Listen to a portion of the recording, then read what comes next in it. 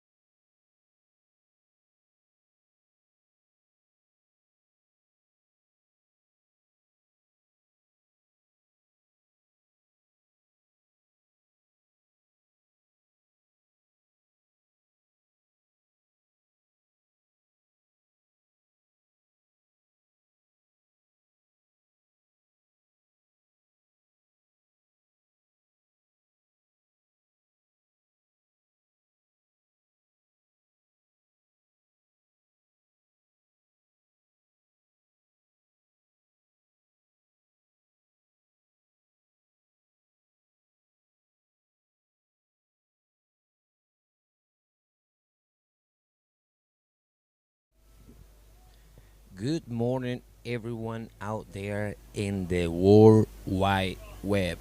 We are live. This is the finals day of the CineFX Kneeboard World Title 2024 at J-Bay. As you were looking into the cameras early, the boys are getting ready to paddle out into the lineup, and what you're about to see is going to be really, really, really special. We have some amazing waves, and as we welcome Mr. Shane into the booth, he was taking a look at those fantastic waves. How is that looking out there? Man, it's absolutely cooking. These guys have been asking for good waves all week, and we're really getting to that point. So it's firing 6 foot plus on the sets offshore. Absolutely firing out there. Shout out to everyone at home. There's barrels right off the takeoff point, which is pretty rare here at Point, although a couple of locals did say that Point is one of the roundest breaking waves. Even though it's considered a bit more of a longboard wave, the takeoff zone gets really round. So there's a couple of guys here who are absolute barrel hounds. They're going to be looking to get into it early on. We've heard that the heats have been lengthened. The priority system has changed, so it's gentlemen's rules. Whoever takes off first and then gets the backline gets first priority. So even if the guy takes off on the second wave and quickly kicks off and gets back to the backline, he'll still get second priority. So if you take the first wave, you get first priority kind of thing. And then finally, there will be full jet ski assist. That was kind of the question on everybody's mind, and that is the call they've gone with. So, man, it's not an easy paddle out there. I would not want to be stuck on this inside after finishing off a wave and trying to paddle back out. The current's strong, the waves are pumping, so you're going to end up down at Albatross before you know it. So Yes, there is jet ski assist today, which I think is a huge mental shift for the competitors. I think that really puts their minds at ease. Yeah, definitely. Not only that, it's been a long week of surf, man. Surf has been pumping ever since we got here. So I'm pretty sure the boys are ready to perform and their bodies are in top shape. But today's conditions are not an easy task.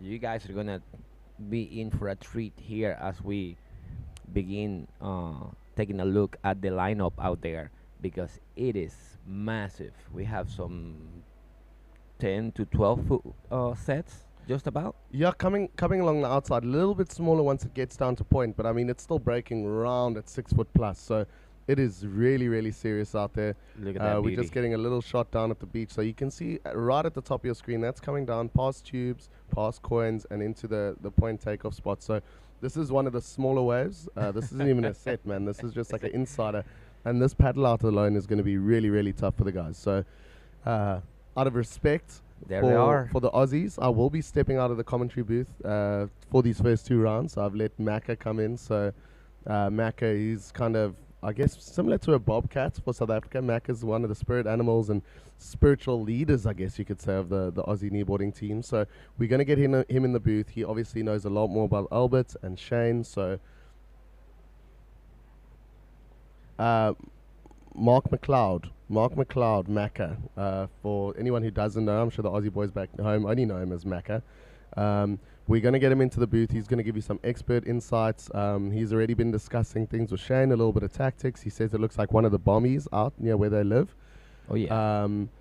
So yeah, we're going to get Macca in the booth. He's going to give you a little bit more insight into the likes of Shane and Albert that I can't exactly provide this morning. So I'm going to keep you guys going until we get surfers out there in the lineup ready to surf, and then I'm going to be stepping out, and we'll probably rejoin at the legend stage. As we see, that's Albert Munoz. Look on at that, man. bright red parks, I as, think. as we were telling Yep. you guys how difficult this is going to be today, this is part of what you're going to have to deal with in order to get to the action. There are quite a great amount of rocks on that area. It's quite shallow, and the waves are big. So trying to get through out on the lineup is not going to be an easy task. Look at him. He's standing right on the rocks, and there's, white water coming from all over.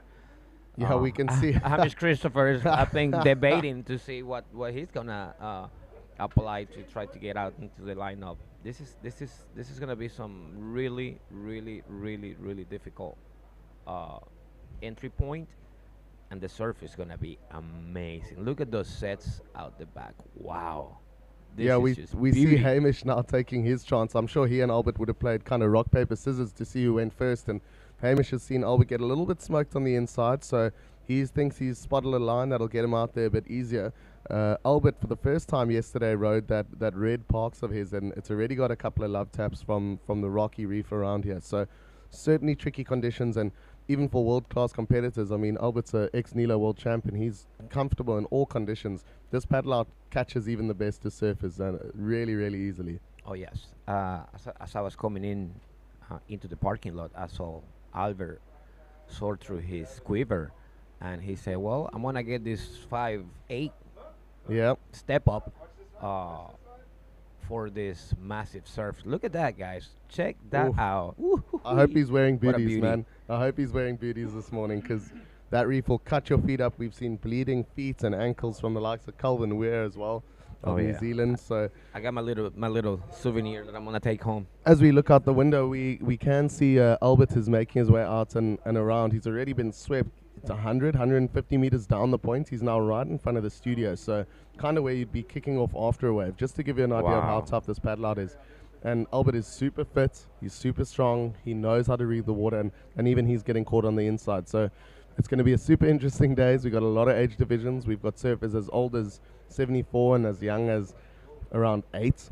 I'm not sure if that Well, 8-year-old the, guy's the canary, yeah, I'm not the sure French canary. if his dad's going to actually send him out in those conditions. But yeah, What a you can see spirit it's on that tricky. kid. What a spirit on that kid. That's definitely the future of kneeboarding worldwide.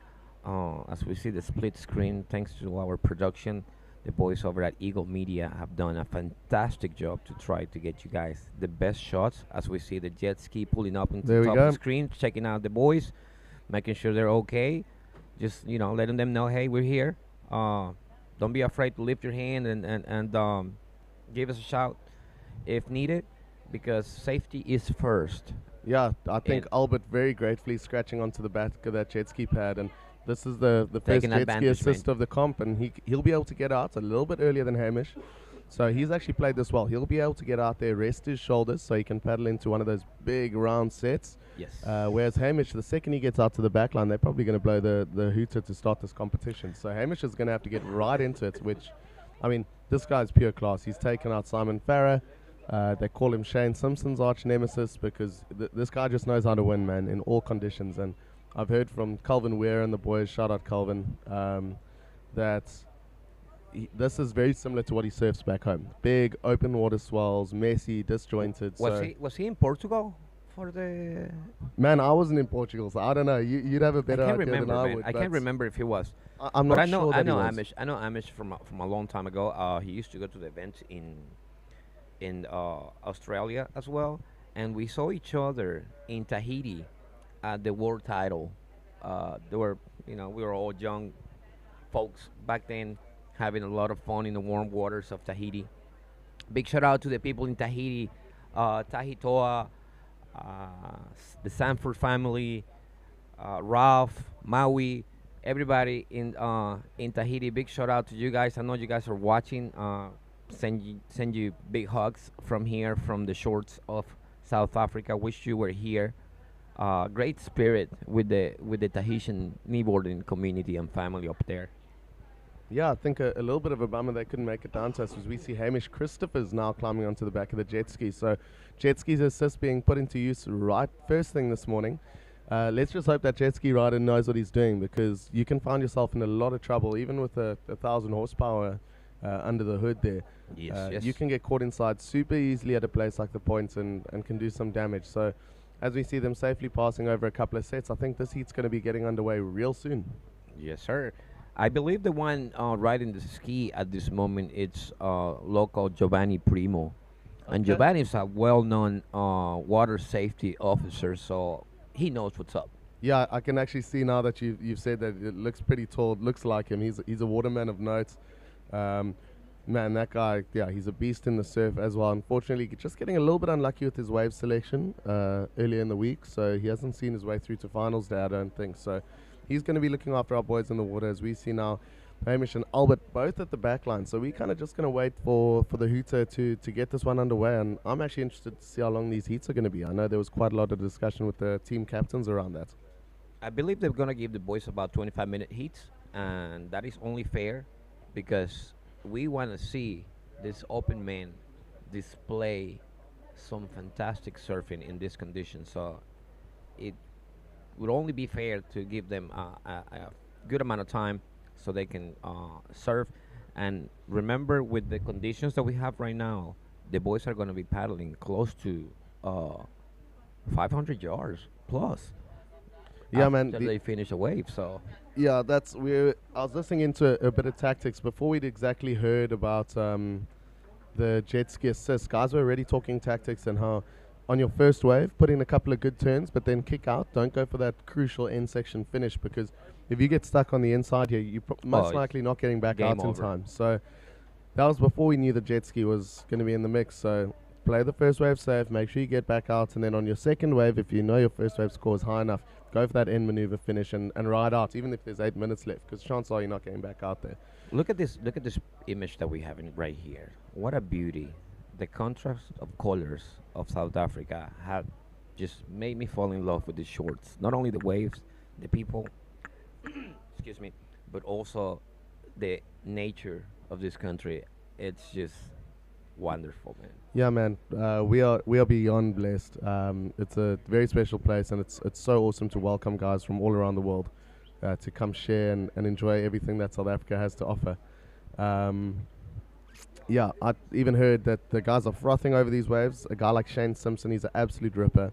He wants a good platform to put all his skills on display. So, as he said, the waves for the New Zealand contest were Oh, look at a little bit of merch getting dropped off in the studio by Marco Rinaldi, legend. Man. This guy's gonna make me cry. Director, you need to come into the booth and I need to show you what's going on here. I've just been given by Marco Rinaldi a snapback hat from the board shaper of that board that I've been using, that magic board. So it says Area 51 Carbon Tech. That so thing looks I dangerous, man. I told you that this guy was working with some mysterious business. I said NASA. I said some scientists. Some rocket from, ships getting put together out there. But it turns out that this comes from another world. And Marco, my brother, I thank you so much. Like I said, man, I'm in love with South Africa.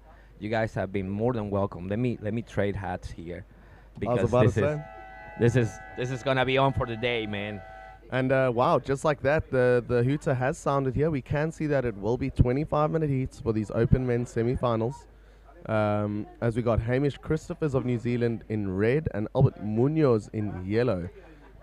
It's going to be interesting. I hope they can hear the hoot out there with the stiff offshore blowing. They should be able to hear the hooter. We've had issues when the onshore is blowing that the competitors out back can't hear the sounds and the sirens and the score announcements. So hopefully these guys will be able to hear everything. We did have the good old ear doctor here yesterday checking out guys for surfers here. So hopefully they've all been cleared.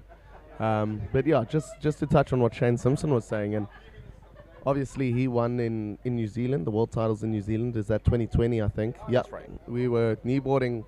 Just a quick shout out, was the only sport in the world that had a world championships in 2020. So that's quite a cool feather in our cap that we were able to get that competition organized and run before the world went into lockdown. But the finals day there, I remember watching live because we had a couple of boys in the finals, and man, it was bleak. It was like waist-high waves, super soft, a little bit of onshore. And Shane said winning here would mean so much more to him than winning there, because here it's big waves, everyone's got the chance to perform to the fullest. And it stops being a game of luck. It was almost a game of luck in New Zealand. If you could choose the biggest wave that somehow managed to push you fast enough to put a couple of turns, you would win. Whereas here, open playing field, man, we are seeing absolute bombs rolling throughout the back. Look at this, guys. This is J-Bay. This is no joke. This is the famous break of the world. I mean, there's books being written. Major champions of all categories have been here surfing this amazing, as we see red up right now, man. Hamish Look at Christopher's up and riding. Oh, pulling out. That was probably the right Ooh. call to pull out of that one, man. That one was a solid little shutdown. We just got a little bit of info. Maka will only be swapping in for the next broadcast when Shane Simpson's in the water. So I'm going to be with you guys for another 22 minutes. Lucky me, lucky you. Oh man, we're here to open up the finals day. This is it's been a an amazing week of surf. I cannot thank you guys enough for everything that you have done, the production, gigs, everyone, the food, the drinks, everything, man. Everything has been amazing. Really sad that it's gonna be coming to an end because I've had the best time Yep. at any of the world titles. Big shout out to Pedro Velhinha putting the world title in Portugal. Don't get me wrong, we had a fantastic time in Portugal, but this is J-Bay. Yeah. So, and now J-Bay is showing us and give us the best farewell that we can possibly get with these fantastic waves. Yeah, man. The guys have been praying, and the surf gods have certainly been listening. We've still got 22 minutes to go. We've seen Albert Munoz. He is such a wily competitor. So he's waiting out there. He's going to choose the best bombs. He knows he has priority now that Hamish has taken the first wave. So we're going to see. I'm yet to see Albert pick a bad wave to ride, really. This guy is such a weapon out there in competition-style surfing.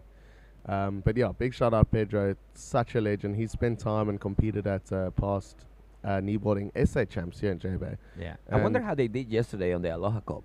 I know. Well, I saw him surf, so... Unfortunately, we didn't broadcast that out to you guys around the world. We had the Aloha Cup. It was just going to be a little too tricky for the broadcast team. The whole thing was that we didn't want to show scores. So the Aloha Cup ran at the end of day yesterday. We had Stevie Sawyer, the ex-longboard world champ, on the beach busking, playing some tunes. The guys got tucked into a couple of beers and margaritas while the Aloha Cup was running. And what an awesome team event. It was 5 team members, each getting one wave, one scoring wave during an hour-long period. And we will be hearing those results at the awards dinner tonight. I'm not sure if we're going to be live streaming the awards dinner. Unfortunately, I hope we do, man. That's gonna be some good event. So, unfortunately, the production I don't think is gonna be able to get out there with us. But hey, nonetheless, you guys have done a fantastic job. I know you're listening, so thank you guys. Thank you guys. You, not you looking, but the other you that it's on the other side of production this. crew. Yeah, thank you. You Production guys are crew. legends, man. You You guys are have been amazing, man. kept What a- so what a- busy here, keeping this event running smoothly. And yeah, big shout outs, big respect to your team. Yeah, Lyle and boys have done great. Like the boys come up here and I was having conversations with Lyle. He knows that I do a little bit of production myself, so they're coming up here to ask, hey, Kim, so what do you think? Is there any criticism? I'm like, no, brother. Everything that I have seen, it's better than any dims I've seen worldwide as far as production goes. So big shout out to you guys, and I mean that from the bottom of my heart. You guys have done an amazing job in all kinds of conditions. I saw the boys almost, having to hold on to their dear lives on top of the containers to keep the cameras rolling and keep all this information that we have for you guys ready to go at all times. So amazing job, guys. Amazing job. Yeah, I mean, such a special note you touched on. Pedro put on an absolutely incredible event in Portugal, but even from his own mouth, it's a bucket list. Every surfer wants to surf J-Bay once in their life. So the fact that we were able to bring it here, and I mean, we're less than a kilometer from Super Tubes, and all the guys have had their fair share of waves at Super Tubes. I mean, it's a trip of a lifetime. Oh yeah. I tell you something that's so important and something that people might not know about kneeboarding. Kneeboarding has been having events all over the world where there's waves, and this, I believe, was the last spot that we were looking to have an event at. So for those that have been kneeboarding for a while, you can actually say that you have navigated the 7 seas by kneeboarding. So I don't know. There's obviously stand-up surfing and paddle surf and bodyboarding, but other than them, we are so lucky to go to these amazing locations and have these wonderful events. Yeah, it's hard to put into words, and once again, this is all love, all passion. These guys are not getting paid to be here. Everyone's had to scratch and rub their pennies together in order to come out here, and I mean, it's just so incredible. That's one of the reasons we only have a kneeboarding world titles every 2 years. Yes. It's not a cheap experience, especially everyone likes to turn it into a family holiday. So we've had so many amazing families that are here and just being super fans for the competitors on the beach. But one of the exciting things about tonight's awards dinner, and I'm sure we'll have Lawrence. I mean, he's been so good with the media from his phone over the last couple of years. And I'm sure he'll be kind of trying to live stream on Facebook the awards dinner tonight, so that everyone who's been following along at home, we want you to be able to see your surfer, the guys you've been supporting, go up, collect their medals, collect their prizes. Then we'll get the announcements of who won the Aloha Cup, which I'm sure everyone is very interested in. It's so funny. People have been doing some high-level maths on the beach saying, okay, but this guy got a better wave, and then that guy duffed it, but then this power surfer, his score gets doubled, and your guy's power surfer had a better wave than us, but you guys had an extra guy that fell. So it's so funny. No one is truly sure of who won. Do you know who's going to be sure about that? That man in the yellow jersey in the water, the math professor, Albert Munoz. He will know, man. That's a numbers guy, and he has all the information stacked in his brain. But at this particular moment, he is analyzing the lineup and seeing what kind of wave he can catch, because as we speak, we are at 16-minute mark, and no wave has been ridden by him. This is highly unusual, but I know he's analyzing this lineup better than anybody. So I know whenever he jumps in a wave, it's going to be a hit for sure. Yeah, I mean, Albert's wave selection has been so good, and he's got such a unique style of surfing. He's got these beautiful rail-to-rail surfing, big slashes, huge finishing maneuvers. So he knows what he needs to look for here in a wave. As we see Hamish is just going to be doing some work under priority. He's taking off on a nice deep one. He's going to be trying to get into the barrel here. That one just getting away from him a little bit as he comes around the corner. We'll see how he decides. Yeah, he's going to kick out again. Even with the jet ski assist, these guys know they need to paddle hard just to get near the jet ski to get picked up, because you don't want the jet ski getting caught on the inside. So here we see Albert Munoz, first wave, up and riding, surfer in yellow, nice slash in the pocket, right in front of his competitor. That's playing a couple of mind games there possibly. Another big turn. This one, he's kind of getting stuck in the foam here of the wave before. Nice big carve. He's going to look to rebound it off the foam. He's driving down nicely down the line. Another big carve. That's now his fourth maneuver, as he's going to look for a big finishing section. The judges want to see variety. We've seen a good couple of cutbacks. He navigates the lump and bump. Big finishing turn. He rides out clean. I don't think that'll be his best wave of the day. This guy absolutely rips, but I mean, what a way to start the heat and open your account. That's really good surfing. Yes, sir. I believe he saw that Amish has returned to the lineup quite fast. So knowing Albert's brain, he probably knew that Amish did not pick up in a very good wave, and he had to kick out. So he was making sure to safely surf this open face. You know, put a couple of turns, not too harsh, not too crazy, not too extreme, just to secure some good points to begin his campaign. So he's gonna probably get on the jet ski, get out the back, and jump on something much better, and we'll see him perform. Don't worry. Yeah, Hamish knows how to rip. So does Albert. So we truly are in luck here. We're gonna have some absolutely amazing surfing coming through to you guys this morning. Another interesting thing that's going to be happening at the awards dinner, it's pretty much tradition for the next host country to be announced at the awards dinner. So I know there's been a lot of chatter. There's 4 countries in the running. Anyone who's in the know says they don't know. I don't know. I'm rooting for the warm country. So if that gives you an insight, you know what I'm talking about. I know a lot of guys have said they love to surf for world titles in nothing but baggies and a thin rashie. So I'm very interested to see where it's going to go. And we're doing our awards dinner tonight at Mentos Country Club. Shout out to Mentos Country Club. And then we've got a nice little after party planned at the Mexican. So the Mexican is one of the food trucks here that's been serving us delicious food all the way from breakfast till dinner every single day here down the beach. And it's such an amazing couple who run it. They also had some dirty margaritas for us last night. Oh, man, that was a good one. But nice speaking of good, turn by let's Hamish. see right here. Amish, he is now trying to lay down the hammer on this wave.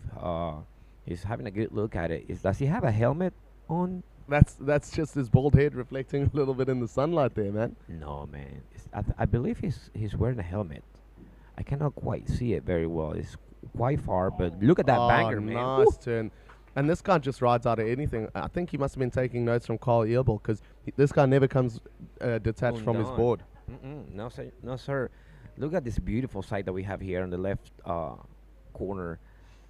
Look at the sun, how it hits this magnificent break of J-Bay, as we are going to watch this replay on the first wave of yellow. Yeah, this is Albert Munoz. He chose a nice deep one, came around the corner, nice opening turn, throwing a bit of spray at his competitor, Hamish. Another nice carve off the top. That's 2 turns, both slightly different. The first one was a bit of a lower face carve here. Nice big roundhouse. He unfortunately didn't connect and bounce off the whitewater. I think his score would have been bumped up a little bit with that. Another nice cutty on the face. And here we see he's hunting that end section. He knows what he needs to do to get points. He's been studying the point scoring manual. He's been studying the interference manual. And there, nice, safe hit, rides out clean. And I believe he got a 6.33 for that. So that puts him in pretty good standing in the seats. As we see Hamish Christopher's first wave. Tell us a little bit more. What score did he get there?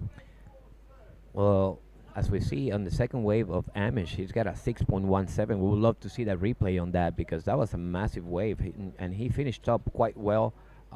As we saw the replay on Albert Munoz, that end session, he closed out like a madman. He came out of nowhere and just busted out in the front.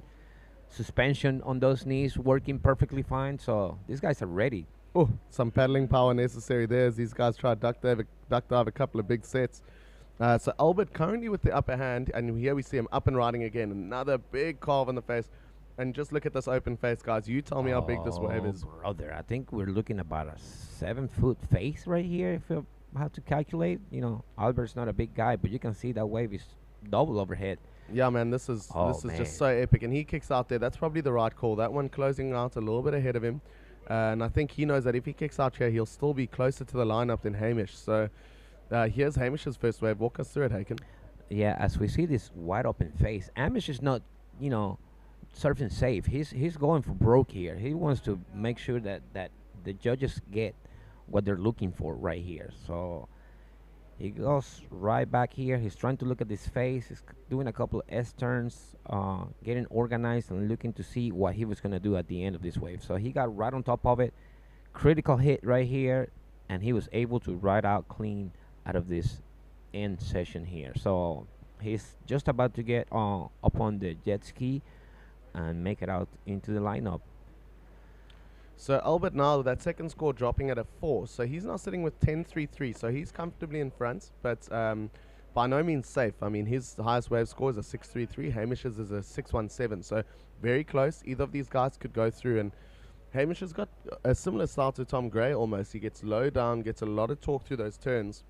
As we see, we're opening up the live chat here. We've got 264 of you lovely people in the live stream at the moment.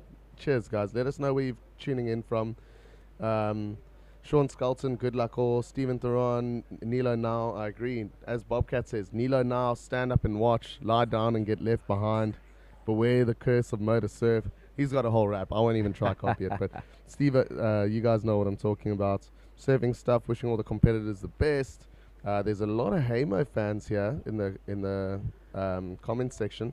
Anthony Kawana Brogdon. I'm not going to use the nickname you've used there. I'm not sure that'll fit in well on our live stream here. Lyle Miller, it's so awesome to see kneeboarding at its best. I couldn't agree more. And what a finals day we've got. We got the best competitors out there in the lineup today and in the best conditions we've had all week. So big shout out to the competition director. It's one of the hardest jobs to have. A lot of weight on your shoulders, and they made the right call leaving all the finals until today because it is absolutely firing. Eternally Grapefruit, don't see a lot of kneeboarders anymore. You started in the 70s. Yeah, that does make you pretty old, man. But we still got plenty kneeboarders around. Stephen Crookshank started in the 60s at Cork Bay Reef, and he's in the Legends final and absolutely ripping. He's taken up big names like Gig Saliers in his heat already. So you're never too old. It's an awesome sport, and we'd love to have you back possibly at the next World Titles. As we see, is this having a little look in? That was Albert Munoz out the back. Oh man, this waves keep putting into this lineup, and it's looking so amazing. There's close to 200 people out here in the outside of this event area watching this massive surf. I believe this surf is gonna stick through for the rest of the week. Yeah. Unfortunately, we're gonna close out this event today, but I'm pretty sure that everybody's gonna be surfing this massive swell that is incoming into the shores of J Bay. I know a bunch of the boys have only booked their flights back home for Tuesday, so they're still going to get a couple of days of surfing up at Super Tubes, and good for them.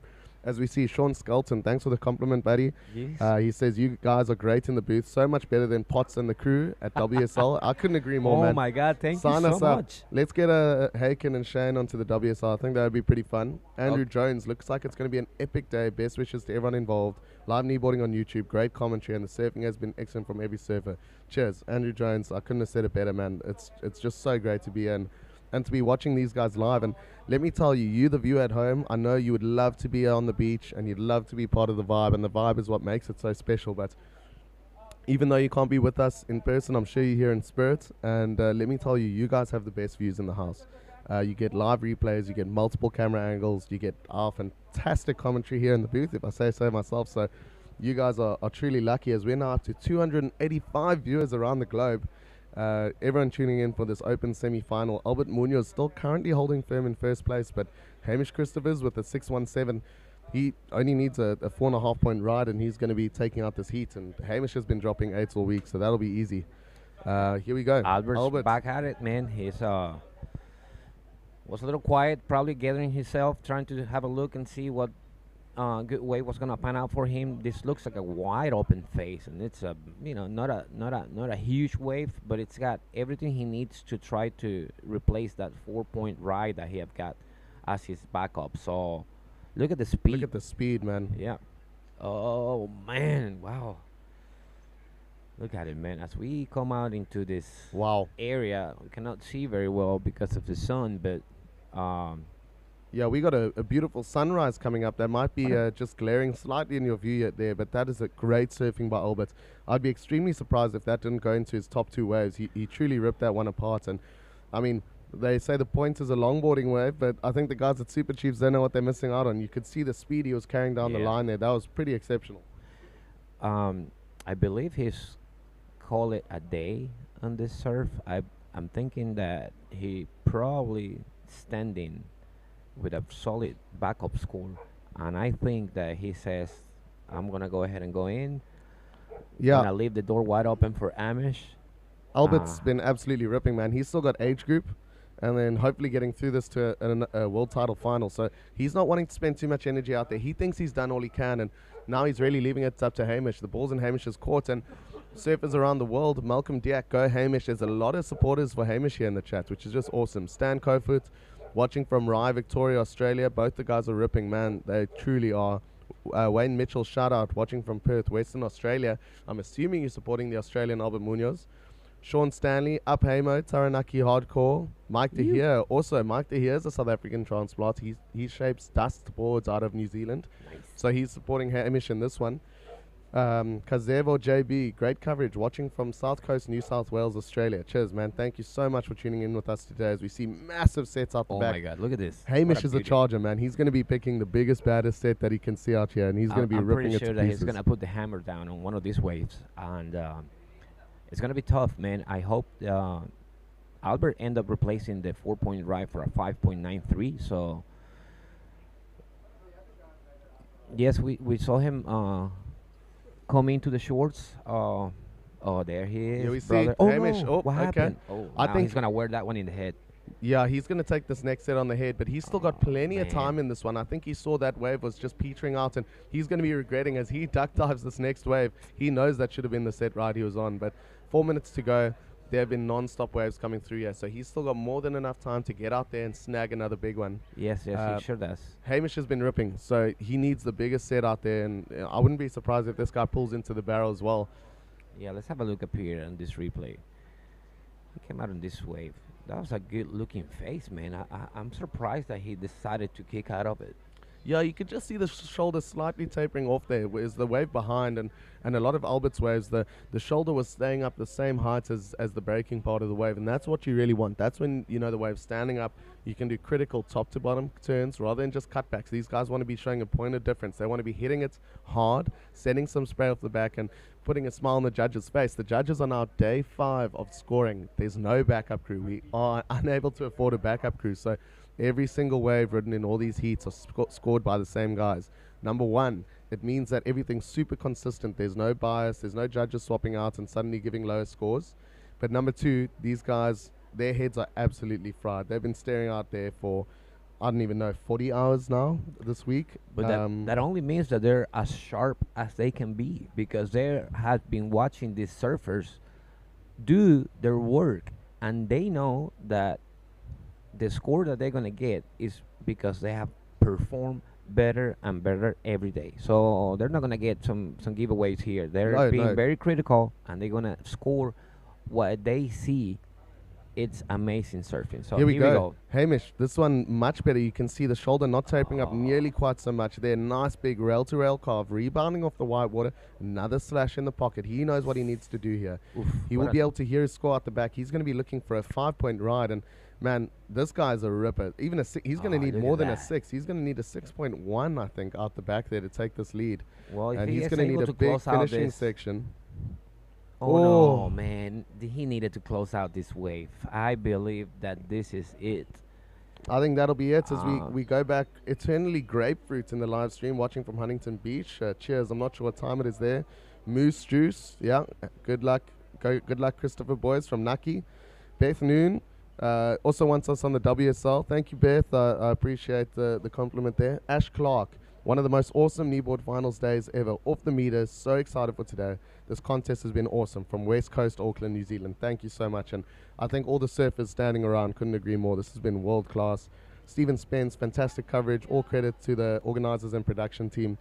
As much as Haken and I might have some nice voices in the booth, we really have the easiest job here. We get to watch cooking surfing and let you guys know what we think. But yeah, we do not deserve your thanks. All thanks needs to go to the organizers, and there are too many to list. We got CineFX, who is the sponsor of this kneeboarding world title. So Mickey Kirsten and the team, thank you so much. Eagle Sports Live, who've been organizing this broadcast for you guys. That's Lyle and his team. Thank you so much, boys. You guys have been absolutely incredible. And yeah, there's honestly just too many names to list. Yeah, it's been an amazing week of surf. As we see this lineup and see the jet ski right there, probably getting one of the boys for the next heat. Yeah.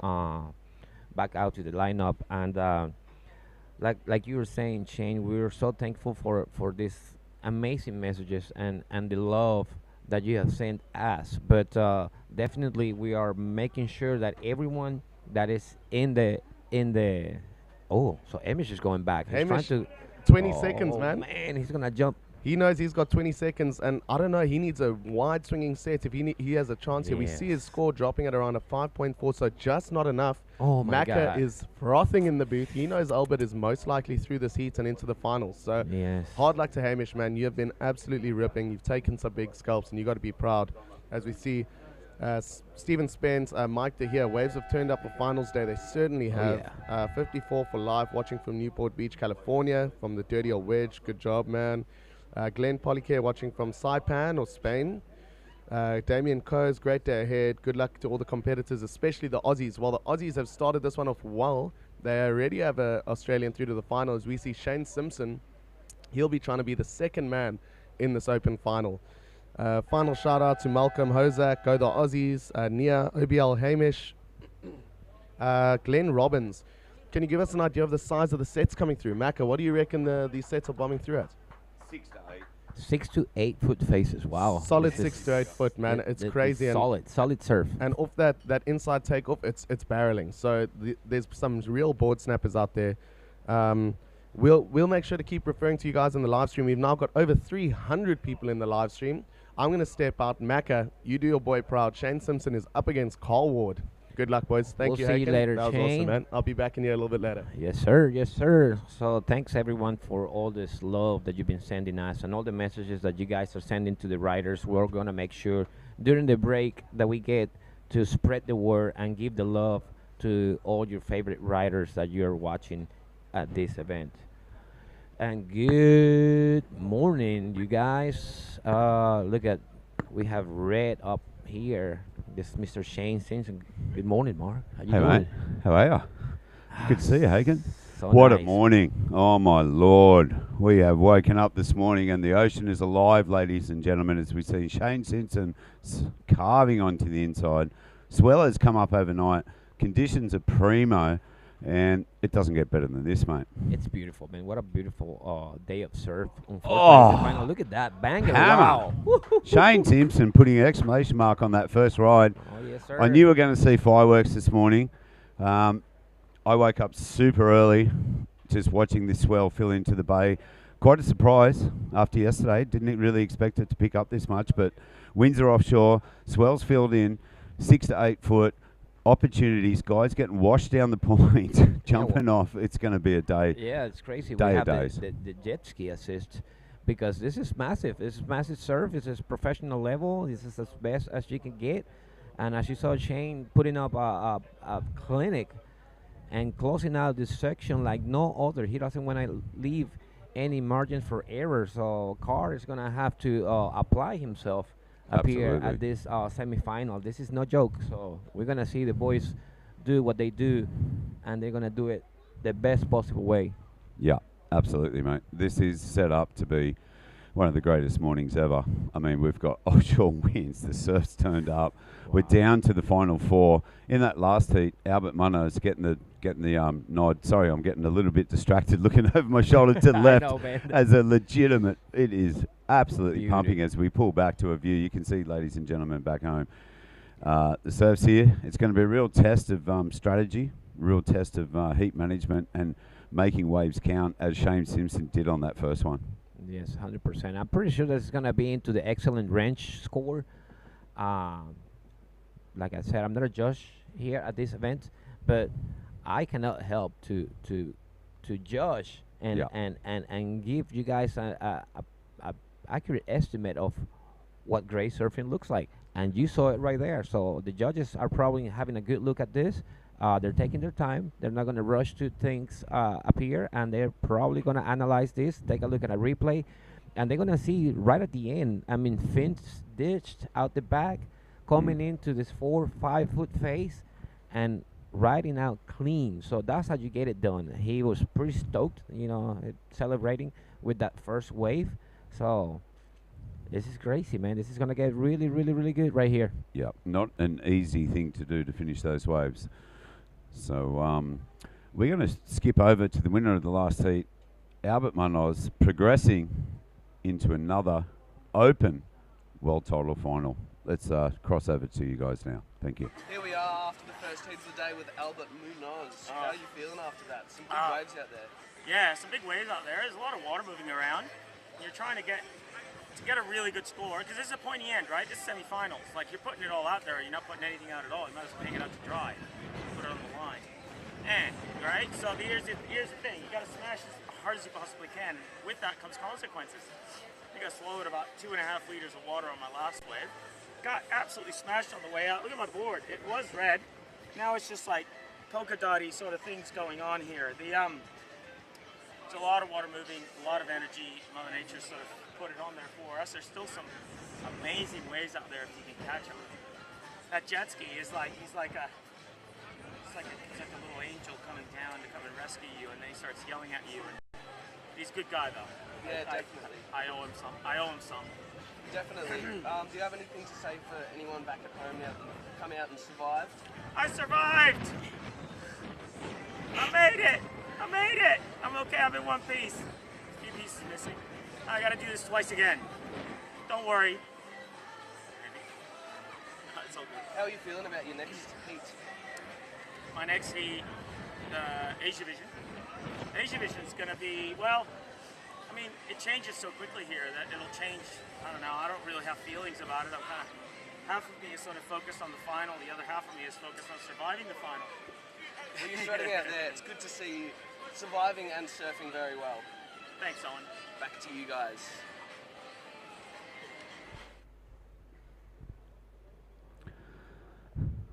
All right. So we're back into the action here. 9.67, man, on that first written wave by Mr. Shane, the Fireman Simpson. Wow. 9.7. Well, there you go. That's what the judges are looking for. Full commitment at the end section there. No mean feet. The wind's up the face. It is absolutely pumping out there. He's throwing down the gauntlet. Carl Wald was the owner of the highest single wave in the first round, a 9.5, so this is well within his wheelhouse. He'll be looking to do something dynamic, and he's definitely got that in his arsenal. Yeah, he's a fantastic surfer, man. I believe he's living in Australia, so he's been surfing with you guys up there quite often, and he's a fantastic rider. As you guys Absolutely. have seen all through the week on both of his categories, he's just been ripping it up, and the boards seem to be working fine for him. He's got a nice quiver of boards that he had brought in, I believe, on his last heat on the age category. He was trying out one of his newer boards, and he came out with the win. So that was a ballsy move to try equipment Yep. on quarters or semifinals. So Yep. Carl works closely with Bruce Hart from Flashpoint Surfing, and they've been working together for a while, as we see up and riding. ooh, look at that. Look at the size of that wave, ladies and gentlemen. That is Carl Ward. Nice first wrap yes, off the pocket. sir. Look how clean that is. Oh, My we are God. being absolutely just blessed this morning. I mean, this Oh, is as look good at as it that gets. Look at face. this. I mean, if this was a free surf trip and you could put this together, but this is the world titles, the CineFX Oh, yes, 2024 Kneeboard World Titles at J He's laying Bay. it down. We have woken up and been blessed. He goes for a little pig out the back. Maybe could have tapped that. That's going to be reflected in the scores. I mean, he's chasing a big score here, mate. Yeah, he is. But I believe he just saw that wave was going to shut down in front of him. He didn't have quite enough speed to get up there.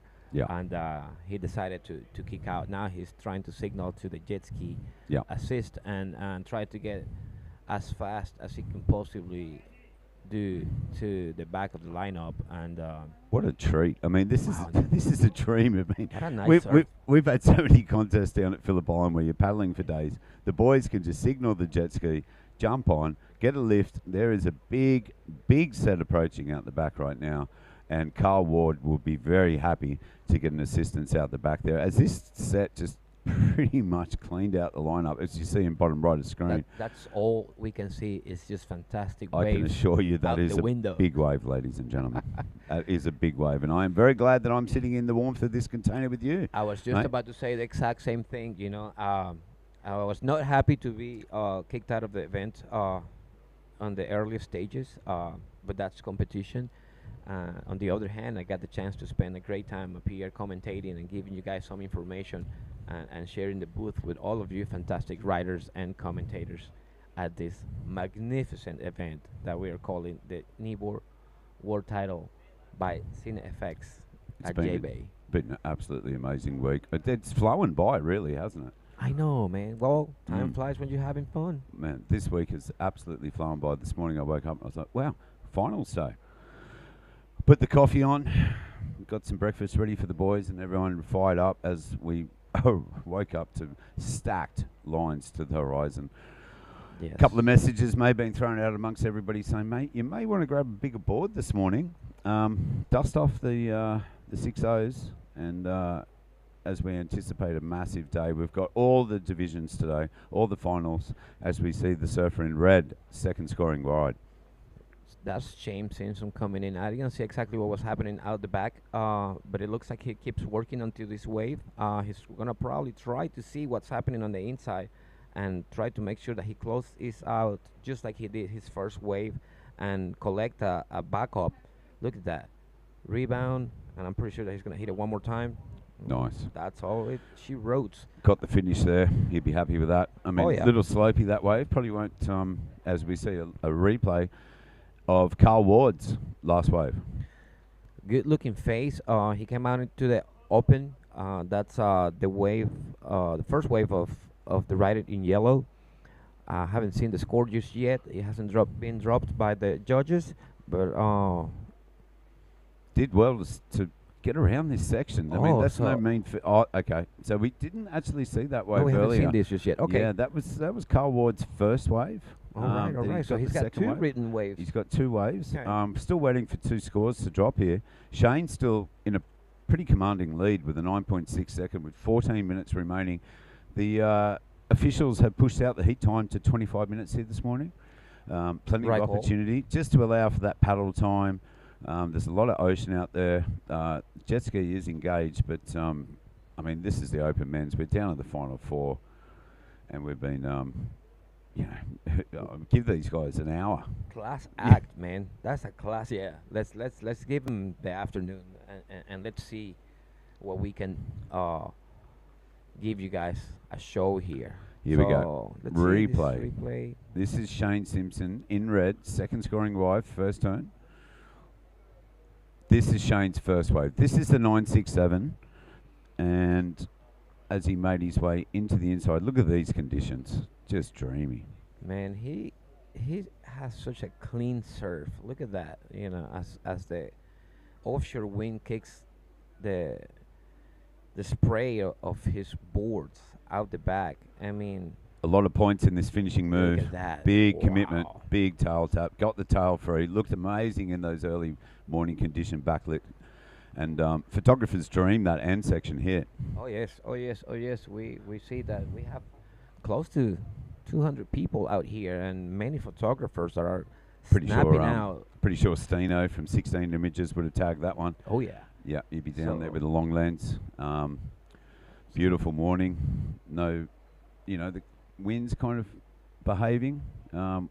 We've probably got a schedule that'll run us to about 1 o'clock today. So looking to keep the, hopefully the offshore. I mean, I'm sure they'll be looking at these cons and if the opportunity arises to put the open men's final out in good offshore conditions. You never know what the wind's going to do here. Big sets. The guys are so far out to sea. As you can Yes. see that jet ski and screen. They're Well- there for help and assistance. And some of the competitors have been jumping off the rocks early this morning, getting swept all the way from right to left in your screen out of the area. It is legitimate out there this morning. Yes, sir. And you know, it's as much a testimony to these guys' fitness and ocean knowledge that I mean, you don't get to the pointy end without being pretty switched in and switched on to these conditions. Well, that's the reason why we're watching the final of 4 riders. These are the top riders on this open men's category. I believe the schedule was set different because the conditions did not appear to be as they were forecast yesterday. Absolutely. So therefore, as the event coordinator came in, looked at these sets coming in and checked out the conditions of the surf, decided to just throw out the open man division out in the water because this is just amazing. So we need amazing waves for those surfers to display their best surf. Yeah. And you know, as you can see it on your screens, we are looking into a 9.67 by Shane Simpson. This is the second highest score in the event. You know, we had a 10-point Yeah. ride by Steve O'Neill yesterday on his category. Today we have a 9.67. So amazing scores. Clinical Steve-O. surf. Been a standout all week. I mean, you know, I arrived here a week before the event kicked off, and I've had the good pleasure of enjoying some waves with the boys. Steve-O, local here, and he, let me tell you, his surfing has stepped up as we see a big set wash across the contest zone there. Competitors potentially a little bit out of position as we have a situation. We have 10 minutes and 22 seconds remaining. Semi-final Heat 2 for a position in the World Championship final. Massive day here today for everybody. Shane Simpson currently in the lead with a 15.67. Carl Ward with a combined heat total of 8.0. Shano sitting on a 9.67 and a 6 flat. Carl Ward with a 2.5 and a 5.5. He's looking for a combination of scores now. Carl Ward is in a combination situation. As we see, look at these waves. This is insane. Pumping Look, out there. somebody just drop out of the sky on It that is wave. pumping Oh it. my Here we God, go. that is Carl Ward. Car Ward. Up and riding. Yes, as we see some of the messages, people rooting for Carl.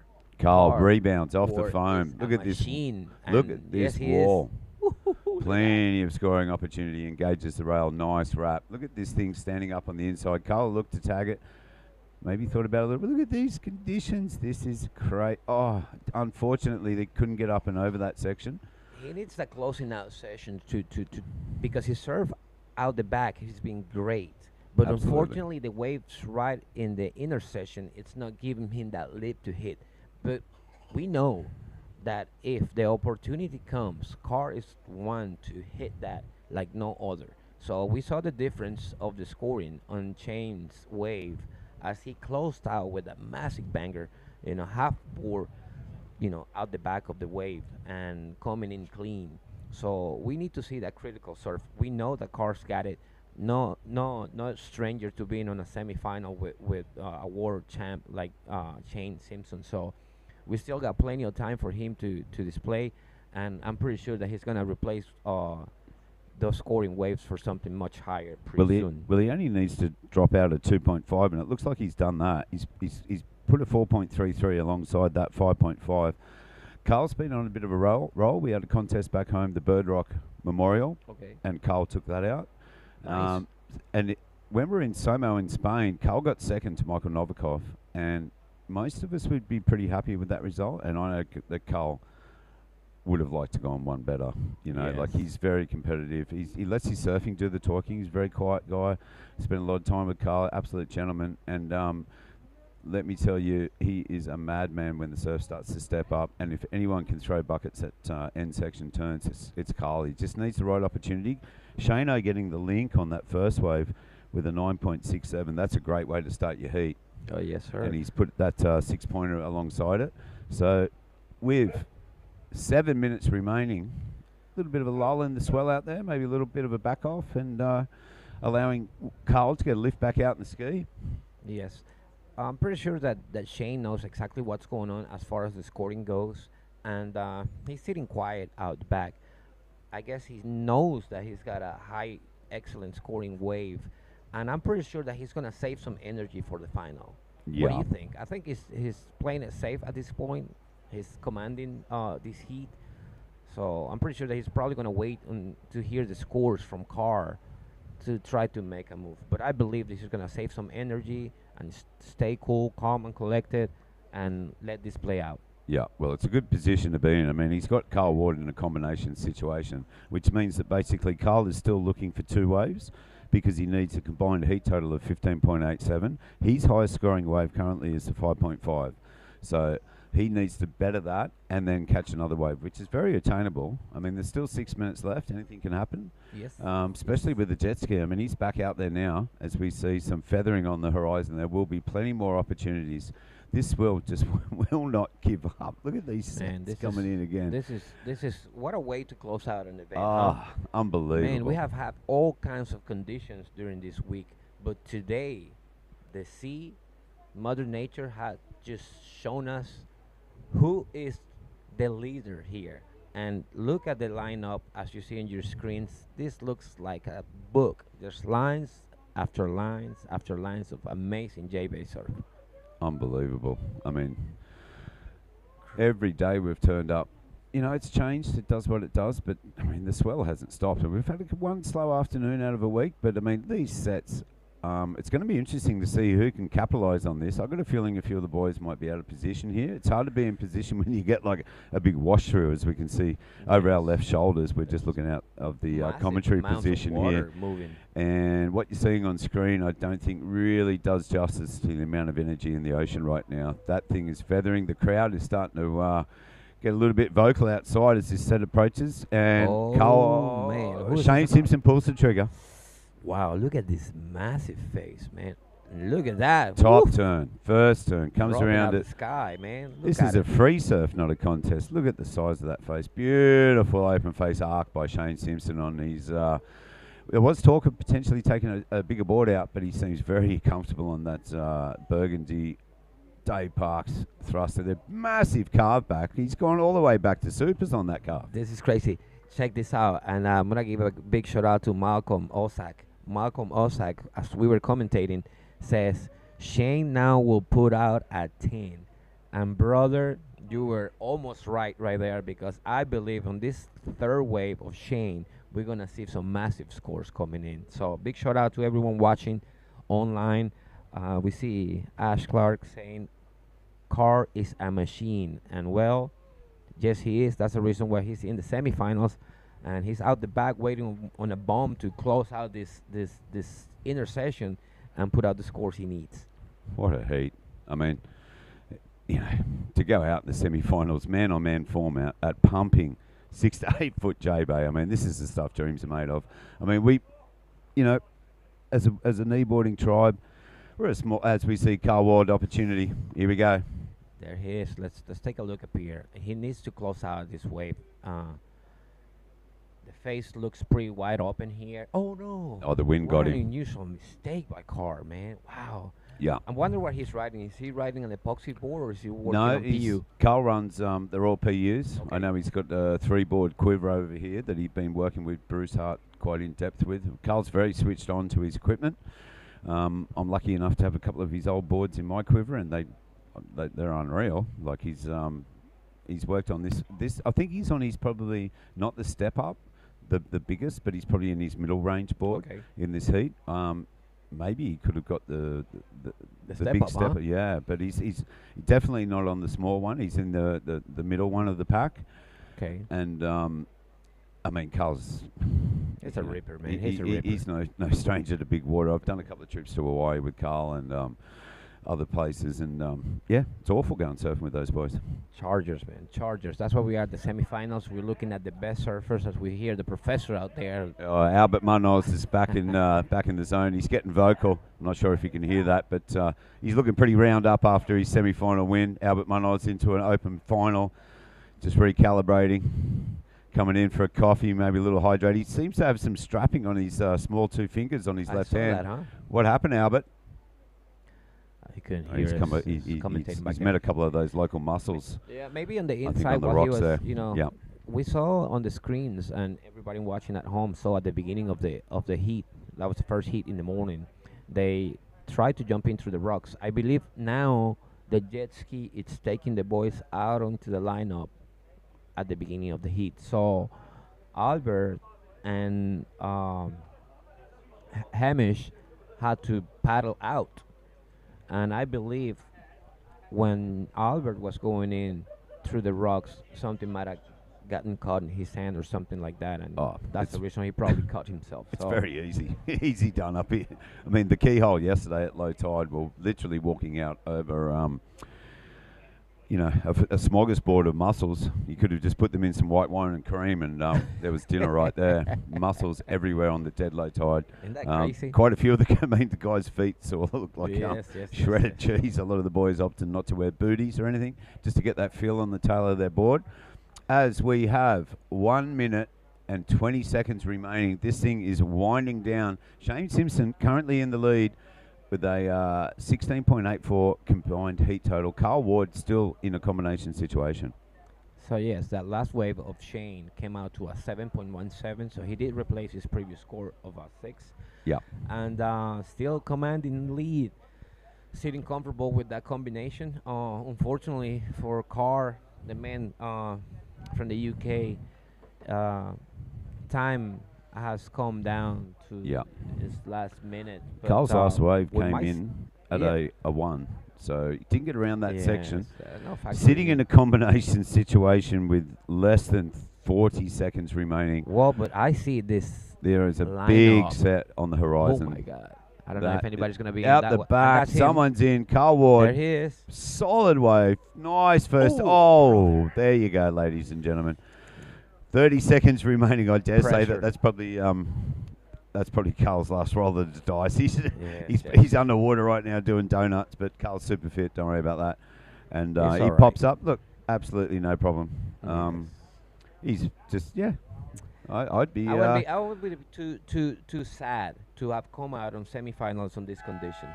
You know, I mean, he did amazing on both categories. I think he still got his He age is. category to go. Correct. So I'm pretty sure that he's, one of the luckiest surfers to be out here at J-Bay with this amazing condition and having to surf 2 heats with 2 or 3 people in the water. So Amazing not too bad result. for him. Big shout out to him and his family back home.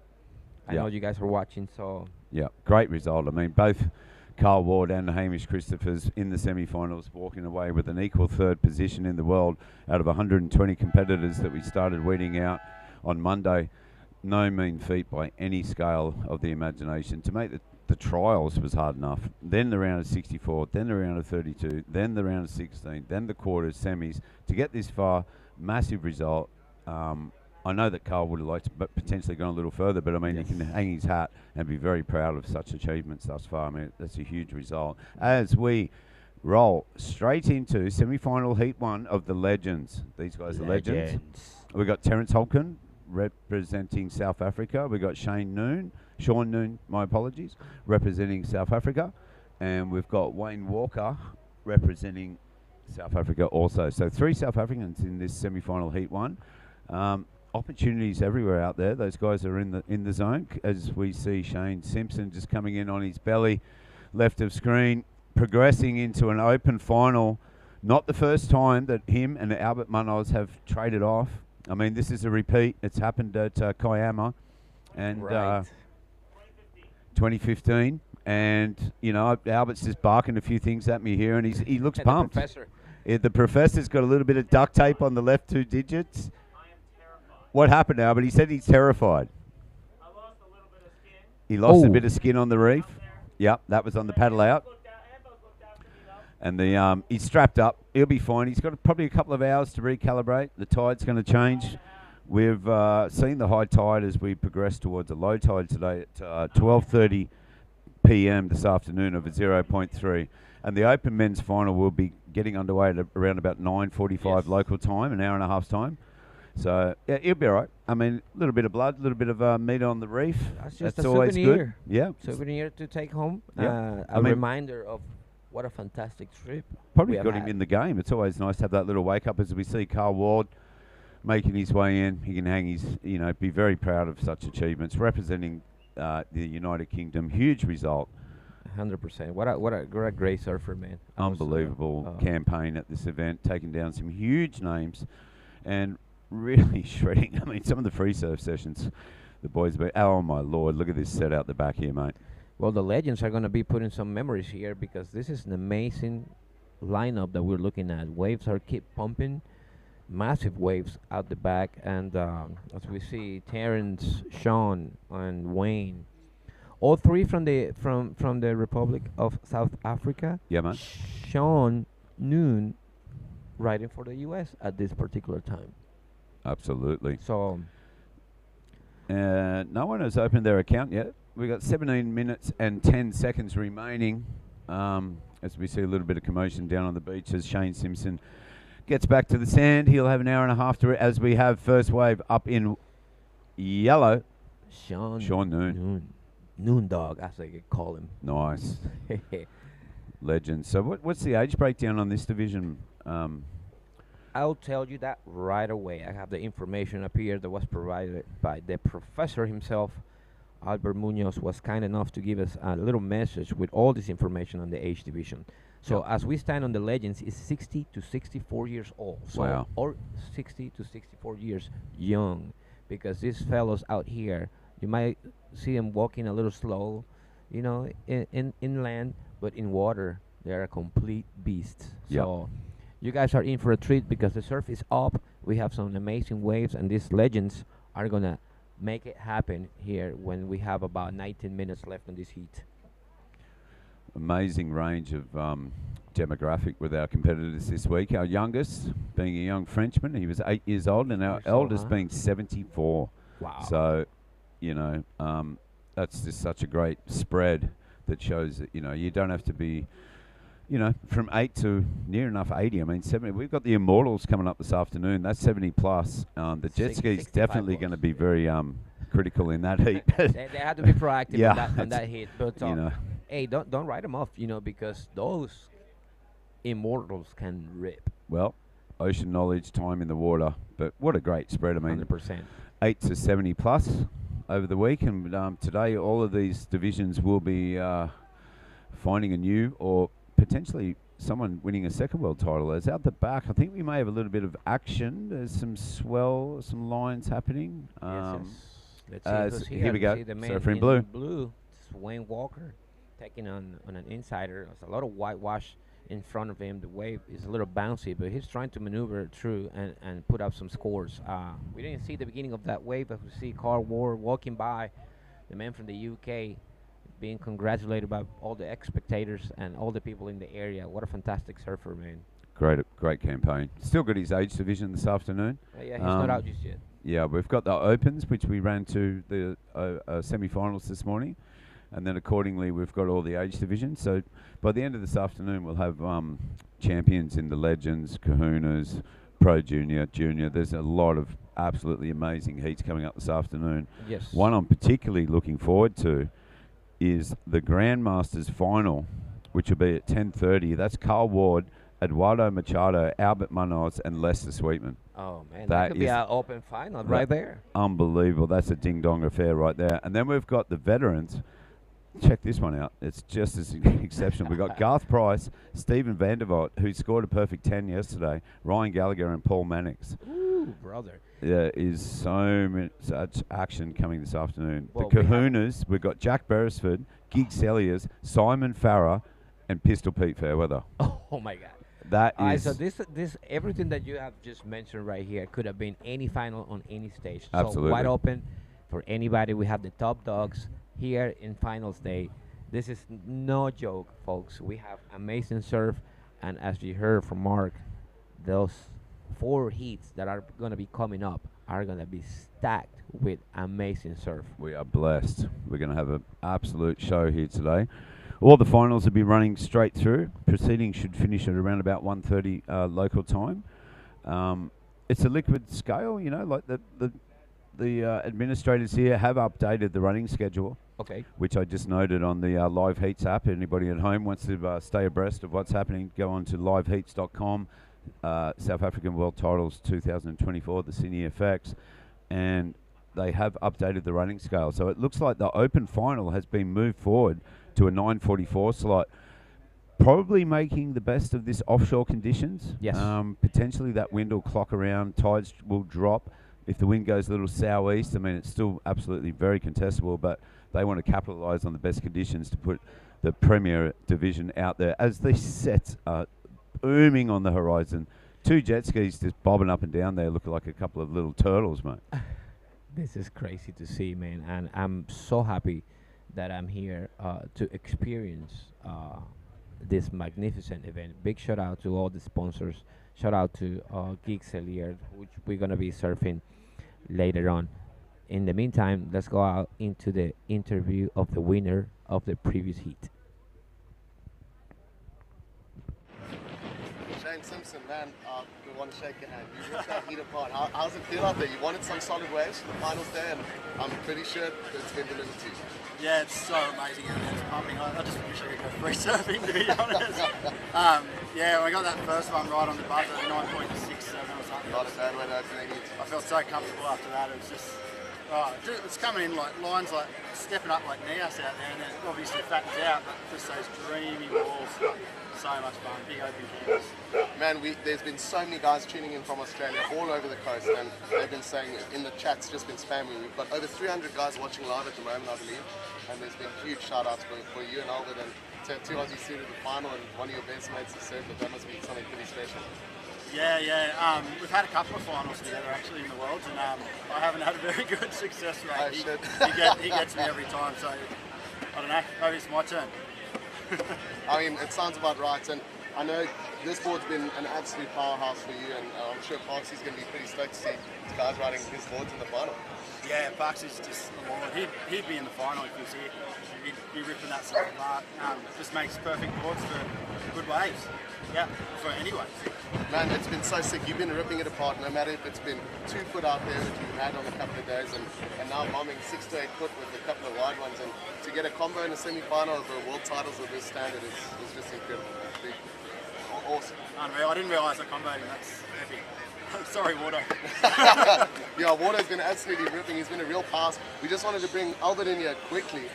Just if you guys wanted to give a quick word to Parksy and talk about your equipment.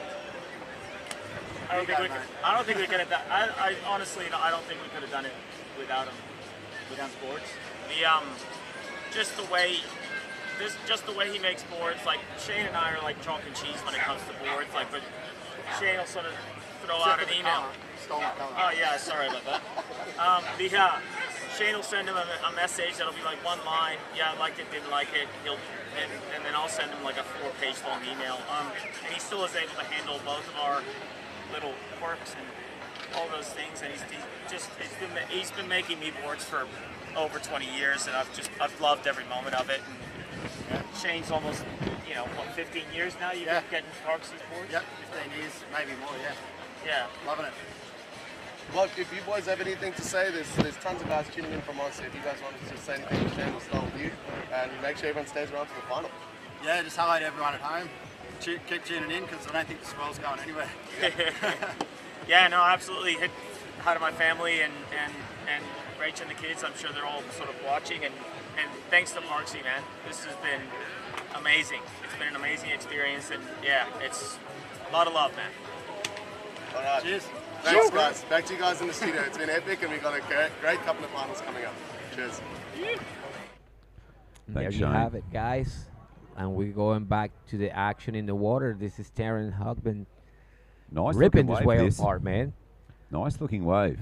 Oh, yeah. Sorry, it's a real shame we couldn't get the audio on that post-heat interview. I'll have to go home and digest that. As Shane and Albert, all smiles, into an open final together. I mean, that's huge. But as we stick with the live action, we've got 8 minutes, 32 seconds remaining. Sean Noon, representing the USA, is sitting on a 5.5 single wave score. Wayne Walker, representing South Africa, on a 3.17. And Terrence Hobkin, yet to open his account with 8 minutes, 17 seconds remaining. Time can slip away out there pretty quickly, especially with this much ocean moving around. The jet skis are there to help the boys, but you've still got to get yourself in the zone and onto a wave under your own steam, which means committing to the sandbar, positioning, and being smart with your energy and heat time management. Yes, that's crazy. As we see, that last wave being ridden was the man in red. He opened his campaign with a 4.17. So now everybody's got a scoring wave. All these legends are, taking a look at this lineup, and as we see, Blue, Wayne in Walker, this massive wave. second wave, big roundhouse. Look how dreamy. It's like snowboarding out there. They're just carving down big, clean faces. Face is cleaning up a little bit, as you were saying. The wind is shifting, so See that little bit of chatter across the set out the back there? Maybe the wind coming out of the valley as the sun comes up and the land coefficient switches. The wind's constantly changing here with the environment, as we see Surfer in Blue. That's Wayne Walker. Still going. Got the inside connection here.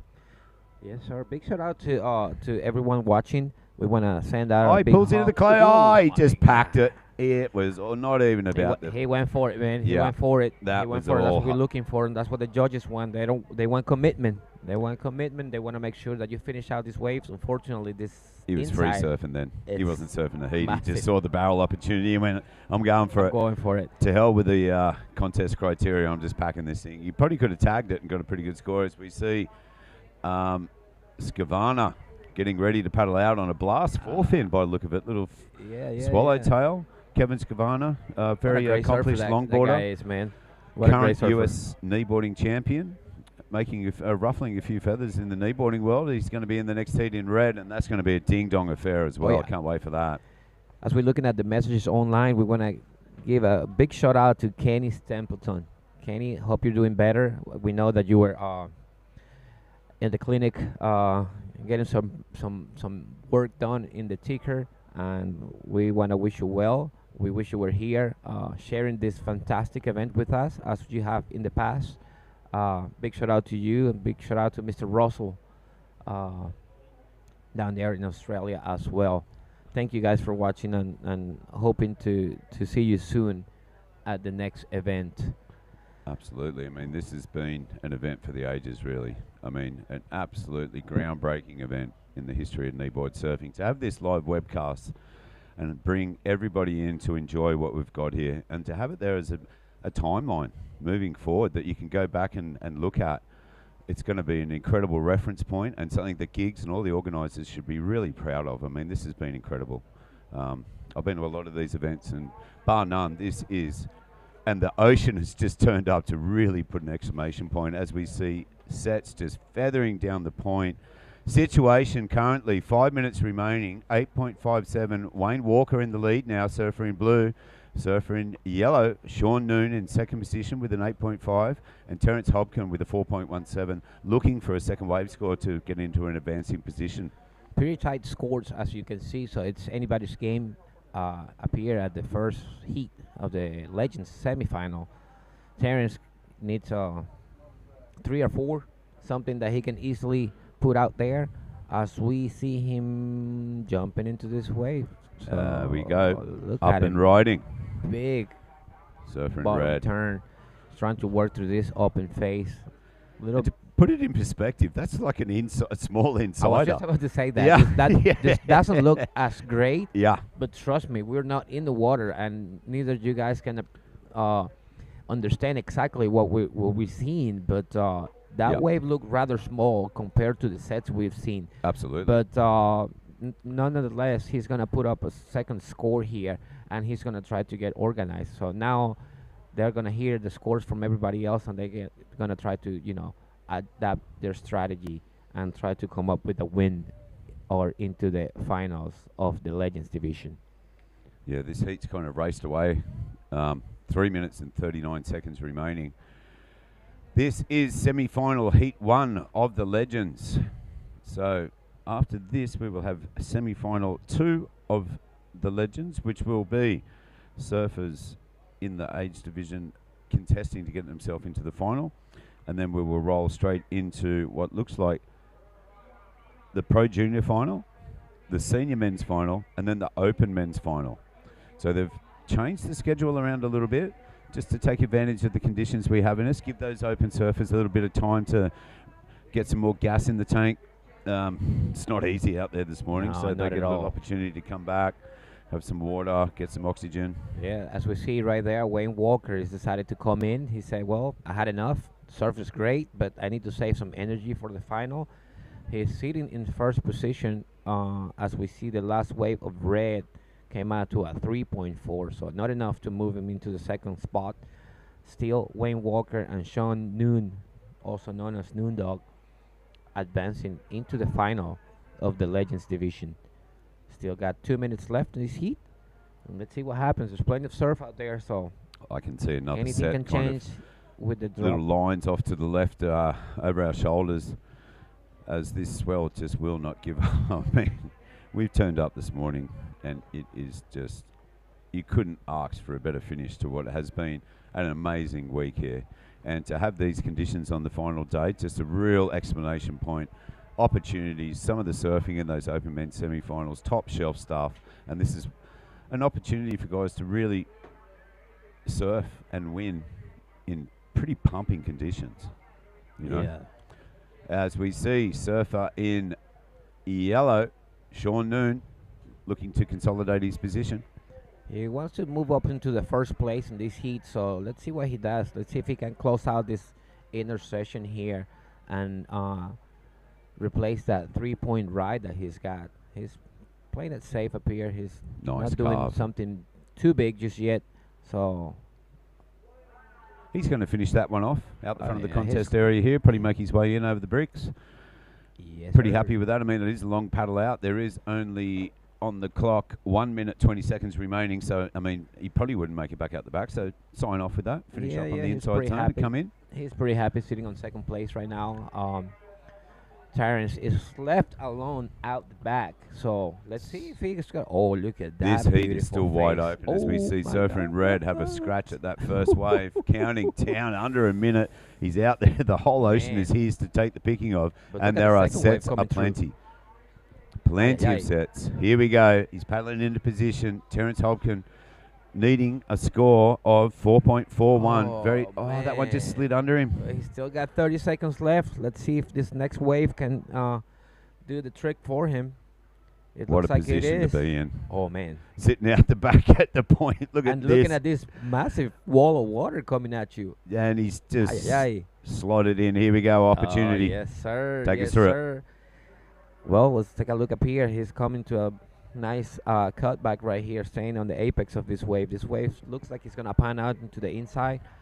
He just needs to replace at 3.4, and I believe with this good-looking wave, if he can finish Oh. up on the inside, yes, sir. Nice. Nice cut it right there. As As the we hooter see sounds, it. he only requires the 4.41. Let's see what he can get done on the inside here. If he closes out this wave properly, I'm pretty sure that he's going to get a much better score than a 3.4, and he is going to be moving into the second position, leaving now Wayne Walker out of the final. So buzzer beater right here. Yeah, my the man. requirement as the buzzer went, as he sat out the back, I mean, Sean Noon was in first position with a 9.03 combined heat total representing America. Wayne Walker from South Africa with an 8.57. That could change. I mean, that was interesting. Terence Hobkin, he was sitting on two-wave combination of 7.57. His requirement was only a 4.41. I'm no judge nor betting man, but I do know a betting man as well. He's just in front of me. He's going to be replacing me in a moment, Mr. The dulcet tones of Mr. Mark Crawford. But I mean, I'd hazard a guess that is probably going to make him potentially move into first or second. Yes, as you can see, the scores dropping in. He came out into a 6.5. There we go. Moved into the first position. Terence Hobkin leapfrogs the field, progressing into the Legends final, which will be kicking off later today as Sean Noon and Terence Hobkin progressing. Wayne Walker being relegated into third on the buzzer. And as we roll straight into Legends semi-final Heat 2, we got Stephen Cruikshank from South Africa, Paul O'Neill representing Australia, and Andy Vermeer from France. As we kick off the action, I'm going to step out here and put you in the good hands of Mark Crawford and continue to enjoy the morning as the waves continue to pump. Thank you. Thank you, boss. As we take a look at this lineup, Stephen Cruikshank, Paul O'Neill, and Andy Vermeer are going to be battling out the second heat of the Legends semifinal. So two of these boys are going to be moving into the final. That's going to be played out later on today. The surf is still pumping. Good looking sets out the back. Boys are situated. And I'm just going to welcome Mark Crawford here. How you doing, brother? Hey, Good buddy. morning How to you doing? Welcome back to booth. Thanks to Macca for giving some great insights this morning to our finals day. Oh, yes, sir. Yes, sir. As we see the riders on this Legends division, the man in red, that's the local, Stephen Cruikshank, smacking this lip like he's 15 years old, man. Look at that beautiful face that he has just picked out. Wow, what a massive wave. Stephen Cruikshank, man, this guy's been around for a while, and you can tell that his surf is pristine. Look at that, man. He kicks out of that wave. Yeah, fantastic way to kick off your finals day surfing, and the crowd on the beach are going nuts. Steve's got a lot of support. So yeah, everybody's rooting for Mr. Cruikshank right here, and I'll tell you what, he's got some fantastic book of memorabilia that he have collected through the years. Even before I was born, this guy was ripping on the kneeboard scene. So there you have it, guys. I'm pretty sure that he's going to be putting out with an excellent score on his first wave. yeah, So not a bad wave to start your campaign. absolutely not taken. You know, we've only got 17 and a half minutes left in the season, so catching a wave in the first 1.5 minutes, milking it through and actually getting a closure, that's just, you know, sensational. He'll be really stoked. Scores are coming in for that 9.60. Oh my God. Fantastic. You Look know. at that, man. The local just making it happen right here, folks. That was an amazing, beautiful, clean face, and it was ridden spectacularly by Mr. Cruikshank. I'm telling you, man, he's been around. He's got the information. He's got the knowledge. He's got the pictures, and obviously got the surf. Yeah. So, and not just getting that 9.67 under the belt, you know, just replay this here. The crowd will be going nuts for him as well. He'll have so much energy now paddling back out. You know, getting a wave like that in the first minute of the heat, oh, amazing. I'm sorry, I was watching that Lawrence try to work out that flag. It's a Yeah, little scare. Everyone, just for the audience. Oh, I just had a rider there. Yes. You know, the morning's warming up quite nicely. We expect the weather to be really good. Obviously, the waves are pumping. Everyone's jockeying for position. So yeah, we're gonna replay of that 9.67. Oh man, what a beautiful wave that he have caught way from the back right there. He did a cutty right there to try to stay on the apex of the wave, but the wave panned out so nicely for him, and he textbook rode this wave all the way to the inside. Look at that, man. What a beautiful surf. 3 sweeping turns there, setting up for this closure maneuver, and then banking it and putting the points in the yeah, bag. So man. And just like the judges are requiring, they want to make sure that you close out that end session. And he did, just like anybody that it's half his age. and came out clean with it and just kicked out for good measures. And now he's paddling out the back and try to reset for another wave, as we see the man in yellow. Yeah, so this is our surfer Paul O'Neill from Australia, claiming a little drop there, smashing through. Nice setup through there. Coming down through the bottom round. Again, setting up second turn, driving through the top there. Look at the conditions, folks. How, Man, this is how beautiful. awesome is this for a finals day? This is so beautiful. Look at that, man. He decided to kick out and not complete hitting that inside session. Obviously, he still got plenty of time. He decided to make sure that he can pack on a second score instead of having to battle out and having to return to the lineup with many duck dives. And probably he hasn't decided to opt for the jet ski. So, you know, these legends are in good condition, man, and they're paddling out and they're feeling the surf. So, if you ask me, I would have jumped on that jet ski. I would save my arms a little bit, you know. Yeah, But, look, you and me both, hey Ken, you know, we need to give it to these competitors. Remember, this is the legends in the age group of 63 to 64. 60 to So, 64, you that's know, right. you know, saving your arms and leveraging, you know, engine power rather than arm power. Yeah, 100%. You know, we were talking earlier with Mecca, and you know, these boys are 60 to 64 years young. You know, you like I said, you see him walking slow in land, but in water, as you saw, this guy put out a 9.97. I'll tell you something. I've never come close to a 9-point ride in my kneeboard surf. So that tells you, you know, I'm 43 years old. This guy is, you know, 20 years older than I, and he's ripping the face out of this wave. So big shout out to them, man. My hat's off to this gentleman because they're amazing surfers and great people too, man. I had a conversation with Steven Krushenk here early as he was getting ready for his heat, and you know, I was telling him how good it is to see all the memorabilia he had collected through the years. You're speaking from here. He is on his second scoring wave already. Look Look at at the big that, wonky section Look through at this. that but wave. Oh, look at the size of this Brother. wave. Look at the wall lining up to it. Yes. Banking nicely. Oh, unfortunately getting clipped. yeah, the force on that wave was strong, and he ended up kicking him out as he was trying to return. And this cut Yeah, back. we got is this our surfer in blue? Yeah, that will be the man in blue. That's Andy Fermor. He was yet to ride a wave, so that's gonna be his first ride. Let's see what he does here. Yeah, it's Good looking decent wave. setup. Look at the Ooh, little ooh, setup look at here. that. Oh, Wave we can see standing Ralph. up. Oh, Right, man, just way screaming down safe. these Jeffreys Bay walls. Yeah, That yep. vision with the morning light coming through it. I'm sure there's a lot of smiling going on in the background there. Yes. The lineup, it's still firing, man. This has been an amazing week of surf, but today, Mother Nature has shown up and decided to give us the best looking faces for the finals day. This is just beautiful to see. Yeah, hey Ken, I mean, we said it so many times in commentary, I feel like we're a bit of a broken record.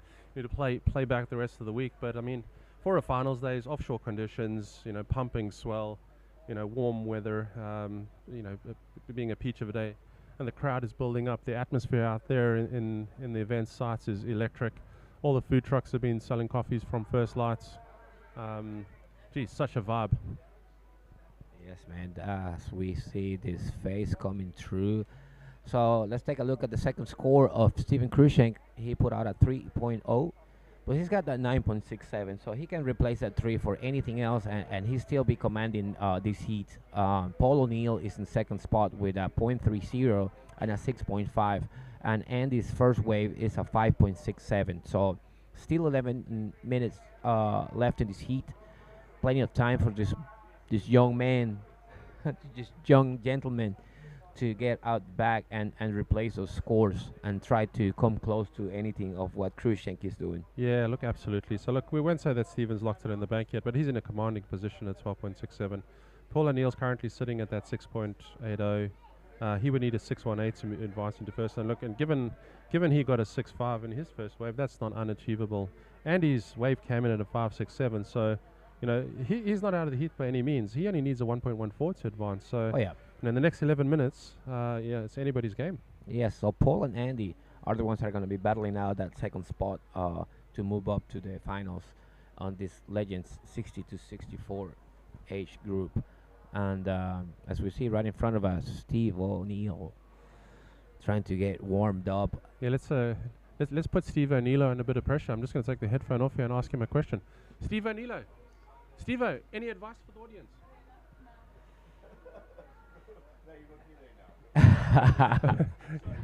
He's saying, I've got him there now. Sorry, no advice. He's off guard, yeah. So Steve O'Neill getting ready, getting warmed up. Right in front of us, right off the cameras, we have this nice setup where we are commenting for you guys. But right next to us is the warm-up area for the competitors. We have bicycle, we have stretching, we have drinks, we have mats, we have rollers. So all competitors were well taken care of up here at this CineFX World Kneeboard Title J-Bay 2024. This is one of the best events I've seen. We have nothing to be, concerned, because all aspects of event, competition, leisure, and pleasure have been met by this magnificent event. Yeah, big shout out to everyone. Yeah, hey, don't know what I'm going to do next week. I'm going to have FOMO from not being here, but no, look, fantastically run event. In finals day we can't ask for more. As I said earlier, the crowd on the beach is already filling up. It's not really seeing much. Just looking outside the area here, it doesn't even look like there's a grass spot available. So people are coming in, setting in for the day. We've got a good sort of half a day of action coming up, and excited to see how it all unfolds. Yes, everybody have come early enough to get ready. As we see Brian Woods getting ready for the Masters division. One of the boys from Cape Town, local guy. What an amazing, good acquaintance that I've made this past couple of weeks. So like I said, this is a fantastic event. As you guys are looking at the screen, the lines are just piling up, and the surf, it's been amazing. So everyone that's on finals day are gonna have a chance to ride these beautiful faces that J-Bay has provided for us. That's Paul O'Neill. The man is in second position right now. He's looking to replace that .30 that he's got, and he's well past that with this wave that he had picked out. Look at that massive smash that he did. Let's see if he's gonna close out this end session, and unfortunately he came out the back. The man from Australia, his first wave, I believe he was just trying to play it safe. He was trying to get a score in. Now, as we see, he's definitely gonna replace that .30 that he got as his first wave. So he's gonna probably up his requirements here for the men in blue to try to advance into the final. Yeah, I think Maka was talking about being a betting man. I don't want to be a betting man on this score, but yeah, definitely drop that 0.3. I think that's a certainty. How will the judges see it? He didn't, unfortunately, not only able to close the wave off, but I'd still see it somewhere around that 5 range. He got two maneuvers out in the back, sort of a little wonk through that section, but yeah, we'll see what the judges do that. What that will do. Oh, there it is. Comes in at 5.60. Right on, my brother. Right on the spot.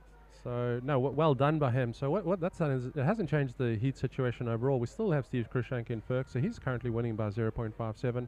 For Paul to advance into first, he'll need a 6.18. Considering he got the 6.5 a little early on, that's totally achievable. And this is considering Stephen's 9.67 with his low score of a 3.0.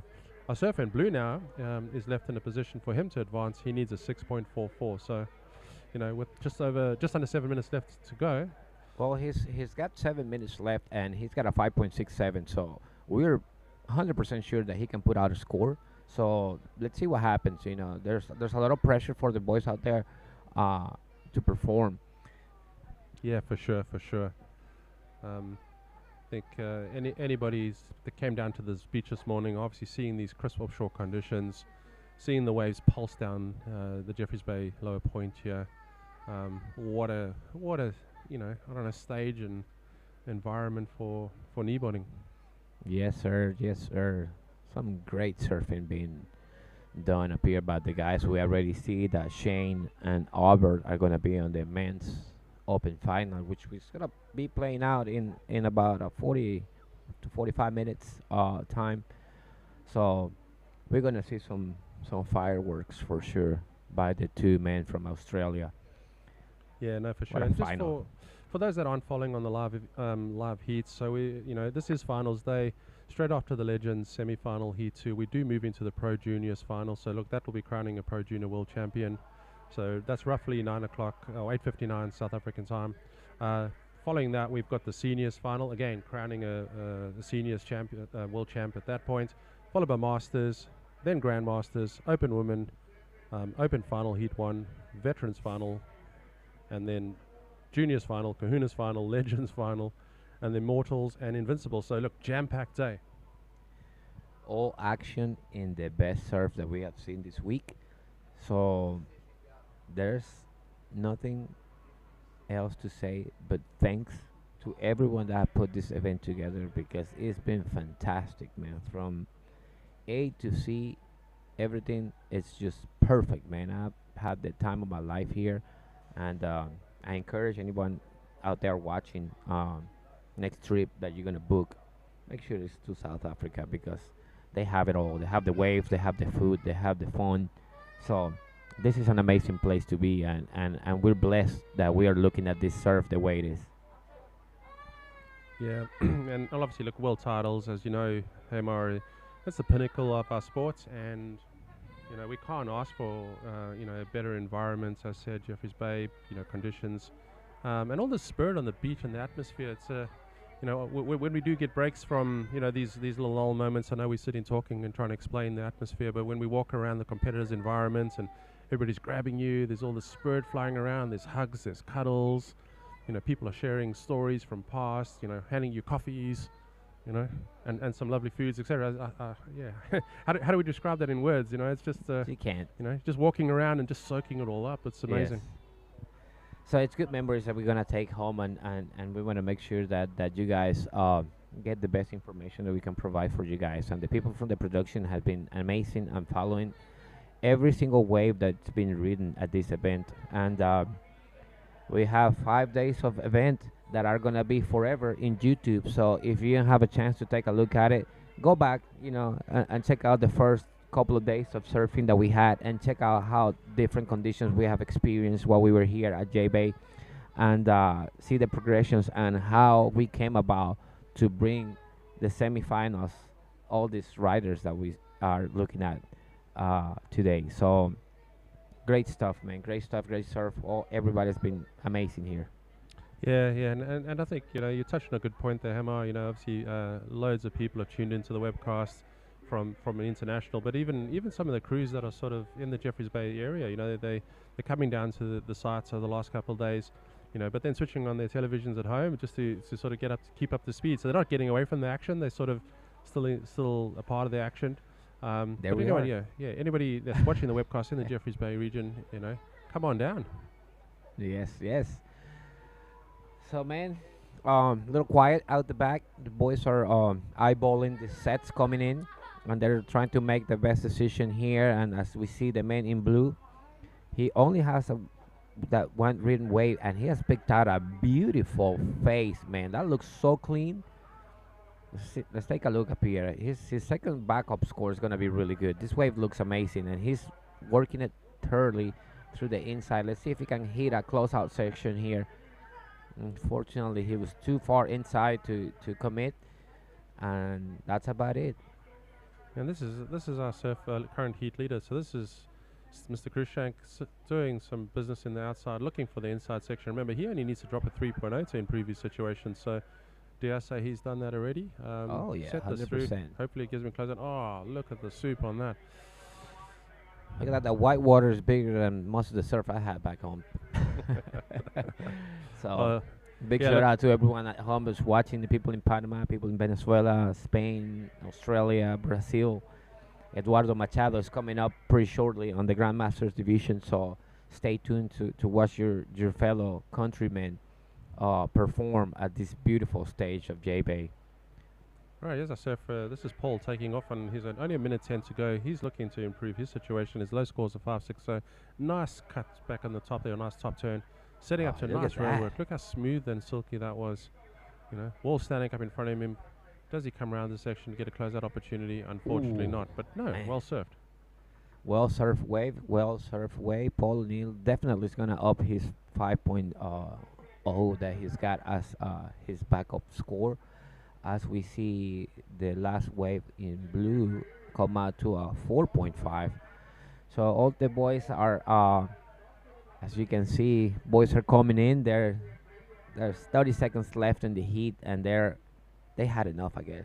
No, look, I mean, they just pleased that they're they. pretty tired. Yeah. Sorry, you caught me off guard there. I was just Sharon from Country Feeling in Billabong sort of walked through there saying hello in the booth there. We all just, the smiles were so big, so I was getting distracted by smiles, so I missed that wave unfortunately. But yeah, For those that don't know, Mark, explain to them who that lady is.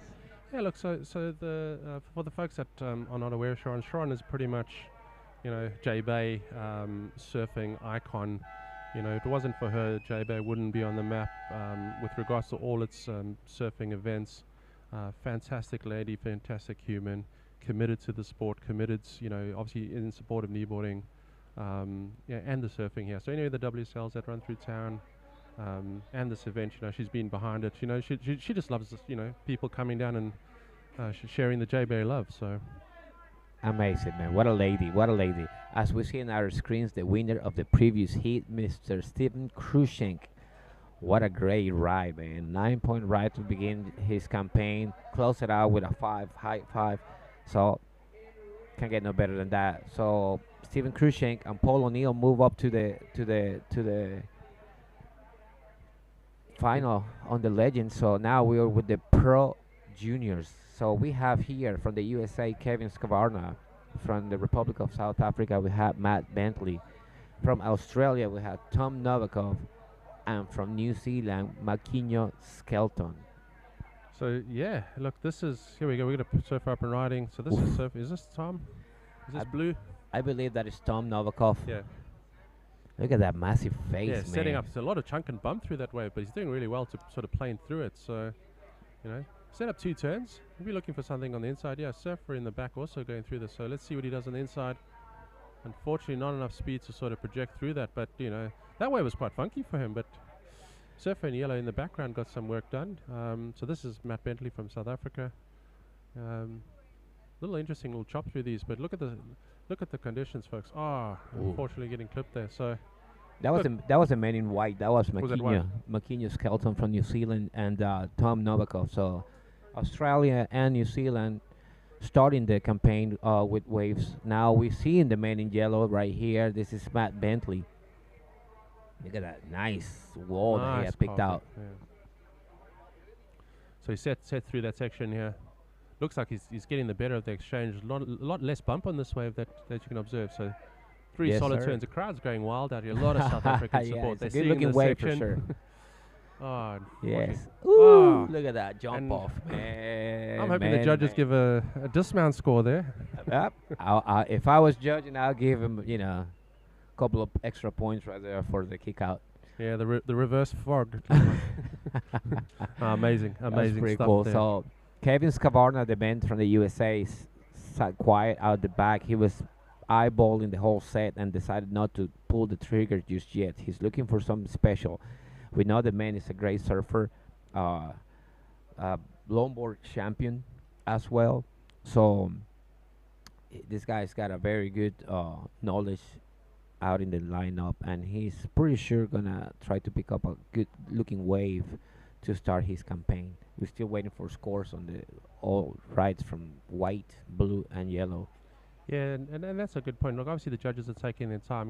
Bearing in mind this is a final. We do crown a pro junior world champion, and being the winner of this heat. So they'll take their time. They'll look at getting the scores optimal as possible. As I said, I'm no betting man. I think Matt Bentley did get the best of that exchange. Some good rail work out at the back, cleaner faces.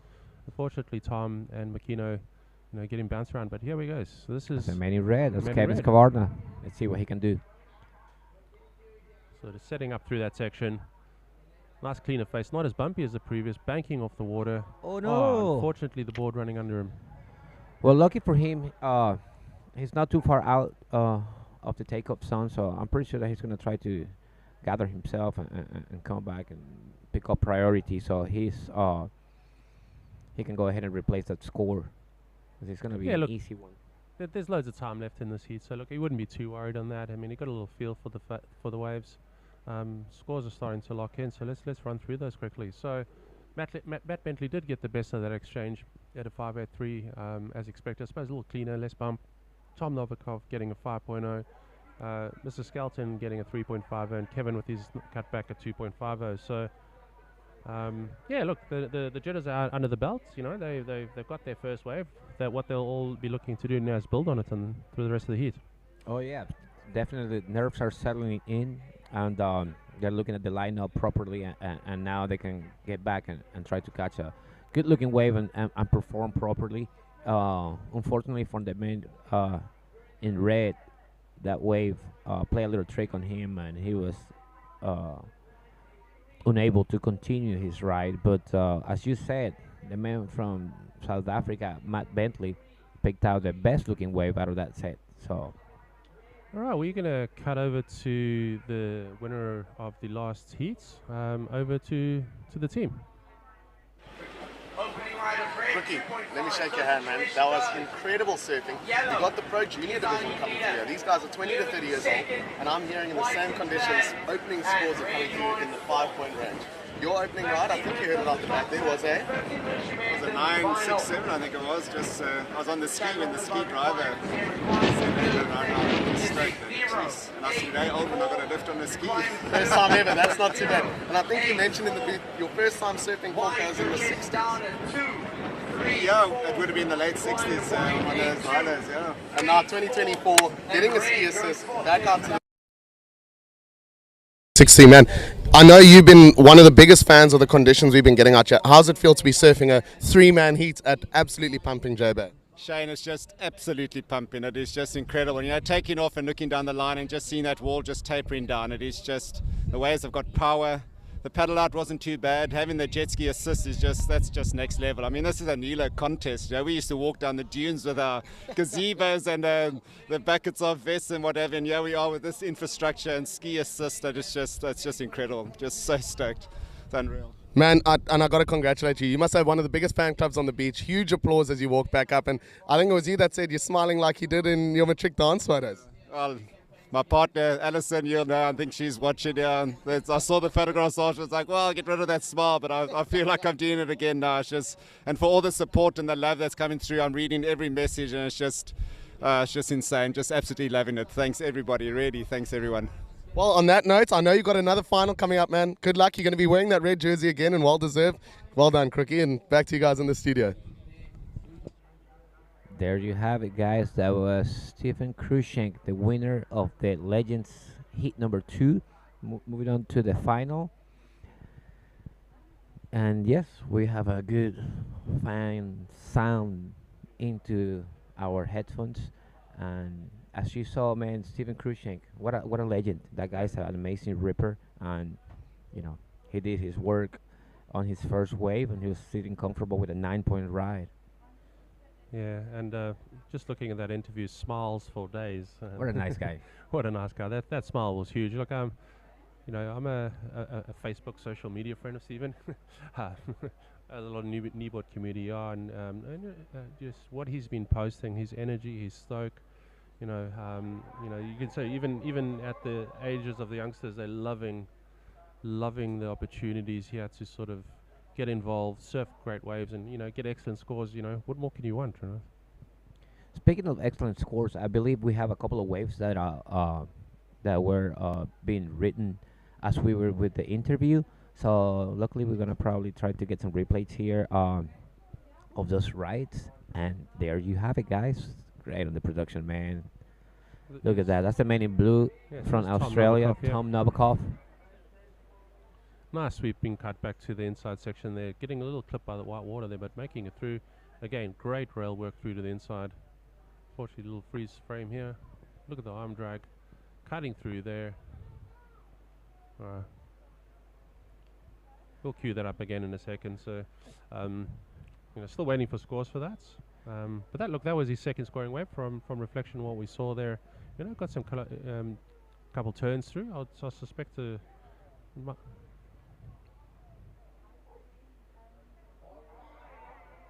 Alrighty, so we're having a little technical difficulties with the replays, but no worries. We'll see that later on today. And oh, did I hear somebody got a 8-point right? Woo-hoo-hoo. Well, man, like I said, these boys are here to perform. They're not gonna let nobody back them down. Tom Novikov from the fantastic Novikov family, Kevin Skavarna, what a great ripper. Matt Bentley and Makinya Skelton, all fine rippers. And so far we have Tom Novikov in first position with a 5 and an 8-point ride. Kevin Skavarna, he picked up that 2.5 ride and a 4.77. Matt Bentley still have score to come in, and Makinya Skelton still also with a single ride. So 10 minutes left in this heat, man. Plenty of time. So yeah, look, unfortunately we aren't able to play the replays for that, but an 8-point ride. I mean, I'd love to see how he closed that off, but that's putting him in a commanding position. He's currently sitting at a 13 heat total with his lower 5. I would assume in the next 10 minutes he should be able to sort of drop that. An 8-point ride is an excellent score.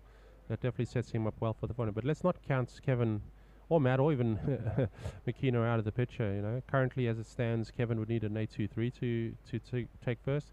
Matt Bentley's still on his first open score wave of a 5-8-3. He only needs a 7-1-8 to move into first. And then Makino, with his low score of a 3-5-0, he needs a 9-5 at this point in time, with just over 9 minutes and 50 seconds to go. Yes, sir. So let's remember that Kevin Skavarna is the actual Pro Juniors World Champ. He crowned himself out in Portugal in 2022. So he's going to be working hard. He's probably going to try to replace those 2 waves. We've seen him surf, and he's a fantastic surfer. So unfortunately, in this heat, he had 2 decent waves, but not his usual scores. So I'm pretty sure that by the end of the heat, he's going to be replacing those waves. But like we said, Matt Bentley and Makinya Skelton, they're also fine riders, and they're not going to let that go away just that easy. So everybody's going to be working for their scores here, and the judges are being critical. These are semifinals.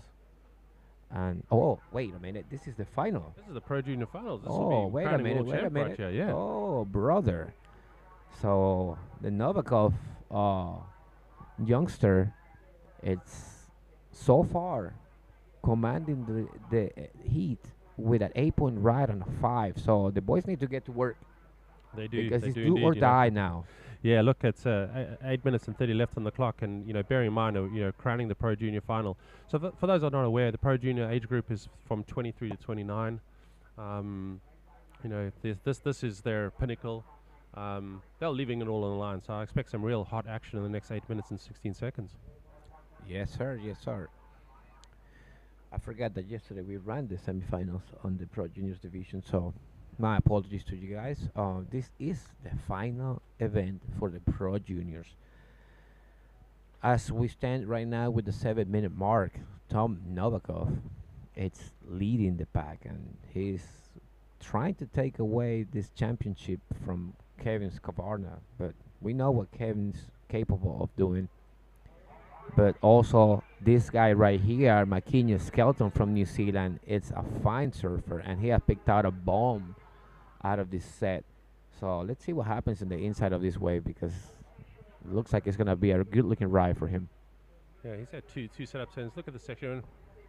I love that commitment. As you said, leaving it all out there, Yes. So he's wearing that one on the head. Did a couple of turns, as we see the current champ, Kevin Skavarna. Is that Kevin's? Is that red? Yeah. Can't really tell. Yeah, that's a man in red. That's Kevin Skavarna. That's the actual champ. He had picked out a much better looking wave, so hopefully he can finish out this wave and replace some of those low scorings that he's got on the first rides. Great section there to give a belt, and he'll be very happy with that. He's chasing an 8-2-3. Not a betting man. It's there or thereabout, probably a little under. The start was a little sleepy, but came back really, really strong at the end there. And that end section, I'm just watching it live out the window here, just detonated on the beach a little further in where he was. So still a lot of power, a lot of energy in the ocean out there. Yeah, they're going for broke, so good on him. Yes, sir. Yes, sir. Good surf being applied up here in this Pro Juniors final. Tom Novikov still leading with a 13 point combination. Kevin Scavarna's got a 7.27 prior to this last wave. McKinney Skelton has a 6.5, he's third. And Matt Bentley's got a 5.83. He's still yet to ride another wave. I believe he's sitting at the back with priority, looking at the lineup and making sure that he picks out an excellent ride so he can get a second backup score here. So while we get a little lull in the moment, I thought I'd come and ask you some more questions. Are you disappointed you're not paddling out there today, or would you be very happy to say you don't want to be paddling out there today? Because it does look quite challenging. I got a mix of feelings. I am a little sad that I didn't make it to the finals in the Masters division. Obviously, that was my main plan here on this trip. But I am jealous that these boys are riding these fantastic faces, and I'm not. So I am jealous. I am jealous of them right now because they get to serve J-Bay with fantastic conditions, but not too shabby for us. We're sitting up here at the best commentating booth of any of the World Kneeboard titles, and we're doing it happily, and I'm just thrilled to share the booth with you guys. Yeah, no, look likewise. I'm also in the mixed emotion camp. Got a little distracted there. Gig Slayers was just walking in the background, just giving me a little heart chest pump. We the energy, the atmosphere, whether we're in the water, whether we're on the land, whether we're on the webfast, hopefully you can feel it. What a fantastic day for our sport. Beautiful, man, beautiful. We have had a fantastic week of surf, fun, food. I mean, everything's been amazing up here in South Africa. Everyone has been so welcome.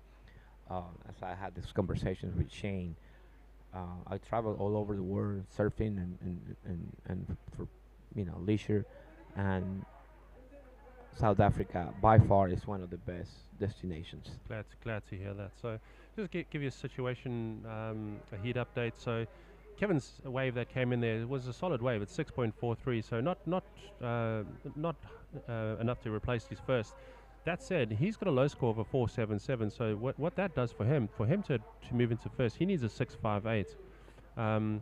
Bear in mind, Tom's lowest scoring wave is a 5 at this point in time. So, with 3.5 minutes, just over 3.5 minutes left to go, it'll be interesting seeing how they play out. Oh man, I'm pretty sure that Kevin have probably heard the score, and he's gonna try to get out there as fast as he can. That guy can paddle for days. He's a big kid.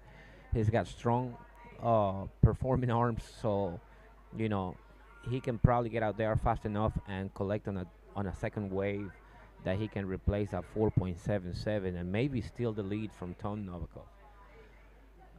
Tom's sitting with the priority, so he's going to try to do everything he can to keep everyone else out of good looking scoring waves. So yeah, absolutely. Strategy is going to start panning out right now. Got some sets approaching, and I've seen through the morning, the sets haven't been coming in ones and twos. There's normally 3 or 4 in them, so before this heat's ended, I think everyone will still get another opportunity. We see some lines coming through in the background here, so interesting to see if Tom pulls the trigger, and blocks him. So we've got Surfer in White. Yep, so there we go. Surfer in White, wearing it on the head because Tom. Well, so that's Matt Bentley actually. So Matt sitting on the outside. Remember, Matt only needs a 7.13. Yeah, Matt is actually the one riding the wave right now. Is that so? Is that white? Yeah, that's a man in yellow. Yeah, man in yellow. So Matt needs a 7.18. Getting a little unstuck there, but 3 setup turns in the outside. Let's hope this gives him something on the inside to close up. Unfortunately not. So the Surfer, is that the Surfer in red in the back? At the bottom of the screen we're seeing Tom Novikov. That's the heat leader. He was trying to replace that 5-point ride to up his campaign. Unfortunately, he comes down under the lip of that face. So with 2 minutes left, I think Tom has left the door wide open for Kevin Scavarna to try to scratch into one of these big set waves and do some damage. Absolutely, and the requirement's quite 6.58 is not unachievable. We're looking live out. Where they're surfing on the bank, a little more straight through today on the points. There is jet ski assists that are helping some of the surfers, so I do see someone in the back there jumping on the ski. Looks like they'll be taking them back to the lineup where the rest of the competitors are. We've got 2 skis in the water. Yes. I don't know if that's a good strategy by Tom Novakov. I would have stayed with priority and try to keep Kevin from catching another wave. That's what I would have done. I mean, I have an 8-point ride and a 5-point ride. And what do we see in the background here? We see some lines approaching. Yeah, so and look, the man in red is hunting. fighting, final 1 minute of the heat. There'll be some chances going down here. So let's watch. Yeah. Kevin is looking at this set coming in. Man, this guy is not afraid of jumping on monsters. As we see the man in white coming right through. What a good looking wave. Oh, he's gonna try to get under the lip here. Ah, look at this beautiful face, yeah. man. I believe that. Ooh, that's gonna be the end of the ride for Makinya Skelton, the man from New Zealand. So 30 seconds left. Oh my God! Look at here. Oof. Oh yeah. This is gonna be a buzzer beater, man. The current champ is trying to take and steal away the lead from Tom Novakov, that unfortunately caught a wave that did not pan out for him. And Kevin is doing the work, my brother. He's getting it 3-4 turns out that it's carving back a little bit. A nice little tail drift through there. You know, section is going to give him a section to hit. He's in section. Oh man, I think he knows it. I think he's picked out the score. Right on the buzzer there. 6-5-8. Oh, it's blew up. Oh no. So yeah, what an exciting finish, and you called it. I'm telling you, that guy's a hunter. Leaving the door open there for Kevin. Yep. Will the judges see that as a 6-5-8? It's going to be close. That's yet to be determined. We're not judges, so we're gonna see what the judges reward Kevin. But if I have to guess, or if I have to bet, that would be better than a 6. Yeah, I'm on the fence. I think the rail work of that. Yeah, well, let's watch the replay. Let's just be a little critical. Okay, this was our this is the last wave of ride of white. I was just a joy ride to come out. But I probably need to rewatch that. Watching it live, you know, he was setting up some rail work in the outside, and the closeout turn, you know, albeit it was critical, was on a slightly smaller wave. So do the judges factor that in? That's what's going to tell, right? So yes, he did work that way from top to bottom. And we know that he surfs quite well. So look, so here we go. Look, nice size on the outside. So let's watch this through. Yeah. So nice opening turn. So look, fair. All the points would have come from that section. 100%. Man, driving 100%. Back into the white water. So look, yeah, very good start to this wave. So you know, again, great rail work to come through to this section again. This is where I picked up the wave. So you know, 3-4 maneuvers before we get into this stage, and then closing out. So. Yeah, maybe I need to eat my words. Yeah, a little tail drift through there and a closeout thing. So 6-5. It's on reflection. You know, going to be very, very tight. But I do see where you're pointing. Yes, sir. Yes, sir. Oh, yeah, man. I'll be a little disappointed if I was Tom Novakov, man. And he gets it. What's the score?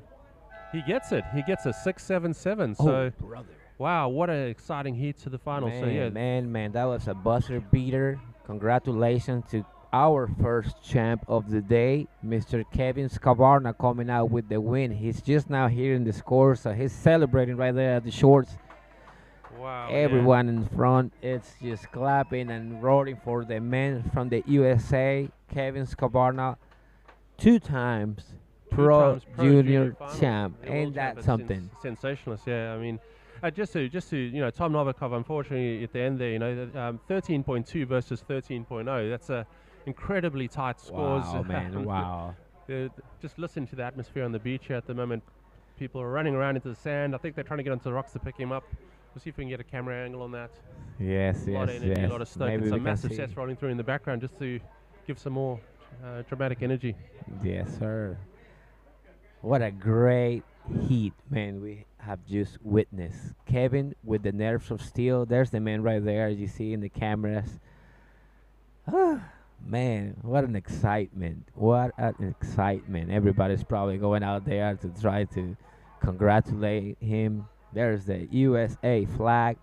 One more time, champagne flying out in the sky. What an amazing heat. That guy's got nerves of steel, man. With a minute left in the heat, 30 seconds as a matter of fact left in the heat, he went and picked out a solid bomb. First turn was massive, man. Water flying out the sky. And there you have it, guys. One more time.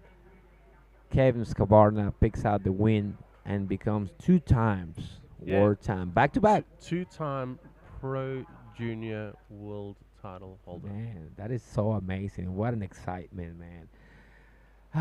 And the action doesn't stop there, folks. So we're still on it. I'm sorry we got excited for this first champ that we just crowned. But it is what it is, man. We cannot, help to get excited. Unfortunately for the young Novakov, left the door wide open as you see him walk by. He's still excited. He's a great kid. He's an amazing surfer. I'm pretty sure that he's not going to let this one go. He's going to keep on training and making things happen as we see this wave almost cleaning everybody out in the lineup. What we're going to witness now, folks at home, is the seniors final heat. What's the age group? So the seniors, as I mentioned earlier, seniors are the next world title final. It's the age group of 32 to 39. All right, there he is, guys. Now he's up in shoulders. USA flag flying by. I told you something. Big shout out to Tony Lee. Tony Lee is Kevin Skavarna's manager, a fellow that I got the chance to meet in Panama. We have brought Tom Curran for an event in Panama, and Tommy Lee was his manager. So he's also Kevin's manager, and what a fantastic guy. So congratulations, Tommy. Your boy have picked out another fantastic championship here in Jeffreys Bay. And there you have it, guys. So excited. That's Roger Hughes congratulating him. As you see all the people at the beach watching this fantastic event, just as you guys are at home, as we see the man in white. So this is Tom's brother Matt. So he's made it through to these finals. Missed the first, by the way, but 2 decent rail turns through to the outside. Coming back inside. Oh, look at the bottom of our screens. That big old set that just pulled out the back, and I believe that's Sean Murray riding this fantastic wave. Oh, look at that, brother. We're having some fireworks today in this second final of the day on the seniors men's division. Tom's brother, still riding this wave out on the inside. He's all the way about 300 miles away from us. And he finished out that wave, brother. Oh, man. Look at that. Look at that. So that is Jason Farquhar, unfortunately getting clipped behind it. He'll be going, how did these guys get so far down the beach and I'm getting worked? Man, I'm telling you, Matt is probably at the next beach break over there. I don't know how you call that, but he's not within our reach at this particular moment. I'm pretty sure that he's going to be picked out by the jet ski and be brought back because he had picked out a solid bomb. I'm pretty sure that the score on that wave is going to be massive.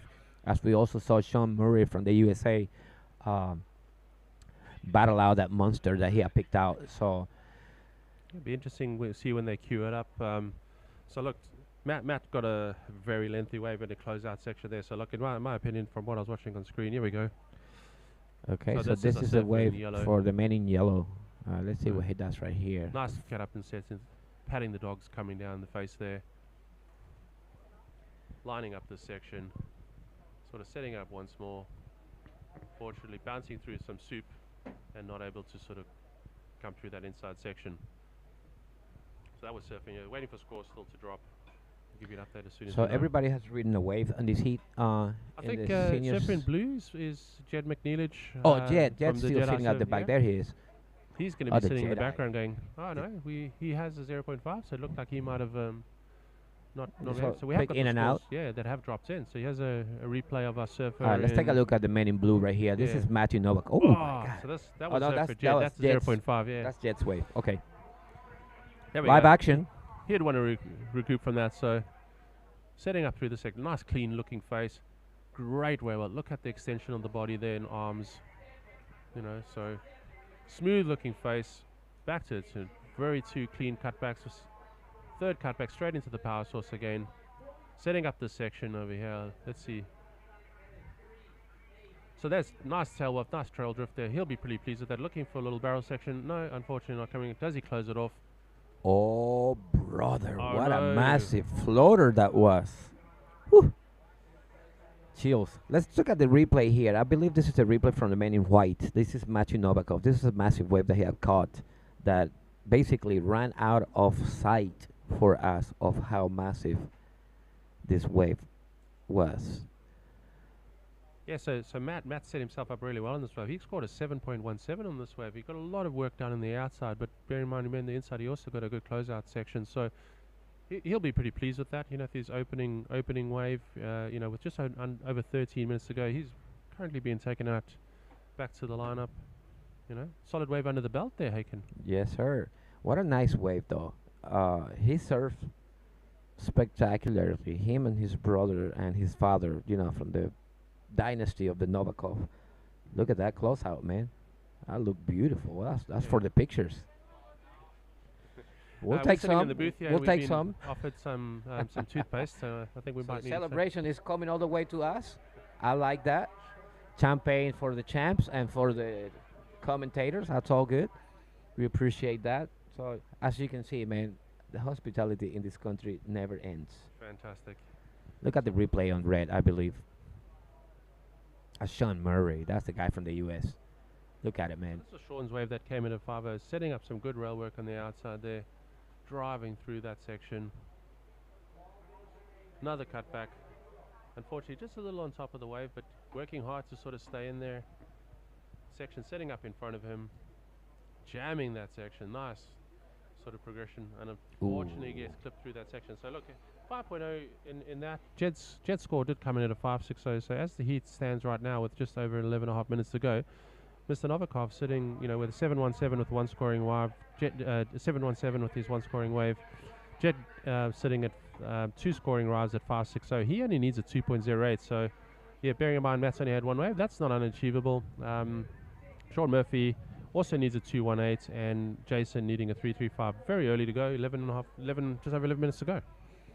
Yes, sir. So Matt Novakov with the 7.17, the best ride of this heat, sitting in first place. He was taken back by the jet ski, so he's gonna be trying to pick out a second wave here to get his back up. As we see, is that him right there? Is that Tom? No, yeah, that's it. That's Matt. That's Matt Novakov, still riding the jet ski. Well, I told you he was far away. Yeah. He could have ended up in Port Elizabeth, no. But look, he would have been down right by the, you know, the deep side of Albatross there. The ski would have obviously taken a bit of time to get him as well. But they brought him back directly in line with the competitor zone now, so he'll be pretty stoked with that. All right, so let's take it out to the interview area. I believe that's Shane doing the interview with the winner of the previous heat, the champ.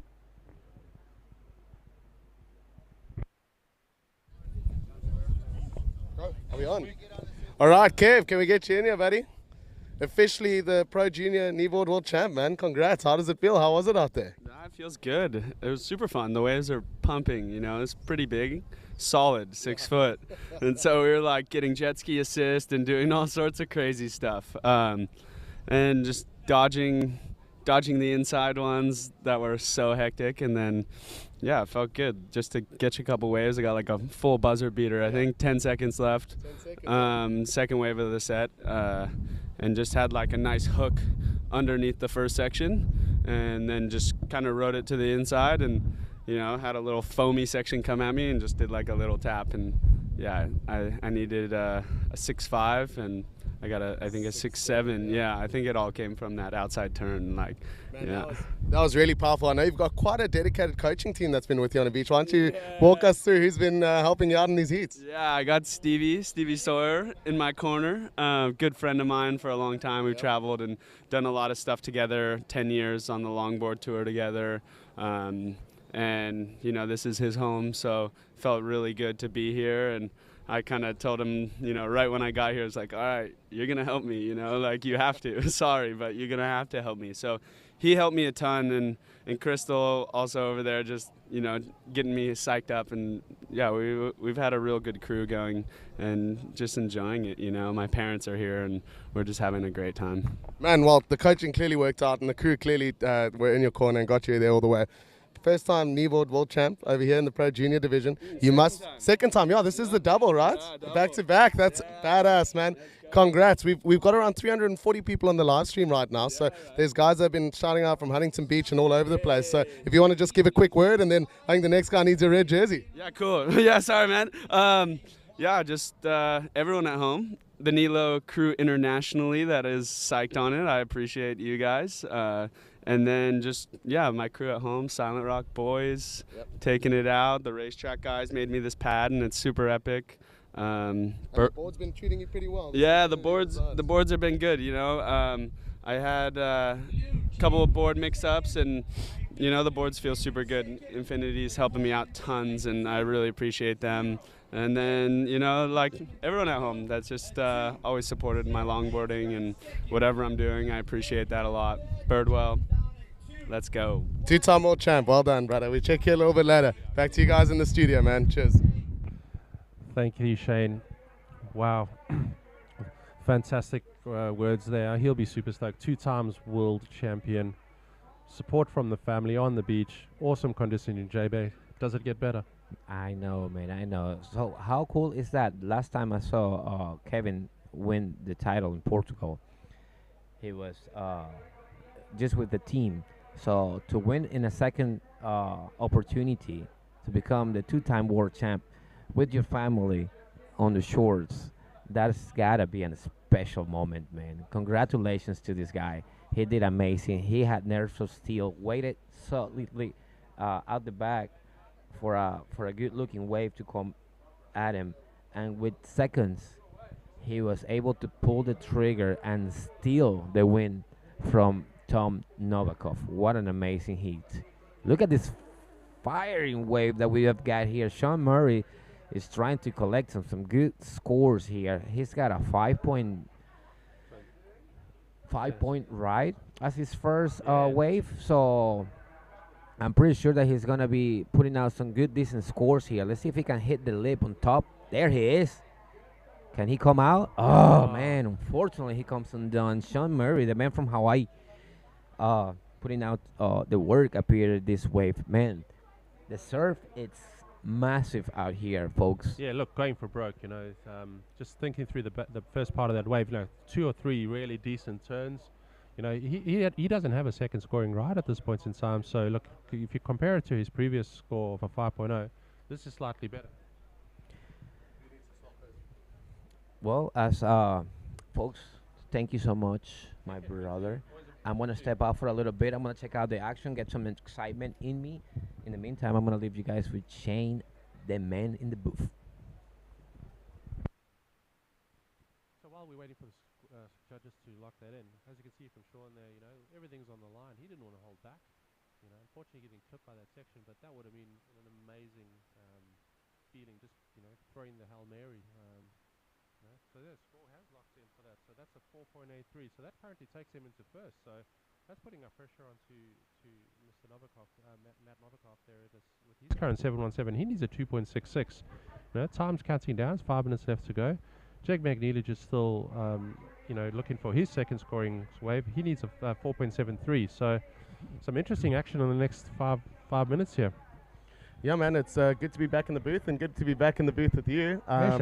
Yeah, we had a pretty awesome day yesterday, and in the evening we had Stevie Sawyer and his bunch serenading us, and I know the guys were enjoying a couple of the local beers and margaritas, so everyone is looking very sharp, and with it today, this is a finals day of note. I've heard from everyone around that best finals day in kneeboarding history. So viewers at home, I saw there were around 340 of you. You guys are in for an absolute treat through the rest of today.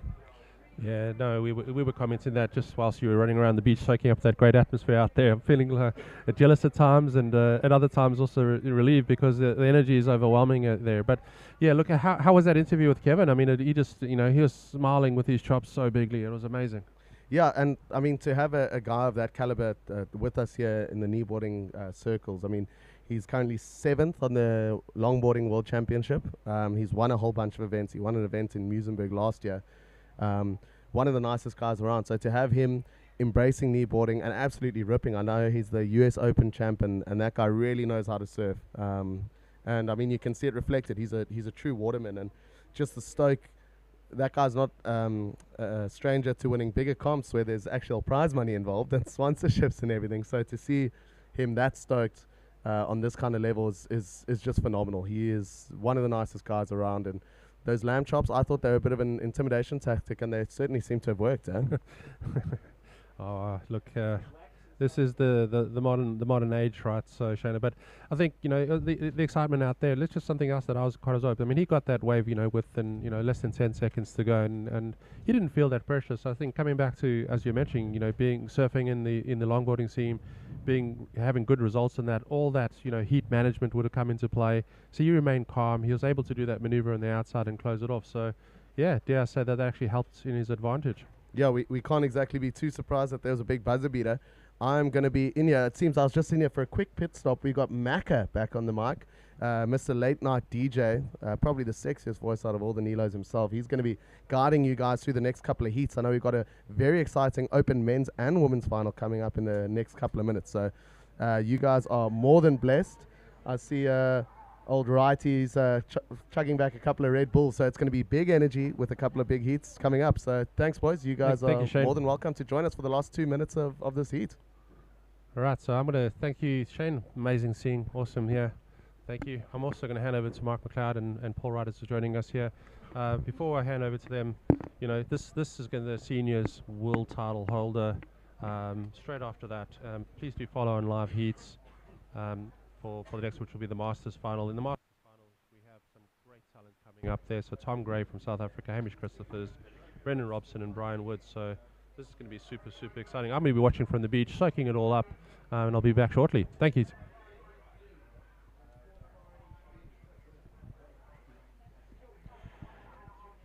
Well, good morning, everybody.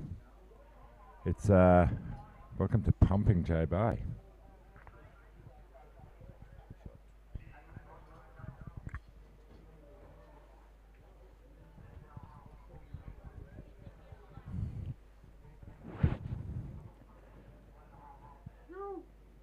Absolutely corduroy to the horizon this morning. Unbelievable. What a treat. Okay. Counting down. We are around about the 1 minute mark as we have a paddle in red. Red's up. Priority position there with blue. Jed McNeilage requiring a score. Wraps it back. Looking for the inside connection. Nice speed jam as this wave stands up on the inside. Opportunity, tags it. Nice wrap to finish, as we see in the split screen. Oh, nice. Also turn. surfer in wide up. The crowd's liking what they're seeing out there. Jed McNeilage, the local boy, well, from Cape Town. Cape Town. Yep.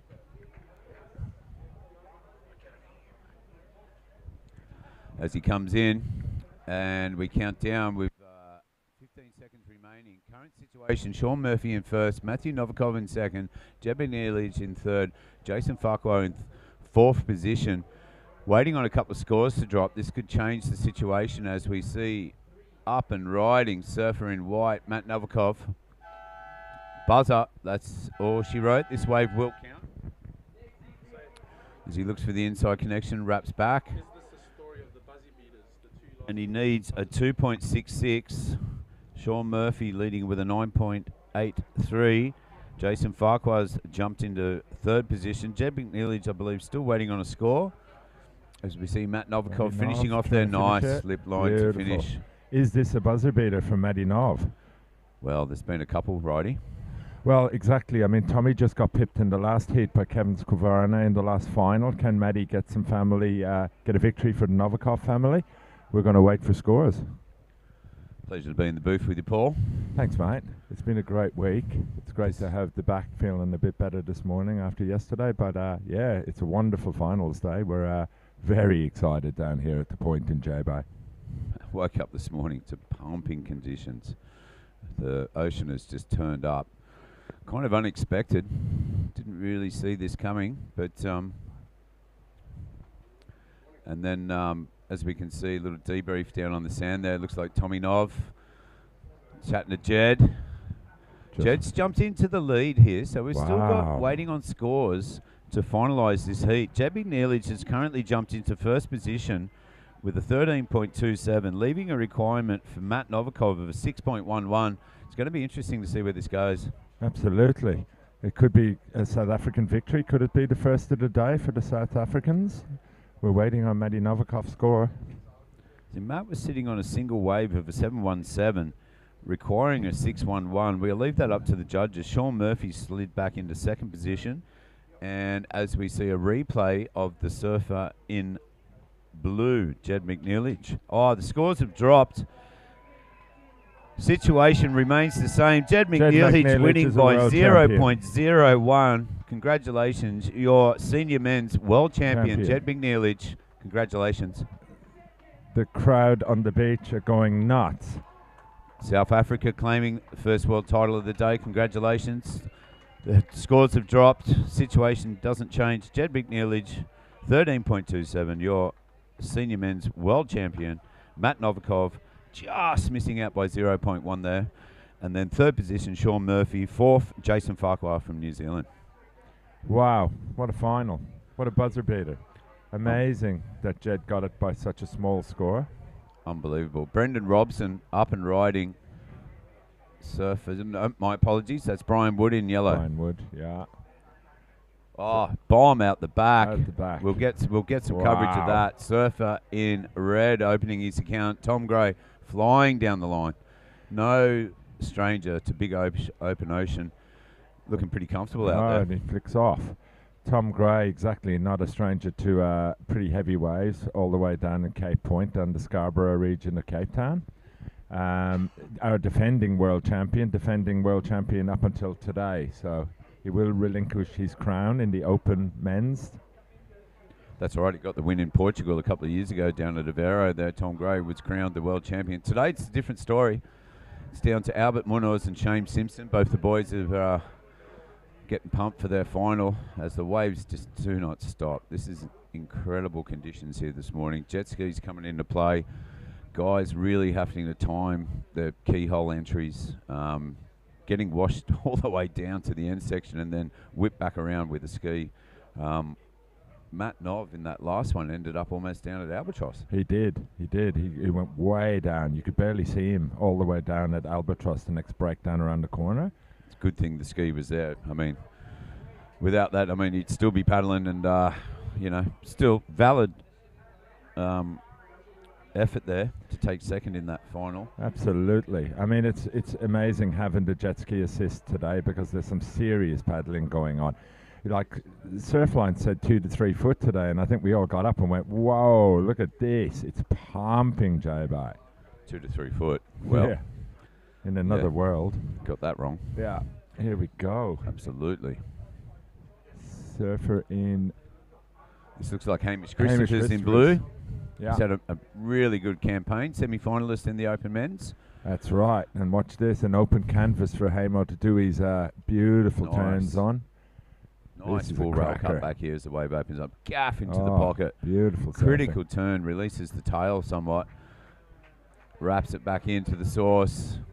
Is he going to stay with this one or get out of there? I mean, he's a brave man. That's a long paddle, but he's looking to finish this wave off. He's going to get the inside connection, knowing full well that the jet ski assist is here as he comes in the inside. Hits tags the end it. Section. Wow. This is going to be a keeper, I think. Very nice complete ride there by Hamish Christophers representing New Zealand. Current situation, Tom Gray in first position with a single wave score of a 5.33. Brian Wood representing South Africa with a 3.5. Hamish Christophers waiting for that score to lock in. Also Brendan Robson also waiting for a score to come in. As we see on your screen here, Jed McNeilage, Sean Murphy, handshakes all around. There's your world champ. All the way from Cape Town. Amazing. Riding his own surfcraft as well. It's a great story. Sean Murphy from the USA via Hawaii, spending the last couple of years over there with Darren. You can see down there his connection on the Isles. Aloha. Jed, well-deserved win there. Yeah. He's been a standout performer, quarter-finalist in the Open Men's. Absolute triathlon of an effort yesterday. Surfed a heat, missed a heat, had to run straight back around. No mean feat. Well, that's right, Mike. I mean, it's been like, it was pretty heavy conditions yesterday and a lot of work as well. So these boys had to get up and repeat it again today. But it's actually the level has gone up, the surf has gone up. It's just the most amazing canvas. And what a way to have finals day here at J-Bay. We all thought, okay, J-Bay, it's going to be unreal, but this is, what a treat. Absolutely blessed, Paul. Woke up and the ocean is more than delivered.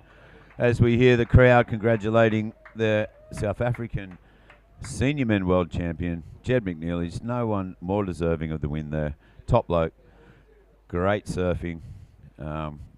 Really put it on the line there at the end of that one. Well, it was close. Matty Novikov getting second, I believe, and 2 second places for the Novikov family this morning. So a great result all the same. Here we go, paddling up and riding. Surfer in red. Surfer Tom Gray. Yeah. Nice. Open face hook back into the pot. Very smooth transition between his turns there. This wave flattening out somewhat as he cuts back in, looking for it to get a little bit more work done on the inside. Yeah, just linking turns together. Beautiful, smooth transitions from Tom. Lovely surfing. Just reads the wave beautifully. Connection. Bangs the end section. That's That'll be a good really score. nice. And a redirect. And a little bonus right at the end. Yep. Beautiful surfing from Tom. Nice redirect there. And is he going to come in and do a lap? We haven't seen anybody do that yet today. Maybe he's just repositioning.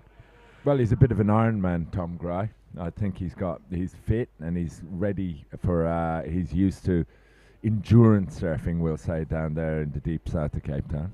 Yep. His father was a kneeboarder as well. That's right. Lineage. We've got quite a few of those examples over the course of this week, Paul. Yeah, young that's Owen right. and Pete Fairweather. Owen and Pete Father, Fairweather. son, deadly combination. Kevin Skvarna, your pro junior world champion, and his dad. Yep. Oh, Joe this is a Coyne, Sam beautiful Coyne. wave from, is this Brendan Robson? Brendan Robson in white. Wow. Representing Australia. Look at lovely. He's been putting in a lot of work in preparation for this event. Absolutely. Made Another the surfer finals. who's made us all stand up and take notice this week. Absolutely. Nice connection. He's working his way. He's been working heavily with Terry Day, giving him some tips and insights. Just keeping the positive vibes flowing. That's right. Brendan has brought his family with him. They've been here for a couple of weeks, and I think he's had a ball, and it's showing in his surfing as well. He's really enjoying himself here. Absolutely. Got the zebra spray on that board, little doff of the cap to Africa, and we're going to cross over to the winner of the senior men's final, cutting to you guys now with Jed McNeely. Well, folks, it's finals day, and I'm sitting right here with the Jedi, Jed McNeely, the champ in the seniors men division, coming out with a buzzer beater. You got this fantastic wave, worked it out through the inside, and people were just screaming out of their lungs because they knew that you had made it. Tell us about it, man. Oh man, that was a tough heat right from the get-go. Like the paddle out, we paddled out 20 minutes early for the heat, and all of us just got dragged over the rocks. I'm bleeding everywhere. But, you know, settle the nerves. Luckily there's jet skis to help us back out today. But yeah, I struggled through the beginning part of the heat, and I know that I didn't need much of a score. And then I think I had 30 seconds left to go or so, and I saw one small something come through and it looked like it was going to double up and run on the inside. And I had priority over Sean. Sean paddled, so I took the wave off of him. And luckily it held up. And yeah, you just need to stick with it to get kind of through the section and link the turns. And luckily I got the score right on the end. But congrats to the other guys. They all surfed really well. Matt Novikov was leading and controlling the whole heat. And luckily right at the end I just nabbed him here. Yeah, not too bad, man. Conditions are hard. Tell us about the face of the wave. From what we can appreciate and the viewers at home, it doesn't look that big. Tell the boys what's really happening in the water. Yeah, there's some good sets, you know. I think probably on the bigger ones it's pushing 6 feet. But it's an interesting wave because the bigger ones, they don't really hold up too well. They go a bit flat, so you really got to sit in the rail and nurse the wave until something stands up a little bit. So it's really the kind of smaller ones that hit the inside kind of shelf and sandbank that run a little bit better, and they've got a little bit more power and form to them. So yeah, it's a patience game really, waiting for those ones. And that was the strategy, and it seemed to pay off. Well, we have nothing else to say but congratulate you. You won the seniors division at home, surfing your own boards, representing your country. I mean, what a better feeling, man. You want to say anything else to the folks at home? It couldn't be any better. I'm so grateful that everything has come together. This is the second time I've won to this division. I skipped Portugal, so it's nice to technically go back to back. But yeah, for everyone watching at home, thank you so much. I love you guys. I love your support. To Amy, I know that you're watching. To my family in the UK watching as well, and to my mom and dad on the couch. I love you guys. Thank you for supporting me and backing me. And yeah, finally did it. There you have it, guys. Jet the Jedi, seniors champ, two times. World champ at the CineFX World Kneeboard Championship at J-Bay 2024. Back to you, boys. Awesome, awesome stuff. Congratulations, Jed. Consolidating his legacy there with another world title, Paul. Yeah, unreal. I mean, you can see just how proud he is, and for all his family and all his supporters and all the hard work he's put in, it's just a great result. And to do it at Pumping J-Bay as well. A wonderful win for South Africa and a world title for the country. Couldn't happen to a nicer bloke. Absolute champion. As we see a little paddle there. Be interesting to see priority, if that was a loss of priority or what the situation is. As this heat's raced by, Absolutely. 9 minutes 27 seconds remaining. Tom Gray in the lead with 11.83. Hamish Christophers from New Zealand in second with a single wave score of 7.67. Brendan Robson for that last wave jumped up into third position with the 3.77. And Brian Wood from South Africa sitting on a single wave score of 3.5. Yeah, the conditions are difficult out there, Macca, because we have three of the surfers just on a single wave now, so they'll be scrambling to try and get a backup score. Tom, the only one with two waves so far. So Tom is in pole position at the moment, and like you said, in this field, when you have a canvas like this, 20 minutes goes so quickly. Absolutely, flies by. I mean, you can get caught down the end, 5 to 7 to 10 minute paddle out. The jet skis, absolutely crucial on a day like today. Thank goodness we've got that in our arsenal to be able to get the boys back out. There's been a few heats where people have jumped in and ended up right down the point before even getting out. So, you know, is this Tom coming in potentially with the hood on? It looks like Tom. It's hard to see in the glare, hey, with the sun. Interesting tactic with 8 minutes on the clock. Maybe a little issue with his equipment there, or maybe thinking he can run up the beach, do a little reset, or he's just confident with his combined heat total of 11.83. Yeah, but with a surfer like Hamish Christophers, as well as the other boys in this final, but especially with Hamo trying to chase you down with a 7.67, this heat is far from over. Absolutely, Paul. I mean, Hamish is sitting on the highest single wave, 7.67. The requirement's quite small. He only needs a 4.16, well within his wheelhouse. Sets continue to pump through. A little bit of wind kind of potentially changing as we look out to the horizon, as we see surfer up and riding. Surfer in yellow, I believe. Is this Brian Wood, the South African? Yes, it is. So Brian doing some good work, trying to streak down the line here, staying in the power pocket. Come on, Brian. No, a little less turn there, just waiting to get through to the inside. Is he going to hit the section? Oh, and just dives out at the last second. But again, a lovely complete ride for Brian. This is going to do his score good. Absolutely. You can put that alongside his single wave of a 3.5. He requires an 8.33 to jump into lead, as we see Tom Gray doing a lap. I think he's going to do a run around. He's a triathlon, this guy. He's fit as a Mallee bull, we would say in Australia. I'm not sure what the South African comparison to that would be. As like a water buffalo. Fit as a springbok. That's it, something like that. But it's a long run up to the point again, and then to get out, navigate through the keyhole, and try and get out the back again with not that much time left to run in this heat. It'd be interesting to see how that pans out, Paul, with 6.5 minutes remaining. We'll get some eyes on that as he makes his way up the point. Absolutely. 6.5 minutes. You know, probably rolling the dice, the paddle out, the run up the point. But the problem, once you get up to the keyhole, you've still got to negotiate the entry. As sets are stacking on the horizon. As you can see, Tom making his way up there. So if you look at the screen, top right corner, the keyhole is up there or thereabouts. So he's still got a couple of 100 meters to run. As you can see, competitors for the next heat preparing to rock off.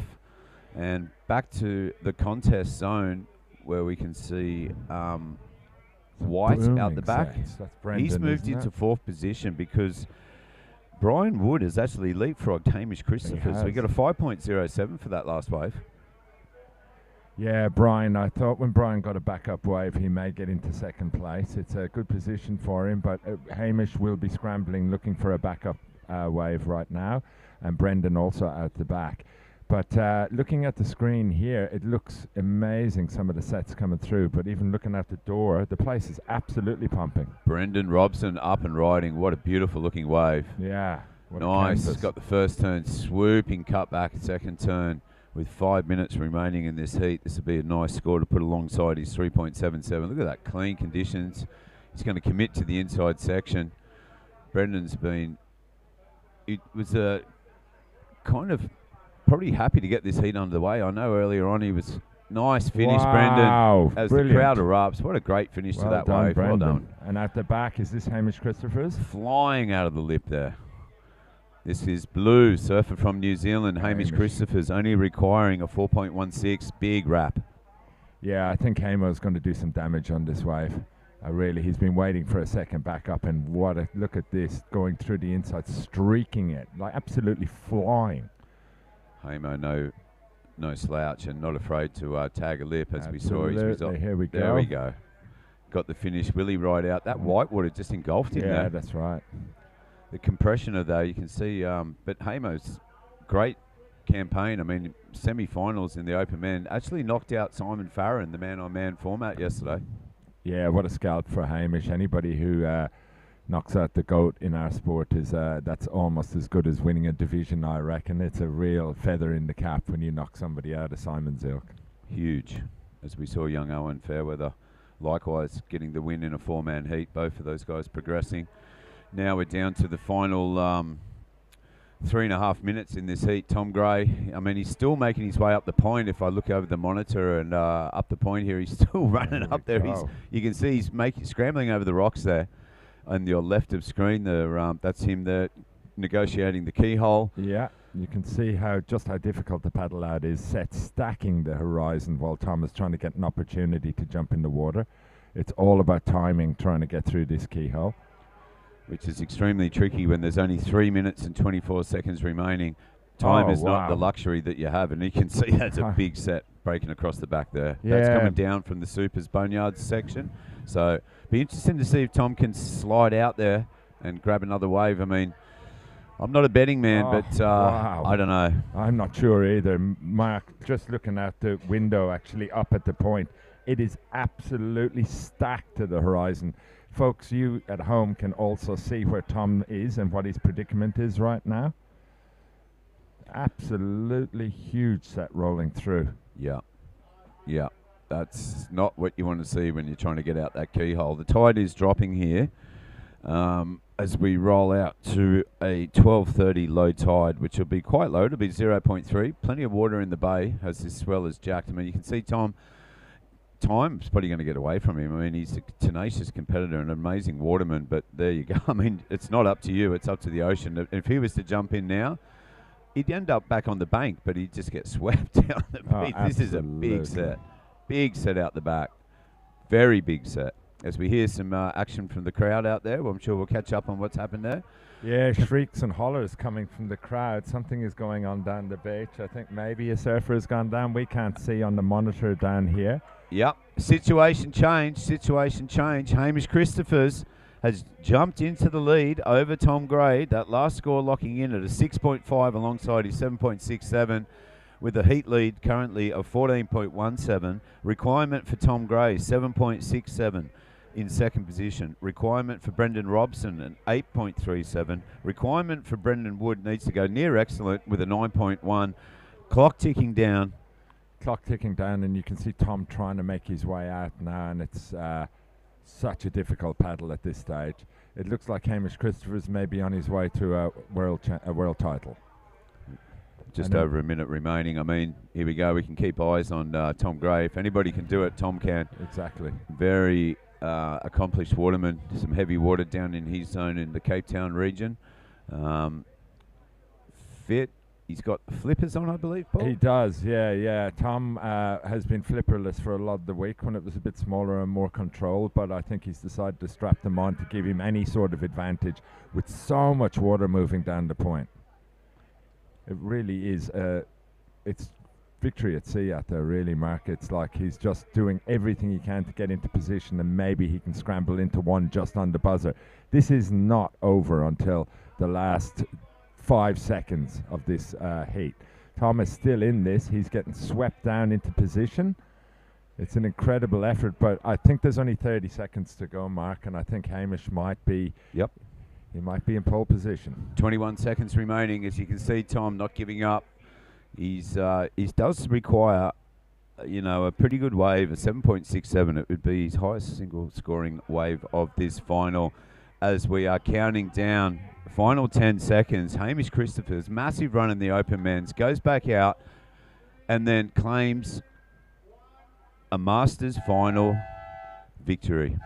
Yeah, just deserves, actually, very deserving for Hamish. He's been an incredible surfer all week, having an amazing run to the Open semi-finals, and now been justly rewarded with a world title in his age division, and a world title for New Zealand. So we've got 3 world titles settled this morning, one for America, one for South Africa, and one for New Zealand.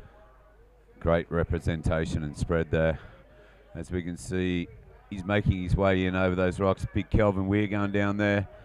Makuno, Team New Zealand there, going down to Jason Farquhar. Congratulate their new world champion, Hamish Christophers. Yeah, I think Hamo is going to get a bit of a Kiwi team to cheer him up the beach.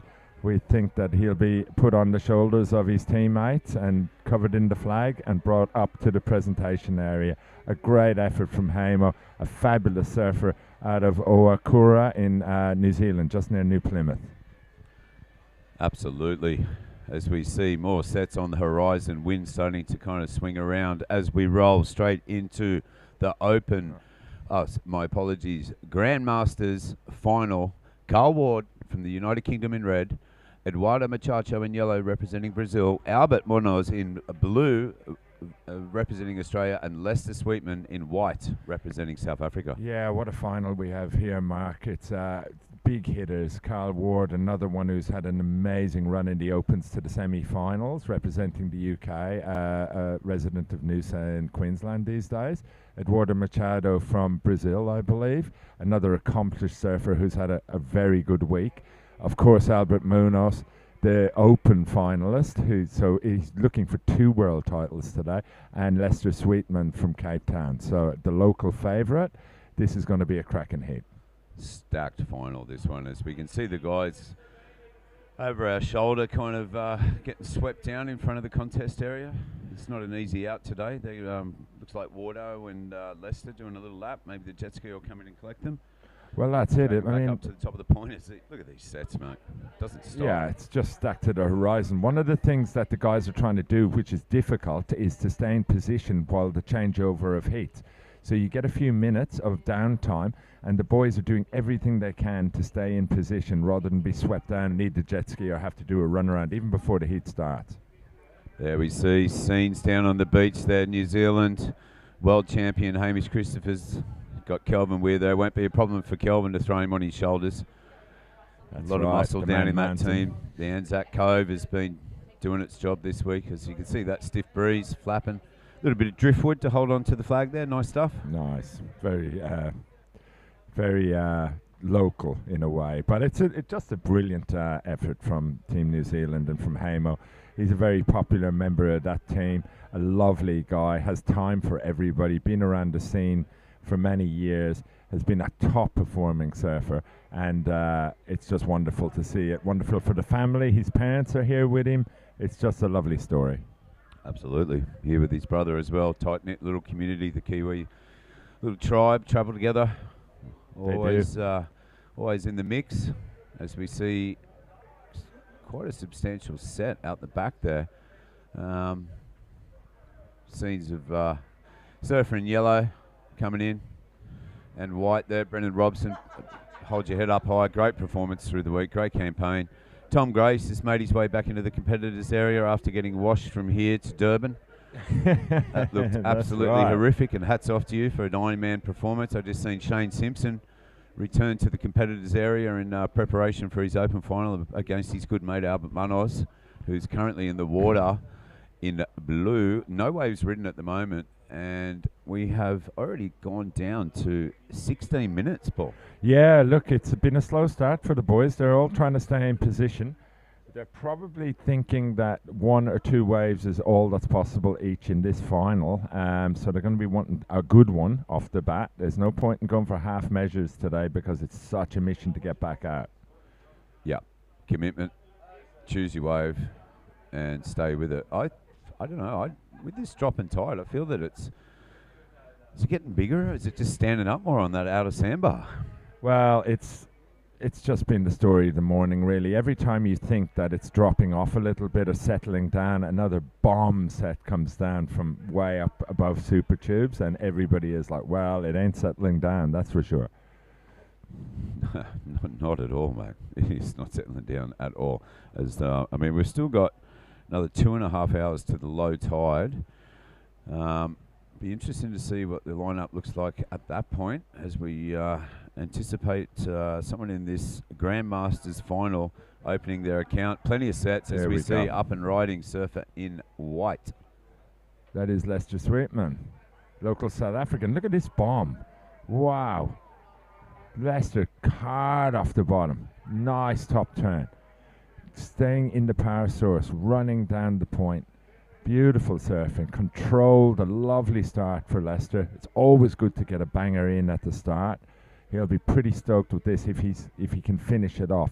Playing in the white water now, letting it roll down the point, looking for a section that he can smack. Yep, Lester famous for his closeout Rios. Let's see what he's got here. Tags it. Comes down in the V of the wave and gets gobbled up there. I mean, a lot going on in that vortex there. So much water moving as well. It's so hard to ride out. And if you see Lester in real life, you think, he's so fit and so well built. So if he's trying to hang on and not ride out of this white water, it's difficult for all competitors this morning. Huge, huge. Long paddle back out. That was a long wave. Maybe a little wave on the jet ski. Get them to come and collect him, do a little lap as we see 13 minutes remaining. Carl Ward in red, still to open his account. Eduardo Machado also in yellow from Brazil, waveless at this point. Albert Munoz in blue, yet to open his account. The only wave ridden thus far is a white Lester Sweetman from South Africa, as we see the tide really starting to pull out off the reef here. Yeah, waves starting to break in the middle of the bay now and run down towards Albatross. But look, here's another day of pumping waves. The setup, all the crowd are down on the beach. All the food vans are here. I see Steve O'Neill in front of me warming up on the exercise bike. It is really, what a setup, Mark. Unbelievable. Absolute treat. Never in our dreams had have thought we'd have such a setup. Total privilege to be part of this event. Many shout outs to Gigs and all the people from Surfing South Africa and all the boys getting the work done. In what will go down as a history-making event, really. Yeah, everybody's saying it's the best world titles ever. I mean, they promised a lot, and they've certainly delivered. It's been just amazing. Take it easy there, Steve-O. I think Steve-O's just on the bike there. Don't do a toe, mate. It's you got to surf a final there, brother. That's right. Steve-O warming up on the exercise. Okay, bike. Opening score from Lester Sweetman. That's a 5.67 to open his account. He's on the back of the ski. He's going to be shooting back up to the top of the point. Nice start to the heat. Get something going. The other competitors still have yet to open their account. Absolutely. It's a great start for Lester. I thought it would be. He played with that wave beautifully and surfed it well. He didn't ride out at the end, but he's got a nice score, a score in the bank, that's for sure. That's it. On a day like today, time can get away from you pretty quickly. A lot of water moving around. You can get out of position. 20 minutes can disappear very quickly. Albert Munoz, he's going to surf this heat, which is the Grandmasters final. Then we're going to have the Open Women final, Paul, which is 20 minutes. And then we're going to be going straight into the Open final, which is going to be pushed out to a half-hour affair. Albert, just doing reps. I mean, what's he doing? He's already surfed a heat. He's gone back out for another one. He's going to come in, literally turn around and go back out. He's a fit little fella, bloke. But hats off to that. I'll tell you what, Albert has had just a ball this week. He's been everywhere. He's been doing commentating. He's been doing interviews. He's even interviewed himself. It's an amazing week from Albert, and he finds himself in 2 finals, the Open final and his age division final. He will know that he's had a couple of surfs today by this afternoon, evening. Absolutely. I can't wait to see See how that open final pans out. Two good mates, travel together, been in this situation before. Had a final in Kiama 2015. Had a semi-final at Dunedin. Here we go. Surfer up and riding. Trying to see who that is with the glare, the water. Is that Eduardo Machado maybe? He's caught behind the section anyway, so it's a bit of a nightmare start for Eduardo. You don't want that because now he's right in no man's land. He either decides to come in or try and go wide and grab the ski. Yeah, I'm guessing that was surfer in yellow representing Brazil. Big set out in the horizon. That thing rattled through. Now he's got to negotiate this paddle out. Kind of don't want to get caught inside or behind the section. Interesting to see how he calibrates to get back out. Yeah, exactly. I think that if he takes a decision, he should probably drift down, go wide, and get picked up by the ski because it's a pretty full-on paddle back out. Really difficult to get out, and especially when your timing is you're ready to get through, punch through these sets, and they just keep appearing. So it's real triathlon kind of efforts needed here today. Yep. It's a real test here. I mean, we've got the jet skis there, but everyone's going to make their way back out under their own steam. It's there if you need it, or if something happens, broken leg rope. We've seen a few competitors getting really, as we hear a little bit of commotion outside here. I'd hazard a guess that that's Hamish Christopher's been welcomed back up into the area after taking out that last final. Yeah, it could be. The crowd are all assembling around everybody, and it's not just congratulating them for winning a world title today, it's congratulating them on excellent surfing as well. It really is pumping JB at the point here, and every world title or every final has been hard fought today. It's really a testament to these boys. Yeah, they're earning their stripes today, for sure. Absolutely. I mean, Mark, you have to remember as well that none of these boys are professional athletes. None of them are paid. None of them are on a full-time program where it's just all about surfing, all about training like you have in the WSL, etc. These boys are holding down jobs. They have families. They got mortgages. They got all the responsibilities of normal life, and yet they go out and put on a show like this. It really is. Hats off to them. Absolutely. Do it for the love. Do it for the love, that's camaraderie. right. I mean, these are special times.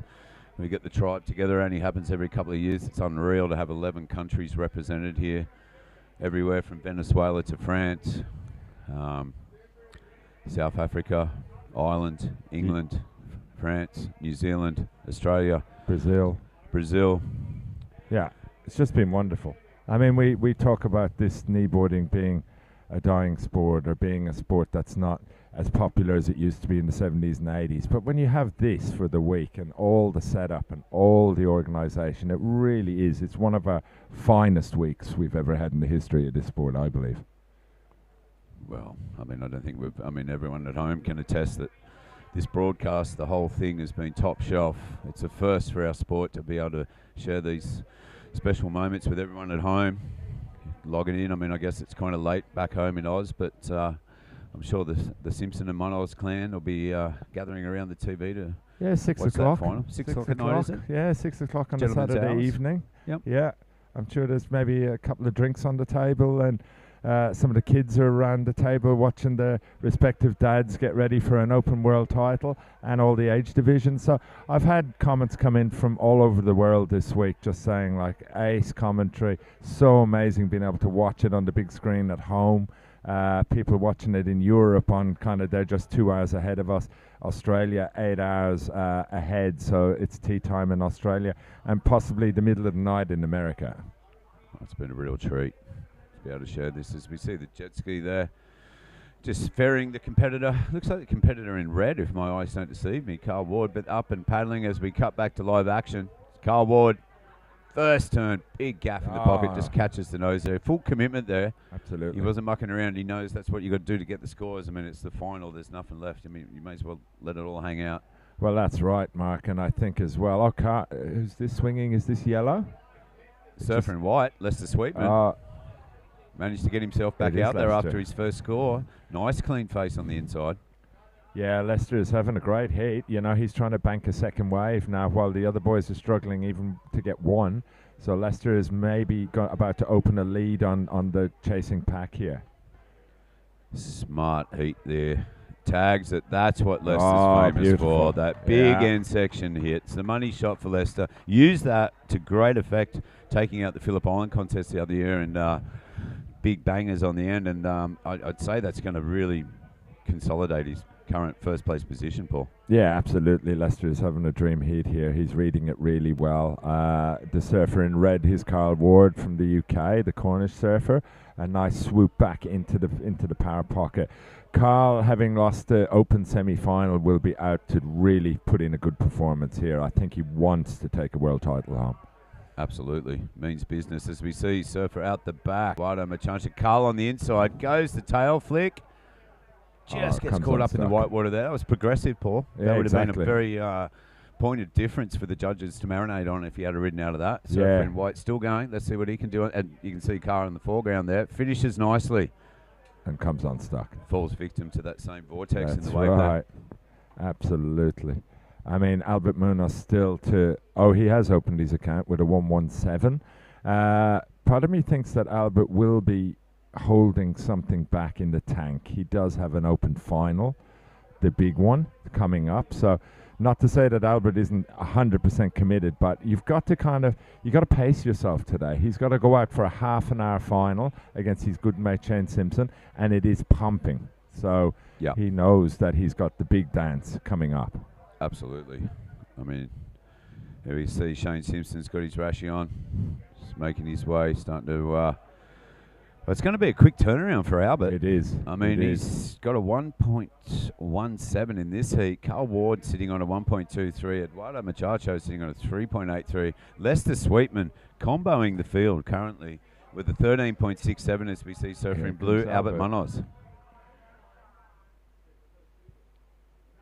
Nice cut back.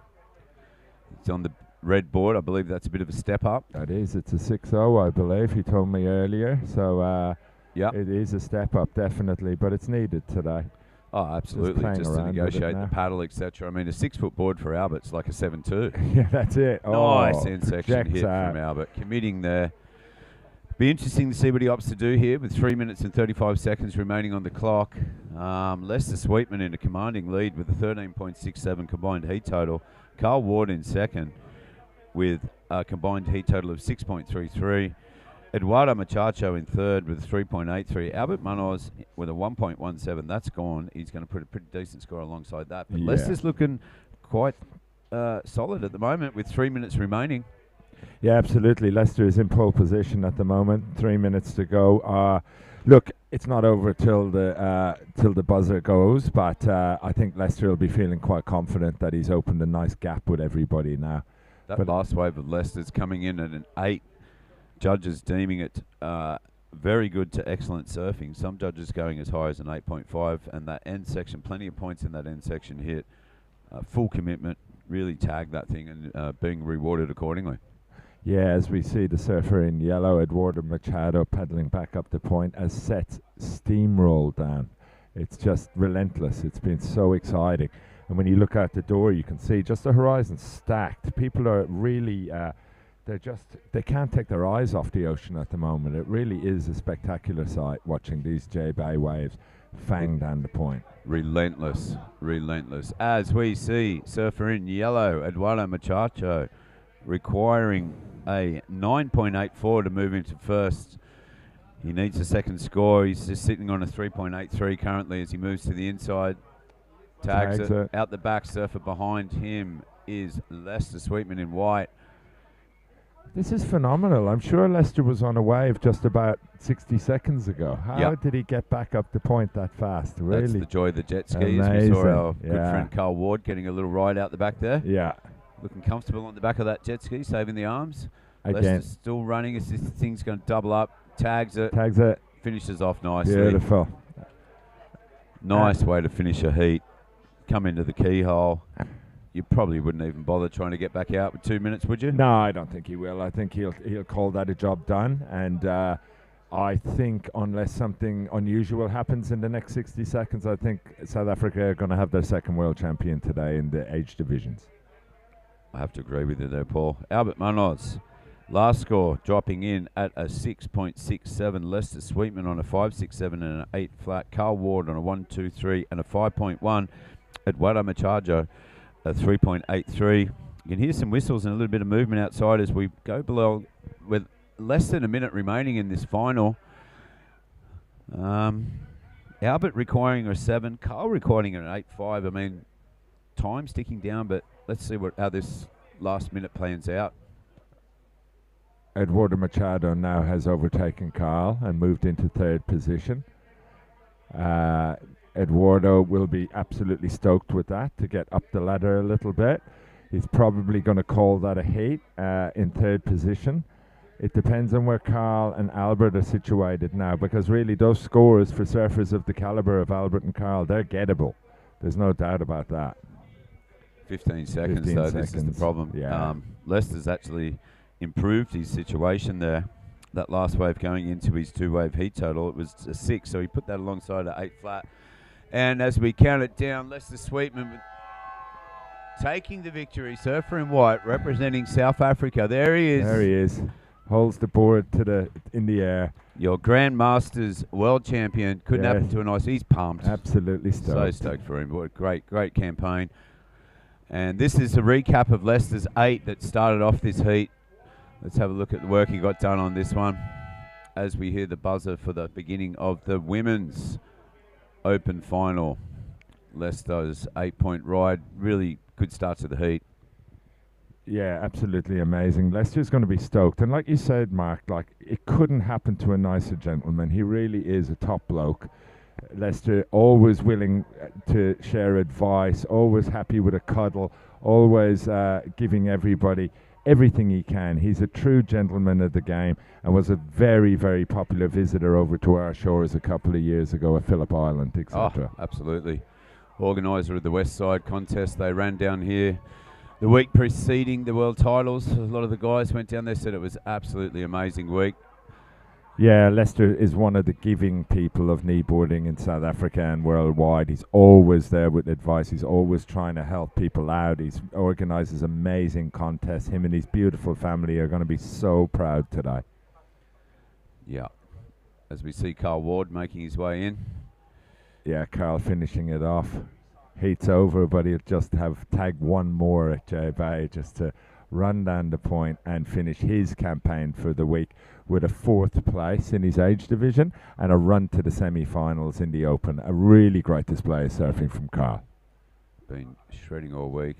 Probably would have liked that wave to have come maybe 10, 15 minutes ago, but that's the way she rolls. As you see, this still making his way in over the keyhole there as we roll straight into women's final. Linny Ash in red, Patricia Hook in yellow, and Michu representing France in French blue. Girl.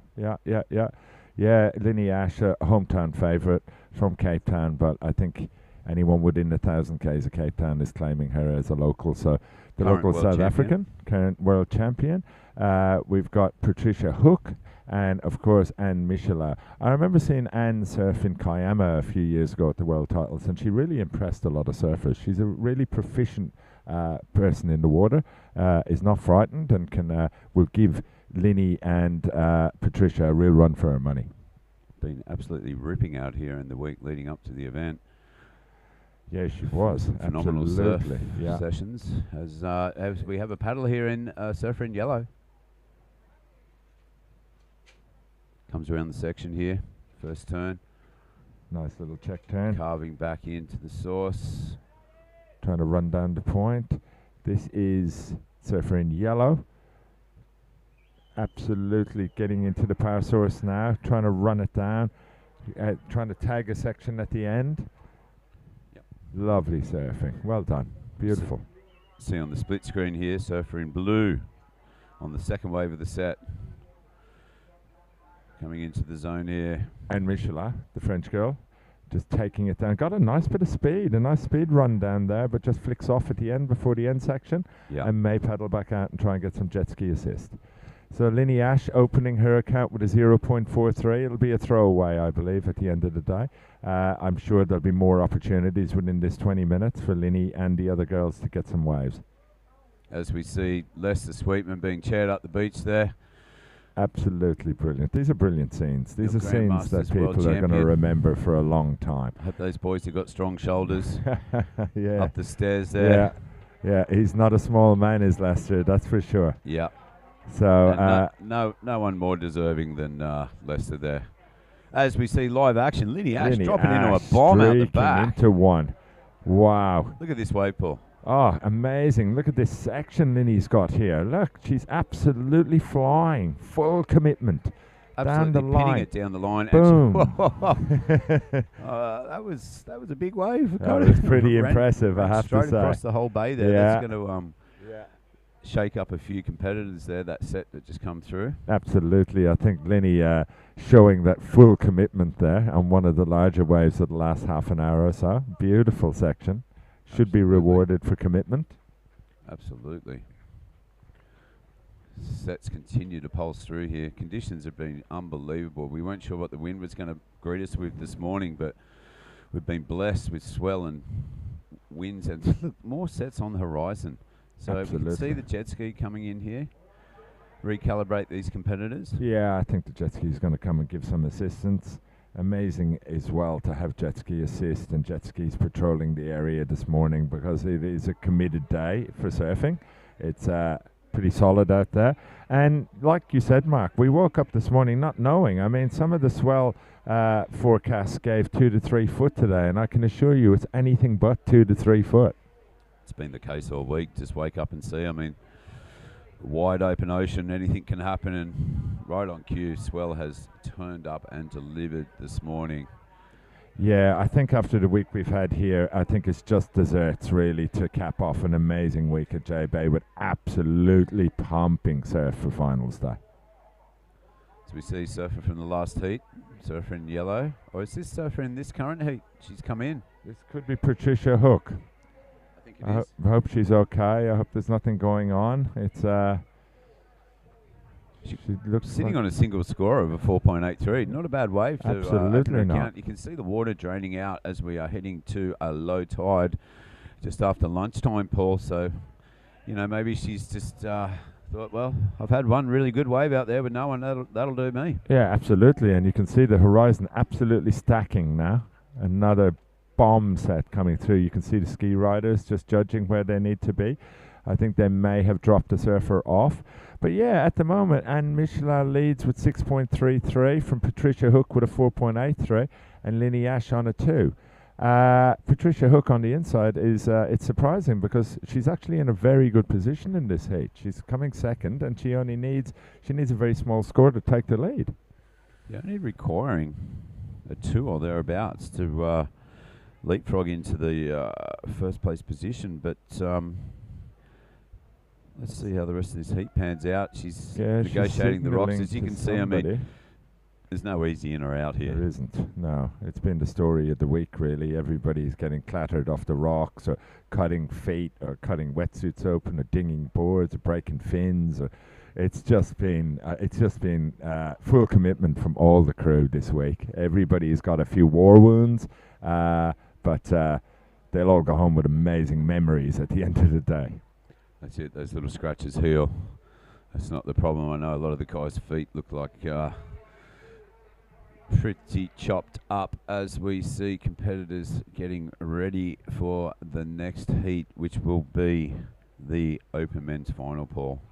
Massive. Well, the Open Men's Final, I'm sure Albert is in. I'm sure he's drinking a lot of water at the moment, maybe even a cup of coffee. You'd never know. He's going to have some put a bit of energy in his body, as he's just had the last in his age division final, and now he's got to get ready for the big dance. He's got to get ready for the Open Final. Yep, already surfed a semi-final this morning, came in, back out for the age division final, came back in, and then he's got a final teed up with good mate and fellow David Parks team rider, both on the Friar Tuck program, both riding Parks' boards to great success. That's right. I'm sure David will be watching closely from his home on the south coast of New South Wales. He'll be proud as punch. Shout out Parksy. I believe Parksy's up northwest WA, actually. Oh, is he? Yeah, yeah. Oh, I he's think probably so. got the Starlink on the go, and he's got the caravan, and he's probably got this on live. Yeah. Probably having a beer and watching his two team riders about to go battle it out for a world title. Amazing.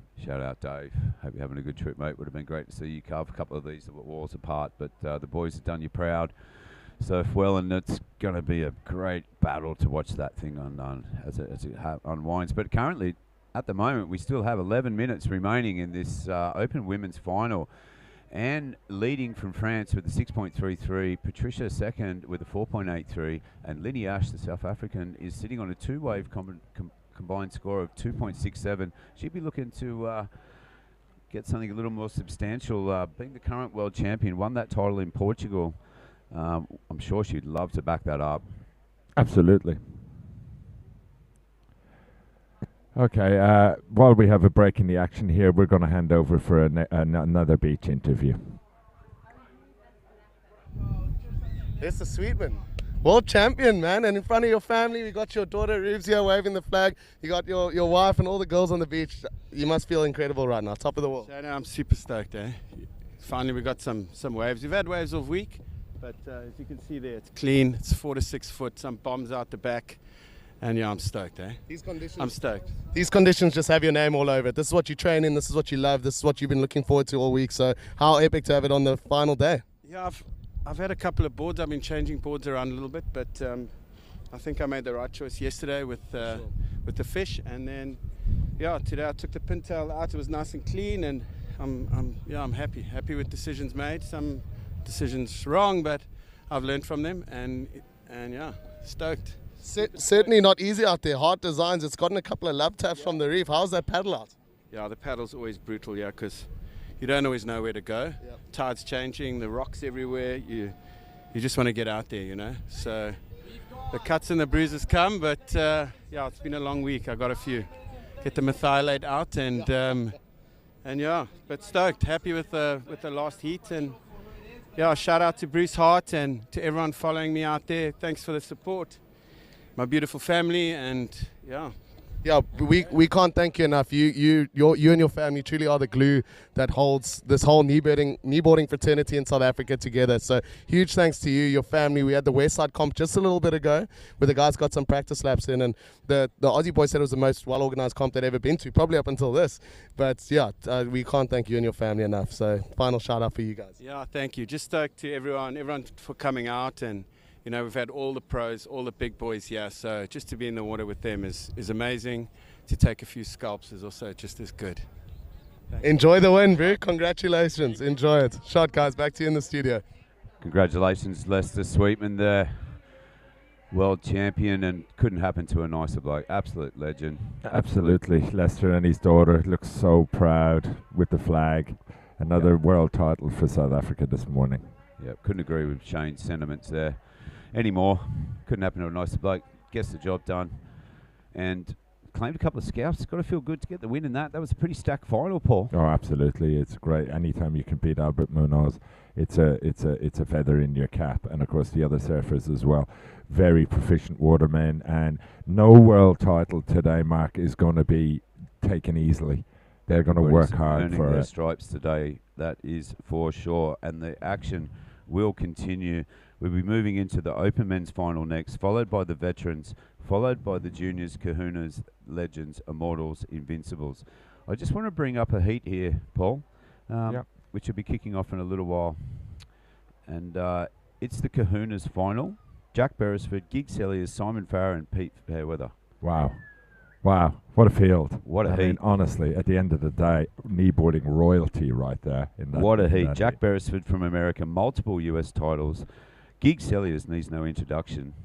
Simon Farrer, no introduction required from Australia. And Pete Fairweather, that is going to be a ding-dong battle. It is. It's going to be unbelievable. So wait. We're watching the women's final at the moment. 7 minutes ago. Anne Michelin from France still in the pole position seat at 6.33. Patricia Hook 4.83, and Linny Ash from South Africa on 2.6. Time winding down, 7 minutes remaining in this one. 7 minutes for the competitors. As we see looks like the competitors for the next heat have made their way into the lineup. Top of screen there. Getting ready for the Open Men's Final. 7 minutes remaining in this one. Small requirements. Linny Ash, currently in third in red, representing South Africa. She requires a 4.17, currently sitting on a 2.60. Patricia Hook only requires a 1.51, very small. And Anne Michelot in the lead with a 6.33. Anyone's game at the moment. Yeah, anyone's game, Mark. But I'm sure the French contingent, who've brought out quite the team to South Africa, they've been larger than life this week, supporting their surfers and that. I think France would love to take a world title back to Europe. Oh, they've been down here kind of supporting each other the other afternoon when there was some critical heats, getting through the round of 64 and really getting behind their surfers, very vocal. A lot of baguettes getting thrown around. Big cheers, great to see. Teams getting them around them, their compadres. I mean, it's an individual sport, but you know, each country has, you know, there's a bit of pride. I mean, we had the teams event yesterday, the results of which have been withheld to the presentation this evening. That's right. Bit of speculation about who might have got the job done there. Yeah. It's always a toughly fought contest. You know, everyone wants to take that win. Absolutely, and with South Africa with a couple of world titles, New Zealand with a world title, and a spread of the countries this morning, is a world title going back to Europe? Look at this set, Paul, looming on the horizon. Set. Surfer in red, had a little look at it. Surfer in blue over the top of it. Looks like competitors for the next heat just to the left of screen. They're paddling over it. That thing is breaking halfway to Chile. My goodness. Yeah, that absolutely. is a long way out. So we're winding down the women's final, just over 3 minutes remaining.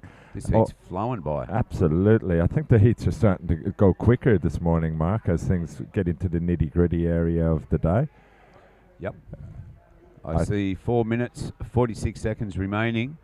Now, this is going to come right down to the wire. I believe if any of these girls can snag a set wave, they have every chance of winning. Absolutely. And Michelot on one wave, Patricia Hook on one wave, and Linny Ash with two small scorers. But it's anyone still as we wind down the clock, just over 2 minutes to go.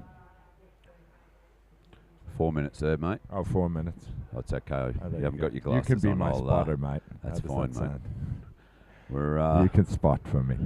we're an aging demographic here. That's right. Glasses are optional. I left mine back in my accommodation, which is a silly move because I can't all even read the menu when I order a coffee. I'll get you a little pair of binoculars or something. Yeah, that'd be handy just to watch the TV in front of me. Yeah, yeah. So, current heat situation. Blue, first place with a single score of a 6.33. Patricia Hook in second. I believe she's already back in the competitors area. Happy with the second place in the world in her campaign, leaving it all out in the water for Linny Ash. It's all up to her, really. I mean, she only needs a 4.17 to leapfrog the field and claim a second world title consecutive back-to-back. Massive if she can get the job done here. 3 minutes left. She'd have to be kind of getting a little bit with the itchy feet, wanting to get a second wave, second score. Yeah, absolutely. Time closing in now on Linny. She'll be scrambling. She'll be looking for something. I think Anne will be trying to back up her lead here. It's really down to the wire here. I think Patricia has decided, like you said, that she's happy with a silver. Anne and Linny still at the back looking for a set wave to come through. Time ticking down, 2 minutes 56 seconds as we see one of the first times this morning the ocean's actually settled down a little bit. Yeah, it actually has, hasn't catch it? a breather. Yeah. But guess what, Mark? Give it 30 seconds and they'll be set stacking the horizon again. Well, here they come. Look at that one rattle across the sandbar there. As the surfers just recalibrating out there, 2.5 minutes left, and we'll count down after this into what will be an incredible open men's final. Shane and Albert just taking scalps for the last week. Probably not an easy road to this final. Both competitors having to do a lot of work, surf a lot of heats. We started off the beginning of the week with 120 competitors, Paul, and whittled it down to these two gentlemen, both representing Australia. Had a great campaign, the Aussies. Absolutely. At least one of the boys is going to... Here we go, Oh, surfer scratching. in red. Oh, hard off the bottom. There goes Linny. You can hear the crowd outside there. She takes a substantial wave. Linny Ash. That's right. Full commitment. As 1 she's minute riding 45 out of the white water and she seconds gets remaining. engulfed. Is that enough? I'm not sure. It was a good drop. It was committed. It was a large wave. Unfortunately, the section ran away from her and she was chasing it. But it's in the hands of the judges now. So we'll see what happens. Can Anne hold on to a potential world title for France? Requiring a 4.17. Wave had the size, probably lacking a little bit in manoeuvrability and turns. But I mean, it'll be interesting to see what the judges do there. I mean, it's tricky conditions. They may commit a drop. If they're judging on commitment, that was definitely a committed drop there. But we'll leave it up to them. As we can see her, she's going to have a little spin. Look, she only needs to replace a couple of smaller scores. She could get a little bit of work done on the inside here with a minute left. Wave Camera slips just under panning and, away. No, she didn't get situation into that remains one. the same. Absolutely. So we're not far off the open final. As you said, Shane and Albert, long time mates. We've all known those boys for over 20 years. It's amazing to see some of their triumphs, some of the camaraderie, some of the surf trips, some of the analysis, some of the jokes. It's been a wonderful journey for those two lads. Yeah, they've got to be soaking it up out there, just going, wow. The stage doesn't get any bigger than this, Paul. No, not really. Webcasts currently, a couple of hundred people around the world. Everyone can go back and watch this. It's an absolute benchmark event. And to have it live telecast, be able to share it with you all around the world is an absolute pleasure. Absolutely. And an honour to be a part of. And these boys will be pinching themselves, you know, as grommets, they probably never thought, well, not even as grommets, as 30, 40-year-old men. Forget the grommethood. We're all that's right. Yeah, well, yeah. Our grommets are getting older, but I mean, to be able to have an opportunity to, you know, share the lineup with Paddler in blue just after the buzzer. Just after the buzzer. She has won this heat, Paul, I believe, unless there is another score waiting to drop. But I believe that that's it. That's all she wrote. Surfer in France and world champion open women's final. Congratulations. Second place, Patricia Hook. Linny Ash in third as the buzzer rolls straight into the main event, ladies and gentlemen. This is the big one. 30-minute final. Albert Munoz, surfer in red, representing Australia via Puerto Rico, via Florida, via Wollongong. And Shane Simpson in yellow, representing Australia. This is two good mates duking it out, and I know that there'll be gentlemen's rules out there. They've done this before. They've had a heat in New Zealand. It was a semi-final to make the final. Shane got the nod there. They've had the similar situation in Kiama 2015. They're not going to want to play in the games. They want to let their surfing do the talking. And here we go. First wave for Mr. Simpson, I believe. Shane Simpson. A beautiful wave. Surfer in yellow, getting a great early start here, 1 minute in. Beautiful S-turn back into the pocket, just playing around with it, taking the high line, a nice cut back into rebound. And he's just going to wait for something to wall up on the inside. Shane will get a bit of drive out of this now as the wave steepens up. A little tag, hits it, lands it. Great start for Shane Simpson. Beautiful start. Unbelievable start. Right off the buzzer. Well, Mark, I don't know about you, but I feel pretty honoured to be calling this open final. Absolutely. And especially with two of our really good mates in it. It's a win-win, really, for Australia and for kneeboarding and for these two absolute gentlemen at the back. Absolutely. As we skip to a replay, first wave of yellow, Shane Simpson. As we can hear the local beach announcer here calling in the winner of the last heat, the Open Women's Final, and new world champion representing France. Congratulations out there. You can hear all the kerfuffle in the background potentially. But this is Shane Simpson's opening ride. Scores haven't dropped yet. Yeah. Gets a bit of work done on the rail on the outside. I'm pretty sure he just wanted to get a start, get moving, get the nerves out, tag this end section, get a finish. Probably surfing at about 60, 70%. I'm sure he wouldn't be offended with me saying that, and wisely so, because it's you got to build, and that's a good start to the heat. Get that score, get the jitters out. As we see a new women world champion making way over the bricks here, representing France. Congratulations. And Michela. Yeah, great it's a great effort and truly deserved. Has been at the forefront of women's kneeboarding for many years now. Travels extensively, always charging waves. It's the French team will be absolutely over the moon for this. Absolutely. Jerome and all the crew down there.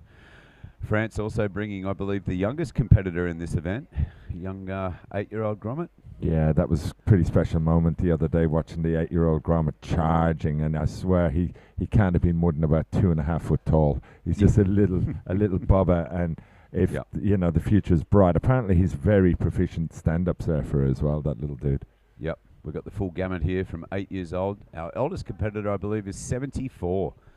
Just to give you a scope there, I mean, you know, it's a fountain of youth, kneeboarding potentially. I mean, Charlie Harris, travelling from Australia, enjoyed his 74th birthday here the other day. Absolute inspiration. And also the grommets, I mean, 8 to 74. I'm sure there's not many surfing contests that can boast such a wide demographic of competitors. Yeah, absolutely. I agree totally. Yeah, all sorts of age groups down here, all sorts of fitness levels, all sorts of commitment. It's just wonderful. It's a gathering of the tribe. It's been a beautiful week. A family of world kneeboarders all hanging out in J Bay. It's just been, the memories will last forever, I believe. It doesn't get better, Paul. I mean, this has been an absolute dream. Been looking forward to this for so long. Well, actually, jumping in here, Mark, the judges really liked that. They locked in a 7.17 for Shane after start of this heat, of this Open Men's Final. As you said, we kind of feel that he was surfing at about 60-70% there, so he's got a lot more in the talent pool and a lot more in his repertoire bag of tricks. But it's a lovely start, 7.17. Now, Albert is going to be looking for his first wave and to open his account in the Open Final. As sets pour through the lineup again. This set, surfer up and riding. This is Albert Munoz. He's colour coordinated his board to his rash vest. Little strategic alignment there. Look at this section. Is he going to tag it or is he going to run it? Oh, he bails out. Albert, interesting tactic. Yeah, look, I think with Shane with a 7.17, Albert won't be aware of Shane's scores because it's really hard to hear the beach announcer when you're that far out the back. But it was a conservative start for Albert. I did think that wave was walling up a bit, and he just decided to bail out and maybe go and look for a bigger, better shaped wave up at the top of the point. As we see the French competitor getting chaired up the beach. Pretty stoked. I mean, all the free surfs, all the early mornings, all the getting on wet wetsuits, all the moments, you know, that, oh, the traveling, saving money, doing what you can, and these are the rewards. If you're a competitive surfer, there is no better feeling than being carried up by your compatriots with a world title under your belt. Absolutely. She will be very happy, and rightly so, with her performance this week. Being a standout in the free surf sessions. Tenacious competitor. Been to multiple world championships and a well-deserving world champion. As we see a big set just wash across the back of the sandbar. The jet skis are making their way to Antarctica. That is a big set. Shane and Albert are out there somewhere. There they are, go over the back of that wave. I mean, this is really primo. Like, the sets continue to roll through. It's pumping J Bay. It's the Open Men's Final between two of the most successful kneeboarders competitively in the history of the sport. 3 world titles between them. Albert having 2. Having one at Kiama and Phillip Island. Yeah. Here we go, paddling up and riding Shane Simpson in yellow. Oh, nice check turn, nice under the lip. Big cut back, looking for the power pocket. This is going to run down, folks. This is Shane doing rail work, beautiful surfing, controlled, looking to put another good score on the board. Look at this section, Paul. What's he going to do here? Oh, he thought about it. You could see it. You could see, do I pull up and pull in? And he could see that it wasn't going to go anywhere. So basically, a good move from Shane to bail out. He might drift down a little bit and get picked up by the ski. As you can see, the next mountain of white water about to hit him. This is a day for fit people. This is a day for Shane and Albert to really come through. Shane, as we know, works as a fireman, so he is a fit human being, and Albert has just been a seasoned campaigner for so many years now, a tactical genius to get the job done. If there's anyone that knows how to make a plan and loves a plan, that's our good friend Albert Munoz. He also, you know, he's cheeky fit, does a lot of Pilates and stretching as we're all, you know, getting into our 40s, etc. You've got to keep the body limber. Yeah, do absolutely. manoeuvres like that without, as you can see, Shane just wearing a couple on the head. Interesting point, Paul, which is hard to get a scale on looking at the screen, but that wave that Shane picked up was actually off the corner of the bank a little bit. So it's deposited in him well down the line towards the albatross section. And if you look at the screen now, the jet ski's just coming in to grab him, but he is a long way down the zone from what we'd been seeing competitors traditionally taking off this morning. The tide is dropping. The waves are moved out to sea a little bit as we see Albert Munoz, as we see a replay here of surfer in yellow. Yeah, Shane Simpson, a replay. I think he got he actually got well rewarded for that. I think it's up in the 5 point. I think Shane has moved on over 12 points and Albert is sitting on 2.5 odd. So Shane is opening a bit of a gap on his good friend Albert. Shane's actually got Albert requiring a 9.51. Shane's first wave, a 7.17. Some judges going as high as 7.5. Second score dropped in at a 5.17. Combined heat total of 12.34. With 21 minutes remaining on the clock, Albert requiring a 9.51. He'll be looking to put a couple of scores together. Currently only sitting on a 2.83. You'd hazard a guess that that's going to be long gone by the end of this. Absolutely, there's plenty of time left. Of course, this open men's final is a 30-minute final, so they've extended it to give the two athletes their best chance to put some really good scores on the board. But I think Shane will be very, very happy with his start. To be at 12.34 points early on is a real settler. Now he can probably throw caution to the wind and actually go for some committed moves off the end section. How's that wave just spat across the sandbar there? Oh my lord. Unreal. Yeah. It is. Yeah. I don't know whether to look at the screen in front of us and watch it or look out the door. It's unbelievable. It's a sensory overload here. Keeps coming. And as we see the horizon stacking with sets again. I wish we could, as that's an interesting view here. That's up towards the keyhole. So as you leave the competitors area here, we're in the Point car park. Great facilities here. We've got the car park, all the food trucks, a nice little flat area. Oh, there is a big set out there. Yeah, there's a big set coming. Yeah, you can see it. Here we go. Surfer in red. Albert Munoz. Color coordinated vest and board Beautiful combo waves here. stretching down the line for him. Hey. Second wrap into the, look how clean this inside bowl is. Let's see what he's got here. This could be a barrel up. I think Albert may tag the end section coming towards him. The trademark Albert Munoz move and bangs it off the white water to finish. Albert has been doing this for 15, 20 years. It's unbelievable. He gets such projection out of the rear of the board, and it's such a custom move for Albert, and the judges eat it up. Absolutely. No one smoother. Albert's roundhouse cutbacks. He has this ability to almost dislocate his hips in some way and project. Oh my lord, there is a big set out the back, ladies and gentlemen. Sorry, it's so hard not to get to paint a picture for everyone watching at home. What you're seeing on the screen there, top right of corner, is where we would walk up and jump out the keyhole. You can get a scale there with the jet skis just popped over that second wave of the set. Yeah, Rock that's off right. this morning, a lot of our competitors have gone to the right of screen and got swept straight down to the left-hand side of screen as the cameraman pans up to the right. So that's what you're negotiating, that wave breaking on the outer sandbar there. You've got to kind of punch out through there if you can. A lot of competitors doing a full lap before their heat even starts. You can see someone up on the rocks there. That's the kind of entry point. That's where you jump in the water, so I know. That's your keyhole, and the wave runs down to left of screen, up to the right further. We've got salad bowls, impossibles, supers, etc., etc. Those waves need no introduction, but we've been surfing this section down the line called Point. Great car park here. Sands filled in over this reef. It was all gone a couple of weeks ago, but we're going to shoot over to a post-heat interview with the winner from the last heat. Take it away, guys.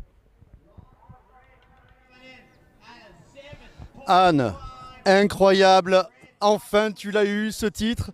Quelles sont tes réactions à chaud? Anne, at least you got that title after a lot of second places. What are your feelings right now? Je suis très heureuse, évidemment.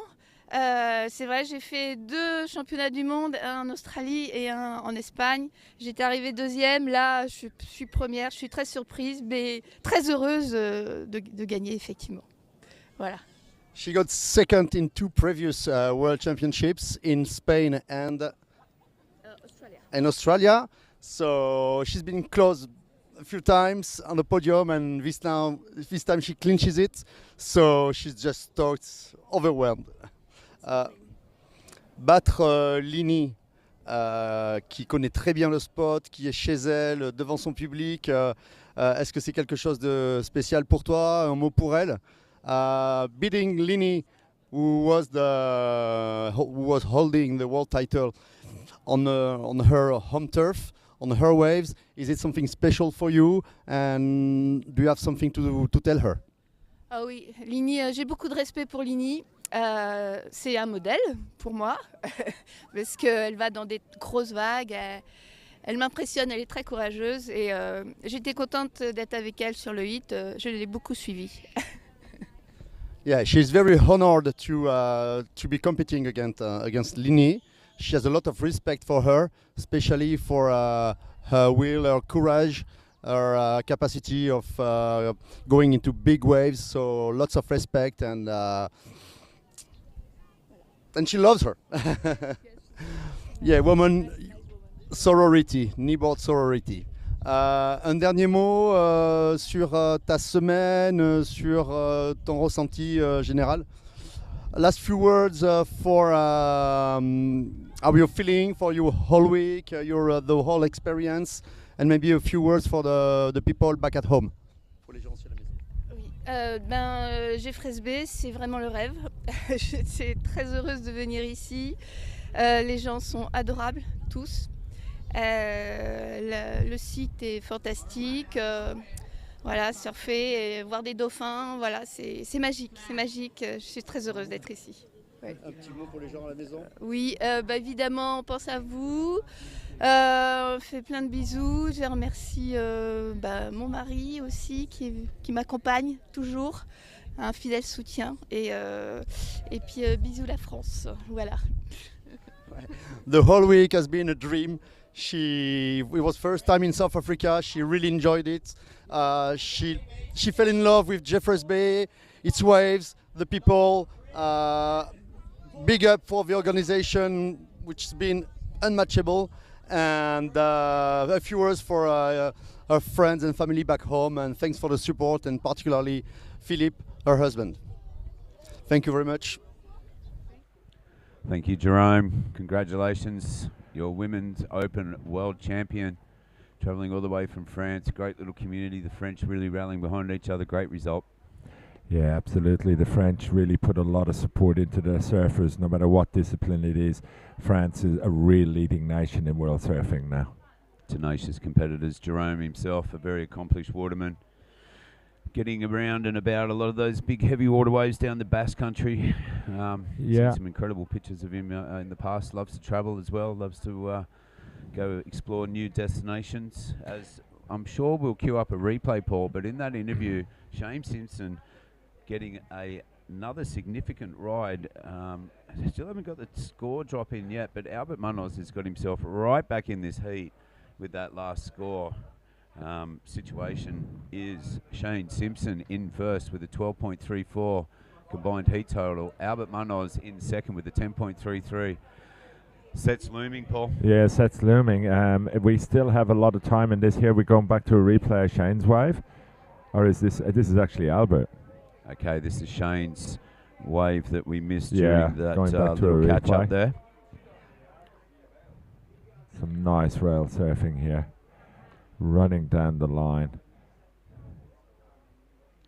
That's Apologies, right. this is the Albert wave. Munoz. Yeah, this is Albert, and Albert tags that. Yeah, we had that one earlier. That's a beautiful wave. This is the wave that put Albert back in this final, actually. That was a 7.5. Judges deeming that the highest single score of this final thus far. Replay of that. So they got Albert right back in the mix here. Time is 12 minutes 56 seconds. It's anybody's game. The boys have just thrown the cards on the table, and How about it? I mean, there's no hassling it. Look at that set. That is just Yeah, there's no oh, hassling. Goodness me. I wouldn't expect these boys to hassle each other. They're really good mates, and they want the winner to win this world title with their surfing. You see Shano in a replay scrambling, but not making it down this one. A bit of wind blowing up the face. That would have been a priority situation switch. I mean, those boys are good mates. There'd be gentlemen's rules out there. They'd be giving each other a bit of space. But make no mistake, if someone did have to pull the trigger with priority, these boys are here to compete and to take home another world title. Albert has 2. Shane Simpson getting his first world title in Dunedin, well deserved, taking out Sam Coyne a couple of years ago and looking to get another one.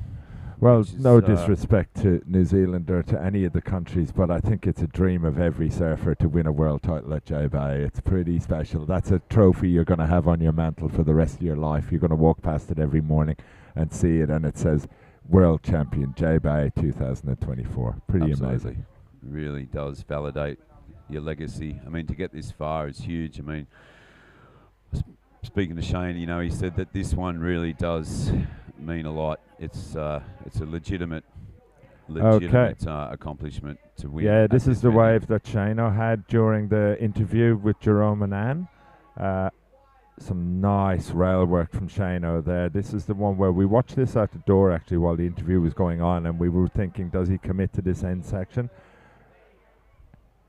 Just playing with it, staying high, and decides to bail out at the end. I don't think he saw much opportunity in trying to smack the end section. It wasn't really coming at him with enough drive and force. Wave kind of went under him there. Probably also quite aware of time and the necessity. If you're not going, it's not going to be a banger. He probably thought, well, I'll let that one roll under me. Get back out the back. There's more sets. The sets have not stopped all morning. Absolutely relentless, Mark. Absolutely relentless. We haven't had a change in the scores though. The boys have banked some waves, but they're still holding on to their scores. Shane with 12.3, Albert with 10.33. It's anyone's to play for now. It's going to be a shootout to the end. Absolutely. I mean, plenty of opportunity out there. Time is sliding by. 10.5 minutes remaining. Both surfers sitting on a pretty solid single wave, but it's all going to come down to this backup score. Absolutely. Absolutely. Both of them have significant opening waves. They have backup scores, but I think they'll want to be replacing these backup scores with something significant, trying to put one hand on this world titles. Shane Simpson, 12.34, sitting on a 7.17. That first opening ride backed up with a 5.17. Albert Munoz only caught 2 waves in this final, a 2.83, and the single highest scoring wave of this final thus far, a 7.5. So one would say that Albert's in a better position. He only requires a 4.84, very attainable. Shane is leading, but only by a very small margin of 2 points. It's anyone's at the moment, and it's all going to come down to wave selection and execution. And we have a surfer remaining paddling 10 now. minutes. I believe this looks like Albert Munoz. Shane just surfing out of screen there. Big wave, I can tell you, as I look to the left outside the competitors area here, that he is carving that thing down the line. Here we go, we caught up. This is live action. This is Shane Simpson, pulled the trigger, looking to finish this wave off nicely. Clean conditions, some nice rail work there. It's critical to get something done on the inside here with 9 minutes remaining, Paul. Here's the I really thought he was going to commit there and belt the lip, but again he saw little opportunity and he's going to reset and pedal back out. Interesting. Yeah, it was interesting because, I mean, we've both been around Shane for so many years, and Shane just loves those end sections. He loves to give that a smack. And the judges have been lapping up that end section smack this today. They've awarded big scores. Albert getting a nice score for a committed end section belt, and also Lester earlier in his age group final. So the judges are looking for that commitment at the end of the wave. Be interesting to see how this score pans out as sets continue to march in here. Shane's just jumping on the back of the ski there. What a privilege to be able to utilise this the watercraft and zipping back out the back, so we'd be sucking in a bit of oxygen there. Quick turnaround. I mean, if you had to do that under your own steam, that's half your heat done. Yeah. Benefit of the skiers, he'll jump on the back there. Yeah. So scores have dropped. Shane has bettered his situation. He has. Last wave coming in at a 6.3. Oh, Albert Munoz down over the falls. mine. Wow. he nearly pulled that off. He nearly pulled off that takeoff. It was quite bizarre. That gives you some idea of just how heavy it is out there. I mean, Albert, two-time world champion, very accomplished, and now turn around, cop that on the head. Yeah, exactly. Incredible effort there by Albert. Incredible. He'll, as Shane's just, taking it easy, just watching his mate do donuts. Thinking, why'd you do that, mate? I'm on the back of the ski cruising. Absolutely. It's amazing to have the ski here because, honestly, for everybody on the World Wide Web and on YouTube, that you wouldn't get as much action if these boys had to paddle. It'd be taking 7, 8, 9 minutes to get out the back, but they can zip back out on the ski. Again, another innovative thing for our sport, having jet ski assist. Just amazing. And it gives the viewers and ourselves, the people at the beach, like 100% action all the time. Absolute dream. The best organised event I have ever seen in my life. And I dare say that most people will attest to that as well, as you can see from home. I mean, we've got split scene footage here. This is Albert. Just to give you an idea, he went down the mine on that and he's still paddling back out. And that was only a small situation there. And jet skis come in to have a little look at him. I think he's maybe waved him on. Jet skis right there if he needs to utilise it. Just to give you some scale, like that was two. I mean, we've got 6 minutes left. Oh, Albert's swinging. No. Had a little look at that. He has surfed 3 heats today. He has. I think he could be Iron a bit Man gassed. effort. I'd be jumping on that ski, Birdie. Look, and he does. He's going to jump on there. Grab maybe a little Mars bar or something out of the back of the ski. I think we put some snacks in there before the maybe event. Some Powerade or something like that. Well, it'd be very well deserved. I think what Birdie really needs to do now is to take a couple of minutes on the ski. I know time is running down really quickly, but I think he needs to regroup, take in a couple of lungfuls of air, get his head together, get positioned back at the back, and then throw it all into the last couple of minutes. Absolutely. I mean, it's going to come down to this final exchange, really. There's 5 minutes, 45 seconds remaining. Shane's out the back. He's just had a little lift on the back of the ski. He'd be feeling pretty good. He's got a combined heat total of 13.5. Put a 6-point ride alongside that 717. Albert's still with the highest single wave of a 7.5. So anyone's game. Interesting choice there. If Albert had made that drop, I mean, that could have gone anywhere. It was a pretty intense takeoff there. Yeah, absolutely. I mean, it's easy to sit up here in the booth and wonder why he didn't make a drop, etc., etc. But I'm sure he's getting tired. Like you said, he surfed 3 heats today. And it's full commitment. I surfed 1 heat yesterday, Paul, and I was gassed. Yeah, I know. It's been a bit like this. Been the story of the week. You have 20 minutes in the water, and you feel like you've been in the water for 3 hours with the paddling and that. It's been unbelievable, like an Ironman week. Surfing a heat is very different to bobbing around free surfing, chatting to your buddies. But I mean, Shane and Albert, basically, good mates. They're both out there. They'd be very aware of the situation. No love lost. A lot of mutual respect between those two guys. Yeah, absolutely. I'd like to give a shout out as well to Shane's family, Shauna, Axel and Jai. I'm sure they're glued to the TV down there in Ulladulla on the south coast of New South Wales. And of course, Rachel and the family, Albert's partner, up in Wollongong. Hope you're enjoying the show, guys. And there's only a few minutes where one of your partners is going to become world champion again. Absolutely. I'm sure a lot of the crew down in Mollymook there would be gathered around up at Shano's place there. Maybe Haydo and the boys and Watto. Yeah, gathering around and watch their mate.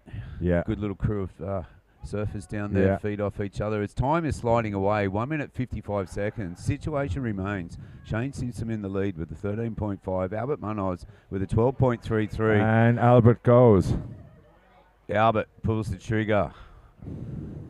Needs a decent score here. Oh, nice nice cutback. Just this wave, is it going to cooperate with him? It's a smaller wave, but he's running it down the line and at the back. Shane takes up behind him. This Split really is Shane straight up into the lip. Albert still wrapping on the inside. Shane, some nice work out the back here. They'll love that committed hit into the pocket. Absolutely. Albert's still streaking down the line, looking for an end section to hit, closeout. And he will, and he tags it. Beautiful surfing from Albert. Shane running through the power pocket on the end of the wave. Can Shane land this? And he does. Well, what an exchange from Albert and Shane. Right on the end of this world title open men's final. Well, we knew it was going to be fireworks in this last 5 minutes, Paul, and the boys have delivered with 2 minutes 52 seconds remaining. Judges are going to have a little bit to think about there. Jet ski zipping in there. Looks like Albert's called it a day. I don't blame him. His arms would be like a couple of lead balloons. Yeah, great absolutely. effort, surfing 3 hits. As Shano cops one on the head and the bottom split screen there. He'll hopefully jump on the jet ski. I mean, he's got enough time to get out there and consolidate. We'll let those judges marinate on that last exchange and wait for scores to drop. Yeah, Albert's definitely pulled a pin on this. I think he's had enough. I think he realizes he's not going to have the time to get out the back and get into a set wave. So he's going to post his score. He's waiting for the judges. Shane is at the back. I'm not sure Shane is going to actually commit to going back out. We're really winding down the clock now, and it's in the hands of the judges to see who's the 2024 Open Men's World Champion. And what an event to win. You know, a lot of weight here. Every round has been stacked. A lot of exceptional surfing going down, and to win this at such an iconic venue is huge. Oh, it's a dream come true, and it was like all the boys that committed to coming on this trip. I mean, I know Shane was umming and ahhing about it at one stage, and I think he had too much FOMO. He was going to fear of missing out was going to be too much for him.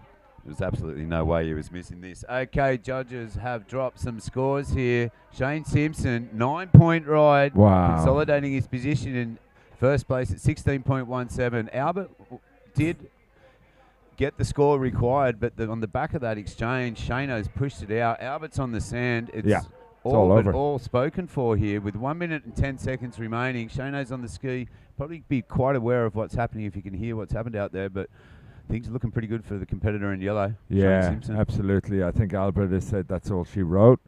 He would go back to a replay. There we go. Replay of Shane's 9-point ride. Big tag up in the pocket. Judges love that commitment. First turn off the thing. Wraps back in. They've really been looking for commitment to hit that section and hit it hard and hit it out the back, and that's exactly what he did, Paul. Yeah, absolutely. And with this replay, myself and Mark are going to go down the beach and congratulate the new Open Men's World Champion. And I'm going to hand over to my good mate Shane, another Shane Robertson.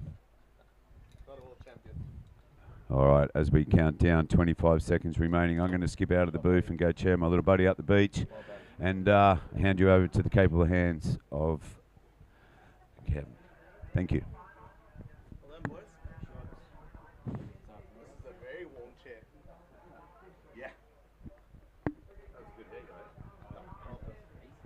All right. All right, so I think we are broadcasting live to you. Shane Simpson, arms raised in triumph, officially the men's Open Division World Champion. He will be beyond stoked. I know he won it in New Zealand in 2020, and he was saying that one almost didn't feel real because of the quality of the waves, and he was hoping for cooking waves here today so that his stake as the Open World Champion is beyond doubt, and it certainly is now. He's finished off with a 9-point ride there, and he'll be so stoked with that. He's worked hard. He purposefully stayed out of the age divisions so that he could concentrate on the Open title for the first time, and man, I think it's paid off. Well, you know, he was like you said before, he thought that the waves back in New Zealand weren't what he wanted to see, you know. So he came up here and he said he wanted to surf in some much better conditions, and what better conditions than J-Bay. The forecast says 4 to 6 feet phase. What do you reckon? It's out there. It looks much bigger to me. Man, it's always so funny because I think the whole size argument always turns into a bit of an ego battle among surfers. Guys like to say it's smaller than it really is, so they sound like bigger chargers. But I mean, there's 6 to 8 foot faces there. It's obviously a little bit trickier that guys are on kneeboards and not standing up, but there's some serious waves coming through. It's definitely calmed down. It feels like it's getting a little bit smaller on the sets, although there's still those big wide ones. But man, these sets are at least 6 foot. It is seriously solid out there. Well, the fireman was on fire today, and he was able to come out with another title into his campaign. Good stuff, man. Shane is a great surfer. I've always have looked to see what he's doing. Legless TV, it's always kind to put out some footage from his surfing, and he's the man to follow. He is a great surfer. Albert Munoz is an amazing ripper as well. So those two guys battle it out, good friends out of the water, you know. So stoked for Shane for sure. Yeah, it's going to be huge smiles on these faces, and unfortunately for Albert Munoz, he narrowly lost to Lester Sweetman in the Grandmasters final. So he's picked up two second places, but man, you can't be sad with that. As we see more images of Shane Simpson walking up the beach, I know this will mean the absolute world to him. He's been expressing how excited he is to bring his family back up here. So yeah, I know that Groms and his wife will be watching back home. So shout out to you guys. For the kids, your dad's a world champion yet again. So Yes, sir. yeah, he's one of the nicest guys. Always big smiles, and he's taking this competition seriously. And man, that surfing at the end there's no doubt that he's the world champ this year. Man, what a nice feeling he must have right now. As you were saying, he concentrated in his age division, something that I'm really, really glad, because otherwise I would have probably had to surf against him. So there you have it. Those are the two champs right there. Albert and Shane being congratulated, both of them. Amazing performance by those two riders. I mean, and there's a Steen of 16 images. He puts out so much footage of these guys, and I can see how much it means to him to see both of these boys representing. They spend a lot of time together. It looks like he's wiping some tears out of his eyes over there. Man, I mean, you and I cannot know help their to get shaper emotional. Parks will be going pretty crazy back home as well. As we have a look at some people calling through the live stream. Rachel Latham, congrats Shane. Erastus Proratic, well done Shane, awesome final. Factor Toe, congrats Shane. Sean Skelton saying how epic it was. Stan Cope, it's such an amazing final. Congrats to the world champ Shane. An amazing result, Albert. Social Nice. approach, congrats Shane. Yeah, this guy, there's so much love for him, and well deserved. He's a people's champ. Yes, yes. Well, as you guys saw him, they are being carried in the arms of his fellow brother in the water. Albert Munoz is giving the man a ride up here, and what an amazing final we had, guys. I mean, that could have gone any whichever way. Both of them ripped. I mean, Albert sat with a 7.5, so he had a massive score. You know, I really thought that at any moment he was gonna back that up and come up with the win, but it was Shane who did all the damage. As we see Diego Acevedo from Brazil congratulating the man, and everybody here in the shores is coming close to us. But let's get back to the action, man. We have a veterans fighting it out right here. We have first scores of a 6 for Ryan Gallagher, and we have a 5.67 for Steve-O, the local, the sheriff. And here he is up and riding. Speak of the man. And he Yes, will sir. provide the only J-Bay local Kneeboard, as he's so insistent upon letting us all know. That is so Another cool. nice big sweeping carve. This one really standing up. Might be best for him to get out of that one, but he decided Ooh, to man. hold on. As we see another surfer out the back. These Stroke waves with are the looking split screen. We see Paul amazing. Mannix, Paul Mannix. turtle of Australia. This guy we know, he's taken a couple of heats right at the death, gone from 4th place to 1st in the last 30 seconds. So he's always capable of pulling a big score out the bag. Oh, yeah. One of the things that has been so awesome, obviously we had a double Aussie Kneeboard Open final. We'll try to get Albert back in the booth a little bit later to share some expert insight, but it's been so cool to see the different nationalities all represented. So the first final of the day was the Pro Junior, and we had Kevin Skavana of the USA winning that one. Yes. We Two had times. Yeah, world exactly. champ. Two-time winner. Sorry, yeah, my bad. Kevin Skavana, two-time Pro so Junior that was champion. back to back. The Pro Juniors, Kevin Skavarna, back to back championship. Correct. Then we have Jed McNeilage coming out with the win with 30 seconds, Yeah. also claiming his second title. It wasn't Correct. back to back. He couldn't make it to Portugal, but he did come out with the win here at So- the final buzzer. So Yeah, that was awesome, and I feel bad for the Novikov brothers, both of I them getting knocked down to know. second place right in the dying minutes. So that's going to be a hard pill to swallow. Both of them such great competitors and even Yeah, better man. humans. So yeah, my feelings do go out to them. They both really deserved it. I know Kevin beat Tom Novikov by 0.2. Right. And then Jed beat Matt Novikov by 0.1. So 0.1. really, really tight. So These tight. guys are world champion quality, and they both won world championships. So there we go. But that's what we came up here to see. Yeah, you know? exactly, We came man. to see excellency being done. So losing by a point tells you how critical this surf was. Yeah. You know, and how precise the judges were analyzing this wave being ridden by the boys. Yeah, so Pro Juniors, we had a USA winner. In the Seniors, we had a South African winner, Jed McNellige. In the Masters, Hamish Christopher of New Zealand just took Tom Gray again at the buzzer. Tom, unfortunately, got a little bit stuck on the inside. That was a crazy heat, I tell you. Really good.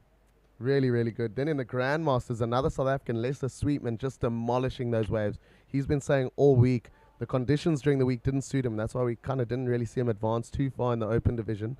But on a day like today, Lester Sweetman's always going to perform. This is what suits him. Big, round, light offshore, and just sections coming at him that he can absolutely tag. Oh yes. That was so unfortunate for Tom. Tom Gray had decided to step out of the water and try to run up the point and get back into the action. But with about 3 to 4 minutes left, he spent a little time inside trying to get out there, and it just didn't happen for him. Yeah, man, what a warrior, running up, trying to paddle out at the point with like a minute and a half to go, trying to get that final score, but just unable. As now, we will go to the winner of the Open Final, Shane Simpson. You are the world champion, bud. Congrats. Let's get a word from our champion. Good morning, everyone. We're standing here with the 2024 CineFX World Kneeboard Champion, Shane Simpson. Shane, you had an epic ride out there. How did you go? Oh, I loved every minute of it. Since we got here and we pulled straight into pumping supers, I just felt right. Swell dropped for a couple of days, and I was just hoping it to come back up, and hasn't it? What? Like, it's pumping out there. Man, you read that heat so perfectly. You used the skis when you needed them, picked the right waves, and you had probably the longest length of ride that we've seen in the competition. How did you go? How did you kind of manage the kind of rides that you were getting? Were you kind of patient and waiting for the end sections, or just kind of linking the turns at the top? I was trying to just treat every section as its own sort of, own manoeuvre. Not thinking about what was coming down the line, because you know that big closeout section's coming. You've got to hope you've got speed to hit it. I had to pull out on a couple there, so I just didn't have the speed. Kind of dogged it.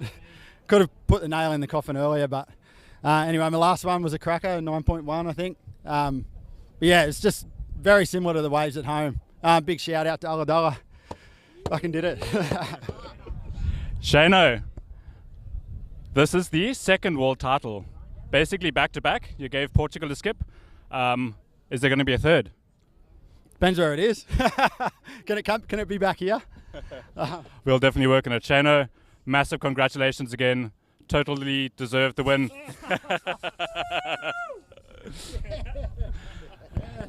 Your 2024 Open World Champion. Congratulations, Shano. Psych it all in.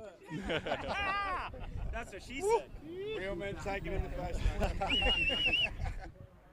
Nice. Man, that's just awesome. That's just put the biggest smile on my face. You can see how much it means to American.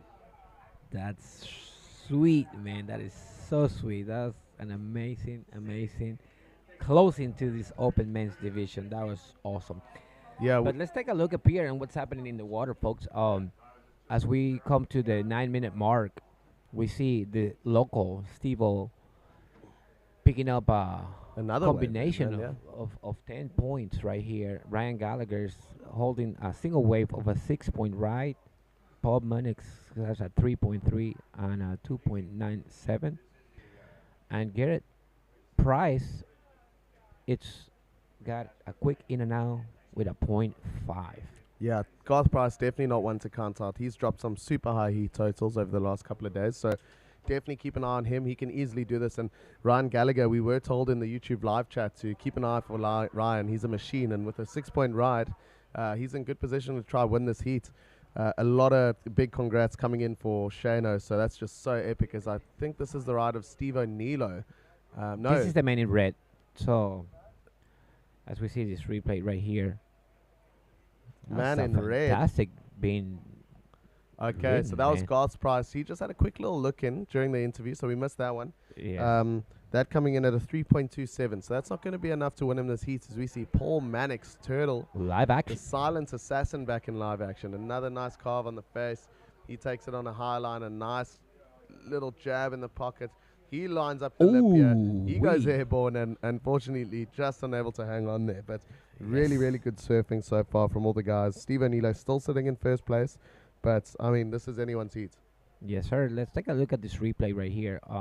If you see the man in yellow taking up on the inside. That's correct. So this is the wave that we missed while we were in the interview. That's Steve O'Neill. Taking a look at this good-looking wave. It stood up for him, and he was able to perform, hitting the lip a couple of times right here. It's a good-looking wave, as I mentioned, and he gave him a cool inside. So he worked some speed right here. Oh, he decided to kick out, and I think it was a wise choice because that lip was looking mean. Yeah, man. So that came in at a 5-point ride. If he had managed to tag that end section, that would have been into the 7s or 8s easily. That was some really 100%. good That would have been an surfing. excellent wave. So this heat's still anybody's now with just over 7 minutes remaining. Again, I just want to go back and say the open woman, it's awesome. So we've had somebody from almost every country, which has been really special. We had Anne Milochau of France taking that one out with just a single wave, but a 6.33, and that was all she needed to get through. Shane Simpson obviously winning in the open men's final, and now we got Stevo van der Vat in the veterans, and he was so unlucky. He got seeded through and unfortunately knocked out in his very first heat in the open division. I know that was so disappointing to him, but this guy's dropped 10s, he's dropped 9.77s. He's probably, if you add up all his high scoring waves, he's probably right up there with the high score of the competition. Oh yeah. And he'll really be wanting to take out this veterans final at what is his home break. Yes, as we take a look up here on the screens, you see the man in white taking a ride with the jet skis. Waves are massive still.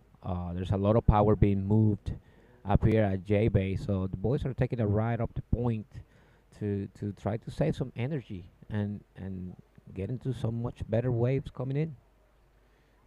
We've got the GOAT, Simon Farah, peeking his head into our studio here. So we are still in for a great bunch of surfing, guys. Don't think that just because the open men's final is gone and past that you should be logging off. The surfing is only going to be getting better and better. I mean, it's super competitive. 4-man heats. We've got Simon the Sparrow Farrow about to get up and light this lineup up alongside guys like Gig Saliers, Jack Beresford and Pete Fairweather. Pete's son Owen is going to be in our next heat, so the Fairweather family is certainly representing out there now with just under 6 minutes remaining. Yeah, I'm really excited to see who comes out top trumps. Gigs and Simon, that sounds like a final to me.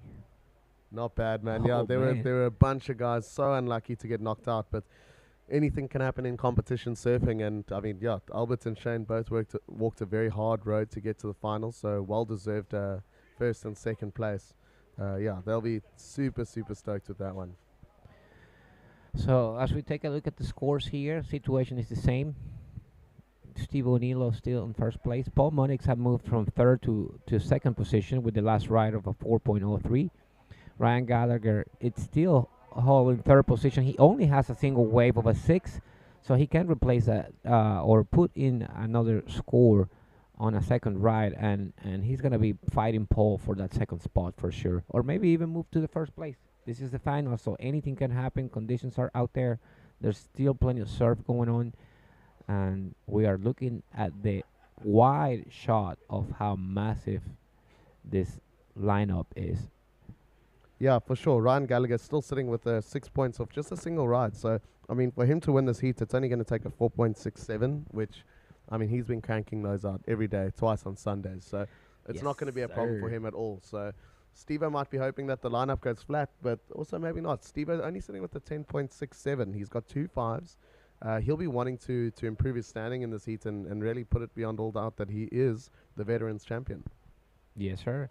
He will be stepping in and probably replacing, before the end of the heat, he's going to probably be replacing one of his lower scores. We see Red taking deep. That was Garrett. Almost a little barrel there Price. for Garth Price, yeah. Oof. Buffy, this water might be a little bit colder than what he's used to at home, but it certainly is very similar. A nice, very fun, very rippable right-hand point break is his home break of Mdumbi, where he's got his surf camp. So Buffy won't be too happy with a high score of 3.27. He's going to look to improve that, and unfortunately just unable to squeeze out that barrel. Yes, so as we come to the 3-minute mark here. We want to thank all our sponsors of this fantastic event, the Kneeboard World Title J-Bay 2024. We want to send a big shout out to Mickey and CineFX for being the main sponsors of this fantastic event. We have a live webcast, we have a competitors area, we have the most amazing food, and of course we have firing conditions at J-Bay, the point. Yeah, so Mickey Kirsten really is just so selfless. He was here for the opening day and then had to bounce back to Cape Town to get some work done. So he sponsored this thing and he wasn't even here to see most of it, but I do happen to know that he said he got almost no work done, so he might as well have stayed here. This live stream's been keeping everyone at home so entertained. So even though he wasn't here with us in person, he was certainly here with us in spirit and on the live stream dropping some comments. But Mickey Kirsten, you'll see him cruising around on the outside. He might look pretty scary. He's got lots of vampire tattoos, but yeah, really one Sweet of the nicest guy, guys man. you'll Sweet sit guy. and chat with. For sure. As we And an see, absolute ripper at Cork Bay White. Reef too. That's Paul Munnix, man. He was coming from a very, very difficult session on this wave as he took off on the white water that was pretty moving, and now he has come to the inside of this wave, trying to maneuver a couple of turns here and see if he can find himself an open face to hit. Oy.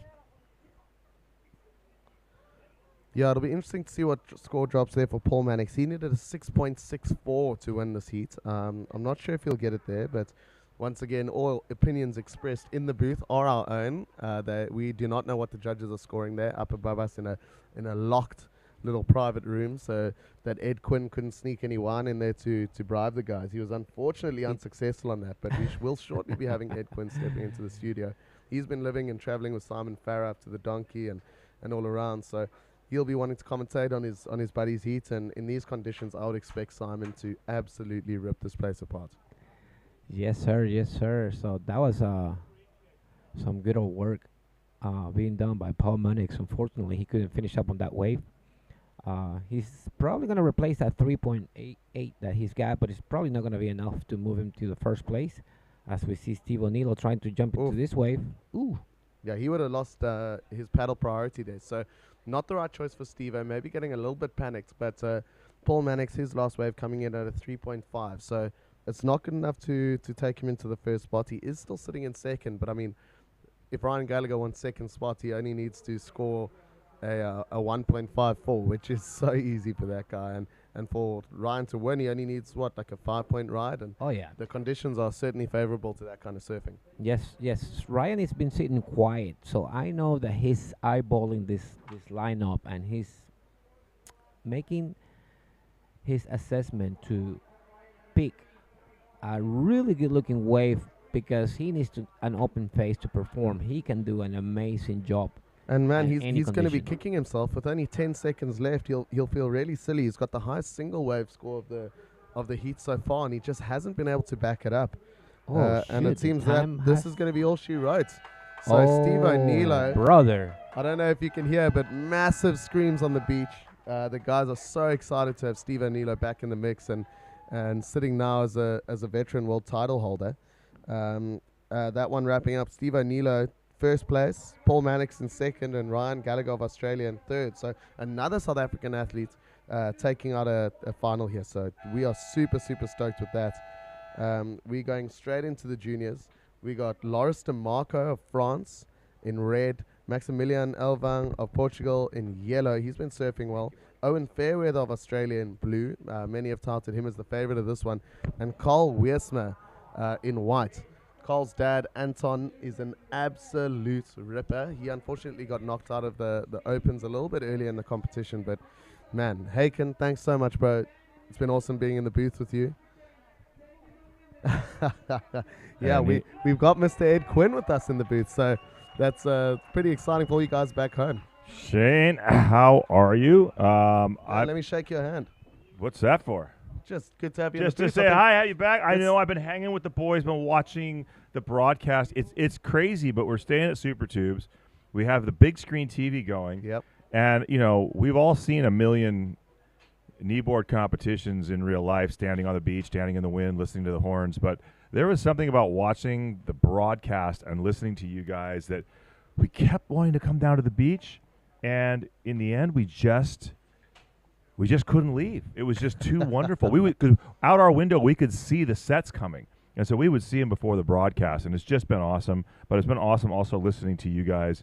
You know, I at this point want to get in. I want to come in for the end of the day. I love these age divisions. It's awesome, man. So much. Yep. It adds so much to the sport because you think, I mean, contests are heaven and hell. They're so heartbreaking. Yep. One bad heat, one lull. You can be on a heater and get knocked out. I was gutted that I didn't make it today. Whee! Big shout out to everyone watching around the world. I think we got around 340 people or so on the live stream. So 340 at a kneeboarding Oh my comp. God! Yeah, man. Well, you know who you got to follow? You got to follow Owen F-Bomb Fairweather. He's out there in blue. He's got an OnlyFans. It's OnlyFans Kneeboarding Victoria. Literally, this kid is going to be a Kardashian by the end of the year if I have anything to do with it. We also have Carl Wormsma. Weersma. So that's Anton's Lati, yeah. Oh, yeah. Weersma, yeah. Oh, unbelievable. And Maximilian Elvon from Portugal. Yeah. And then, is this Luis DeMarco? That's him, man. Is this the Grommet? The Grom. Is this the Flying Canary? But like, look at this. He's like he's changed his feathers. He's no longer the French Canary. He's out there. Oh, he's Diablo Rouge. Yeah, he's red. He's gonna oh be my God, ripping the out there, Red man. Baron is out there. All right. Well, this is going to be an amazing heat. The juniors coming up. Watching Steve-O paddle in right now. I So mean, epic. his first heat. This is one of the biggest upsets of the entire contest. Yep. First round of the Open.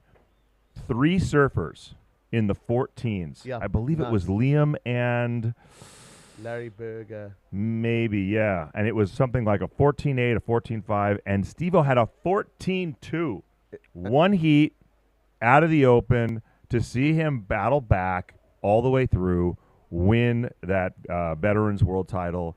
Simply amazing. Yeah, man, he's going to be beyond stoked. And as you said already, competition surfing really is heaven and hell. Those heats were completely randomized, and I mean, we had guys going through with 5s and 6s and I getting did. into the top 2. There we go. And then for poor Steve had a score of 14 that would have won any other heat, and to suddenly be knocked out, I mean, it was heartbreaking for him, man. Yeah, it was heartbreaking for him. We've seen a lot of heartbreak, and we've seen a lot of redemption today. Lester Sweetman does so much for kneeboarding around the world, especially like he's like the anchor of kneeboarding Cape Town and kneeboarding South Africa. And he just had a shocker of a heat in really tough conditions and got knocked out of the Open, I think, round of 32, which was just like, no way. So to see him come back and just blast his, I'm going to say, Grandmaster final, yeah, that's the one. and be a world champion. I just, the smile on his face. But we have someone going on the outside. Who is this? Here we go, Owen. OnlyFans Owen. OnlyFans Owen. F-bomb Owen. Dropping F-bombs on his live interviews. I, by the way, had to surf against this kid the entire beginning of the Open, 2 heats in a row. I was stuck to him like a tick, and he paddles like a Boston whaler, he swims like a Dorado, and he blasts waves. We didn't even see him fall until his round of, oh my God. Well, commentator's curse. He wasn't able to land that giant, was like an 8-foot flyaway floater. He said he was going to go out and hunt those. He said these conditions are so similar to what he surfs down in Vico. The Vico boys are proud of their heritage. It's a rough coastline, deep sea swells, and he feels so comfortable out there, man. He said he's going to go light up this final. He wants to put some respect on. You hear the cheering, and we're looking out to see if someone's pulling into a big old barrel, but that's just Steve-O coming back to the beach here at J-Bay, his home spot, his home country. All of his countrymen. All I see are just South African flags flying everywhere. This is what it's all about. This idea of having the CineFX World Kneeboard Championships at J-Bay. These are the moments. This moment, Lester in front of the in front of the curtain doing that interview. Who else? Oh, Kevin Skirvana for us, for the Americans. Badass. A buzzer beater to come back and defend his Pro Junior title. There was another. Oh, Jed.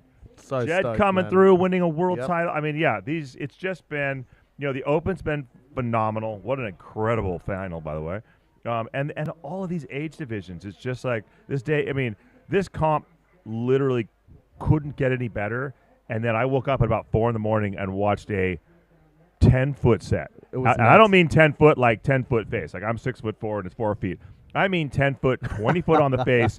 Absolute. It's like you're standing on the cliff at Waimea Bay. Yep. And I just went, Simon, it's giant. So we both looked out and we couldn't believe it. It's just offshore winds, groomed. Yesterday was so difficult with the ocean sea surface. Lot of lump and bump, yeah. Yeah, and then all of a sudden it cleaned up overnight, and what a finals day. I can't wait for his interview. I wouldn't be surprised if we get a couple more F-bombs dropped, but I just do need to give a shout out to the Novikov family. I mean, much progression. Michael Novikov, unfortunately unable to surf with us here. He's got a couple of hip issues. The godfather of modern surfing, modern kneeboarding. Water Slaughter. Ever.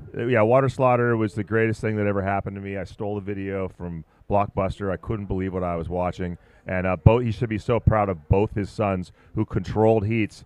And, the other surfers needed to just get away. Wait, is this him? That's him, Laurie. Oh, my goodness gracious. Put a bit of French Come on, accent Laurie. on I know you're not supposed to pick favorites, but I absolutely love this kid. He is just breaks all, I'm looking at, you can see how big this thing is. He's pulling it all the way through into the barrel, over the falls.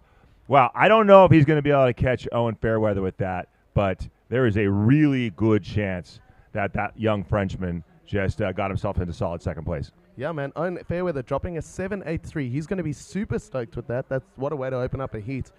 He'll be sitting pretty comfortably at the moment, but this heat is by no means over as we get a nice heat replay here. Your man, Laurie DeMarco. I think that's a bit of a French accent on there. Yeah. But yeah, really ripping Diable Rouge today. Diablo Rouge. The Red Devil coming through, doing big roundhouses, fearless, hitting that white water. Look at that. Lighting this place up. Smacking me. That's going to be a great wave. It's probably not going to go over.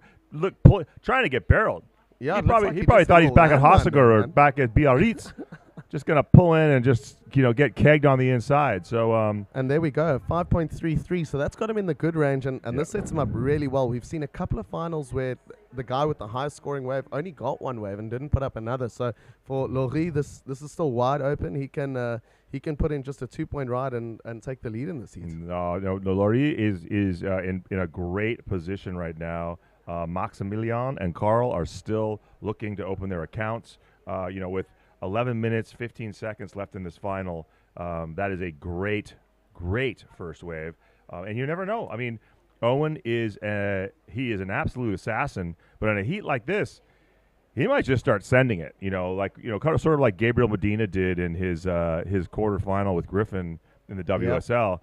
He just started going for broke, going for airs. Knew he needed to get out of that heat to get into the WSL Final 5, and he wasn't able to stick it. Now I don't want to curse Owen. I think Owen's a smarter competitor than that. His dad, Pistol Pete's probably standing on the beach with his arms crossed, going like, "You better back this one up before you get weird."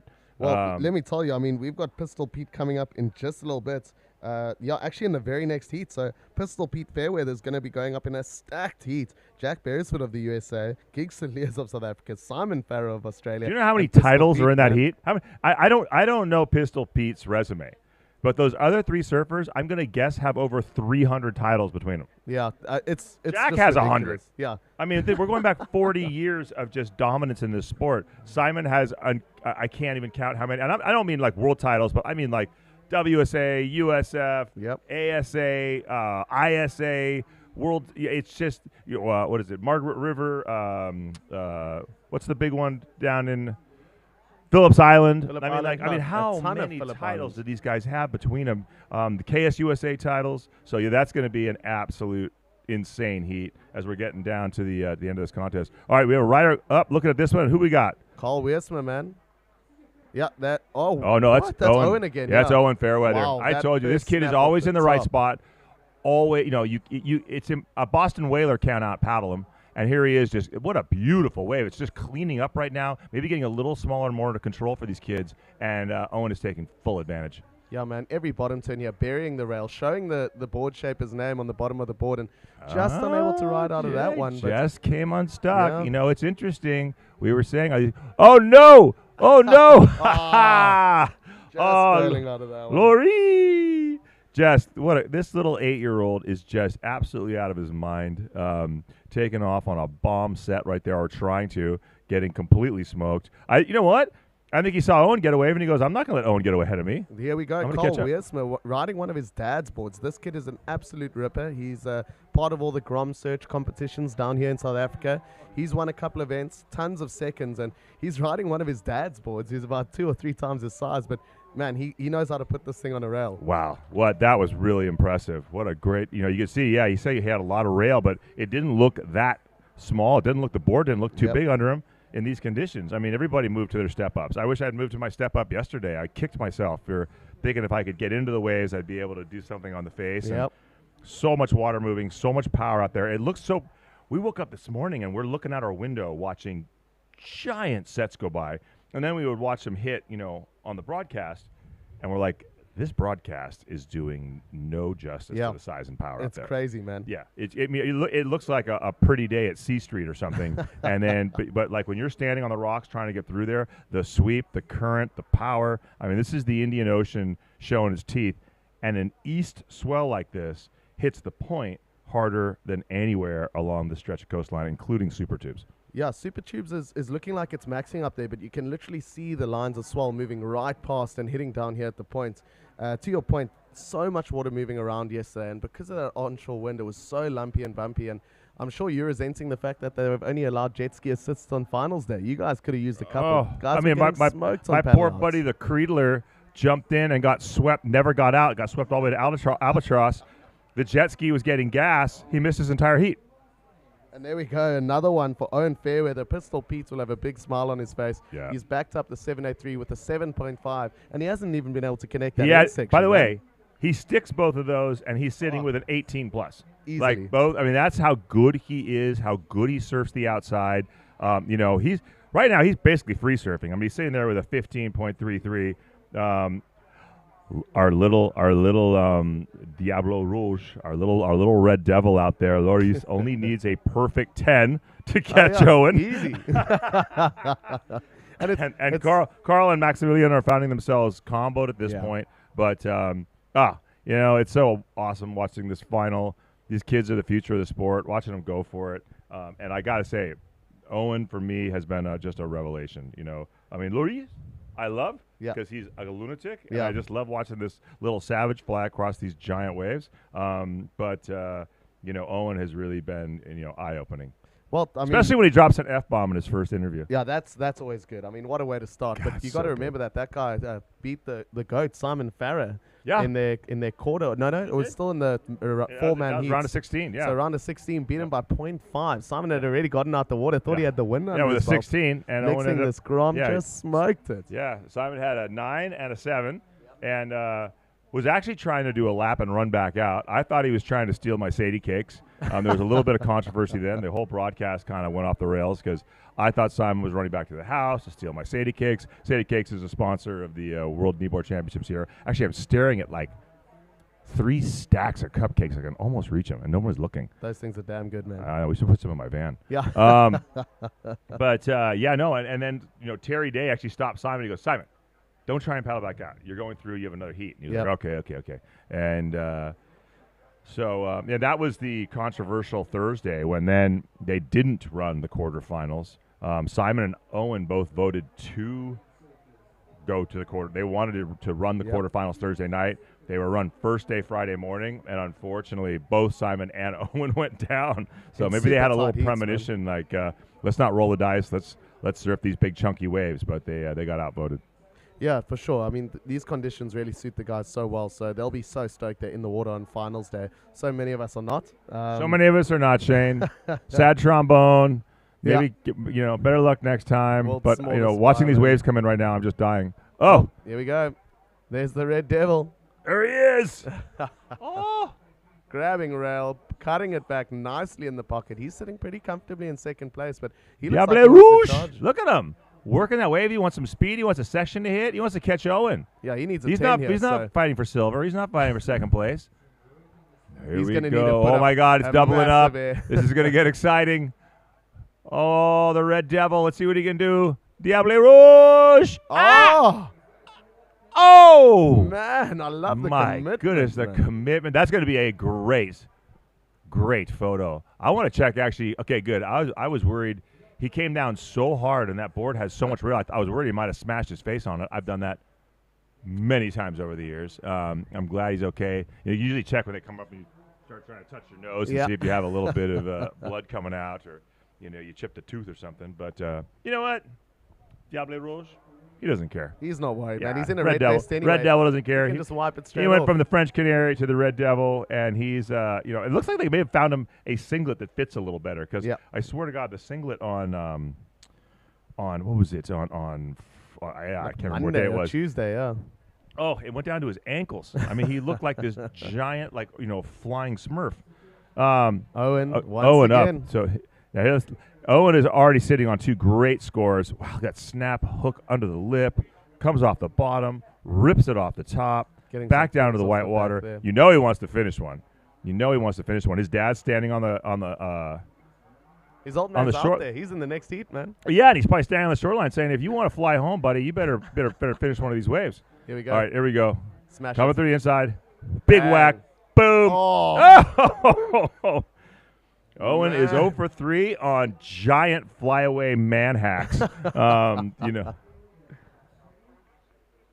Okay, well, look, right now, while there's a little break in the action, we're going to go to an interview, and I have a feeling this is going to be a banger because we're talking to Steve-O the Nilo.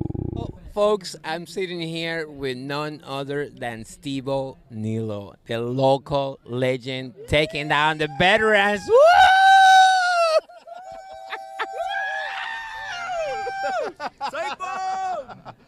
Oh, brother. Nice, man. Nice, Steve. Congratulations, man. Not only we seen your amazing surf out there, we seen all the artwork that you have put out for everyone here to take home. How does it feel to win at home and take this veterans division, man? Oh man, I'm so overwhelmed. I don't know. It hasn't sunk in yet, you know. I don't know. But yeah, I'm overwhelmed, and I'm super stoked to have done it in front of my home crowd and in my hometown as well. You know. Yeah, this is. I don't know what to say. And I know it's probably gonna sink in here a little bit later, but how are the conditions out there? You know, you're a local, you know this wave pretty well.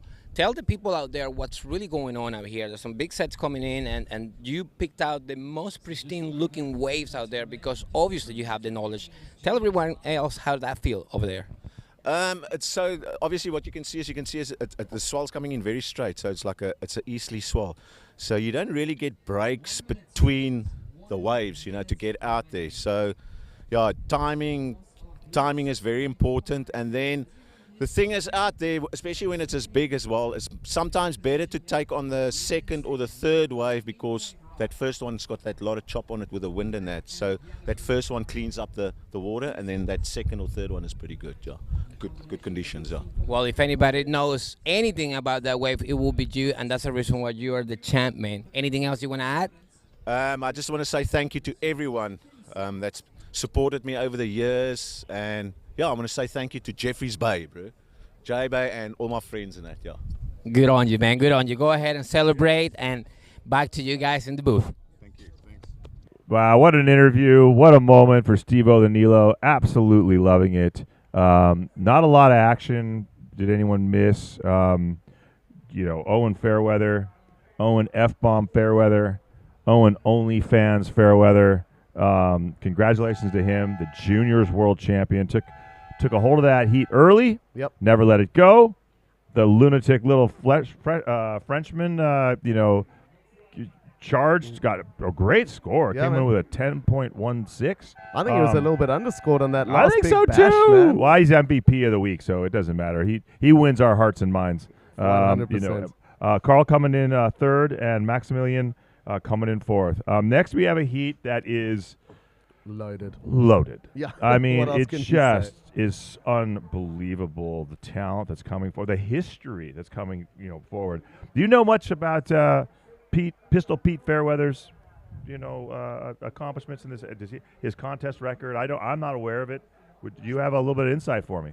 I've spent a good amount of time hanging out with Pete and Owen, and I mean, just the most humble guys. They're and you can tell it's with all those Vico boys. So they love talking about the accomplishments of others and not so much themselves. So I know Pistol Pete. He's a notorious hard man. I mean, you check those handlebar moustache. I would not mess. He looks like the sheriff in town. Yep. And apparently he's a pretty handy boxer. So I'm well, assuming yeah, no. we're going to see some punches thrown in this Kahuna's final, man. There's a lot on the line. Absolutely. Well, there's four brawlers in this heat. Starting in red is Jack Beresford. Jack Beresford in red is always a scary proposition. Jack Beresford, I don't know, 11-time KSUSA champion, 10-time NSSA, 40-time WSA, 60-time USSF. Everybody just stopped counting Jack's accolades and his accomplishments because he is such an incredible surfer. And by the way, people think, oh yeah, he just surfs like small waves and or something. He's a contest surfer. The guy's home break is blacks. It's like one of the heaviest beach breaks in California, down there in San Diego. Yep. It's the only wave he surfs. I tried to get him to go to La Jolla once, and he asked me like I was going to the moon. Well, and here he is, goes. right off the bat, dropping into an absolute bomb. Here comes Jack, snapping that K58 off the bottom. He knows he's got to build a house soon because there is so much weight in this. There's the Sparrow. It looks like out the back at the bottom right of your screen. And just blasting off the top, Lots right of off the foam bat. coming off. Wow, we got 3 riders up. So these guys are taking no prisoners. This could easily be the open final. Simon now coming through in blue, the GOAT himself, the greatest knee rider to ever do it. The movies, the world titles, what he does these days. Oh, silly. Oh, And my he's written goodness it out. gracious. He'll turn around and Well, see. it's going to be excellent, and it could be ridiculously excellent. And here's Giggs Slears right behind him. And Giggs. Yeah, I think Giggsy just lost a little bit of speed on that check turn. I think he was trying to set up that inside section like Simon was. I tell you guys, Hamish Christophers was able to clip Simon in the quarterfinals. First heat of the day, 7 a.m. And Hamish just went out and didn't get 1, didn't get 2, he got the 3 best waves in the heat. sure, yeah. Simon found nothing, got knocked out. When you make the GOAT mad, he came back and he had heats. I think his heats were something like 18 points, 16 points, 17 points. His last 3 heats have been, everybody else is getting 2s and 3s, and he's getting high 9s. So Simon's coming out to really do some damage. But now we have Pistol Pete himself. Pistol Pete Fairweather up, he's trying to answer back because right off the bat, and he makes it through. Wow. Fought his way through that whitewater. Phenomenal. Vico boys will be definitely cheering that on. Big section. What's he going to do? He threw everything he had at that, but I feel like that wave kind of backed off. Sometimes there's that weird section, and you see in the open final, you saw Shane twice just kicked out of waves and didn't go for that final maneuver because he knew he had no speed. And it wasn't until his last wave to put the open final away that he really just hucked it and threw it up into the lip line.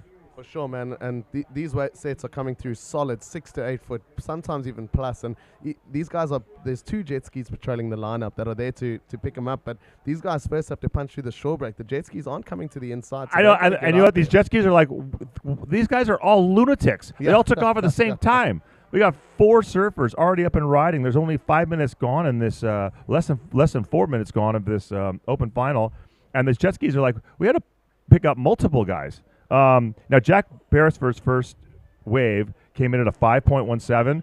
Great first wave by Jack. Really smart. Building a house. Got a score. Unfortunately for him, Simon was behind him. And if that's not a 9, I mean, that could easily. That could go into the 10s. Okay, it could be a 10. Yeah, I mean, it's Simon has been waiting all morning to just absolutely unleash. He came into this comp. He didn't know if he was going to surf the comp. There we go. And then he broke his ribs. 9.87. Yep. Okay. So he's got room to work. Got room to improve. Even the GOAT's got some work to do. Simon, you got to find an extra, we need 1.3 barrel, man. Yeah. Or no, not even you need to find a 0.13. So just yeah. crazy, man. I mean, yeah, I feel like he watched the heats all day long, almost as punishment to himself. I think was very disappointed not to make it. Yep. Which is why this is normal. You got to understand, the last couple of days, nobody could get scores. Yep. This is a duplicate score for him that he's had in every heat before he got knocked out, and then there was that one bad heat, and since he's got knocked out, he has just been absolutely slaughtering it. I will bet my house that if you add up the combined heat scores of every surfer, Simon is a mile beyond even our open finishers. I mean, he just surfs different, and the judges love it.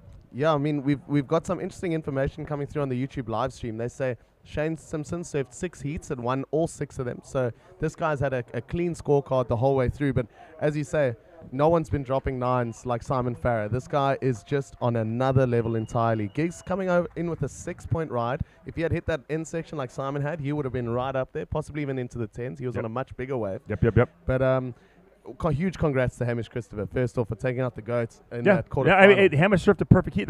That's the crazy thing about contest surfing. I mentioned earlier about, Gabe Medina needed to do well, and so did Yago Dora in Cloudbreak, and they both just had heats where, the other competitor did better. I mean, at this level, anyone can beat you. Oh, here goes the goat doing goat stuff. Look, it's straight off the bottom, straight. He's just going to smack the top of that. I think he kind of did almost a little bit of a check turn because he didn't want to lose it, but now big white water. Granted, Simon's a very smart competitor too. He's not going to go for broke right now. He's going to sort of wait and build. He wants to build a house as well.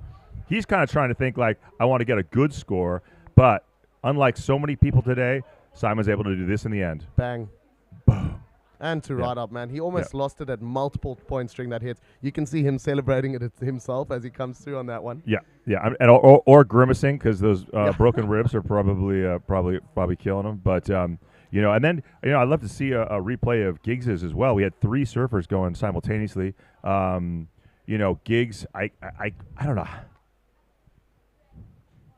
No worries. We're probably not going to be able to find that because we had too many surfers going at once with Jack, Simon, and Giggs all. But Giggs did get a 6.0, little ahead of Jack right now. And he only needs at this point 3.88 to get past Simon.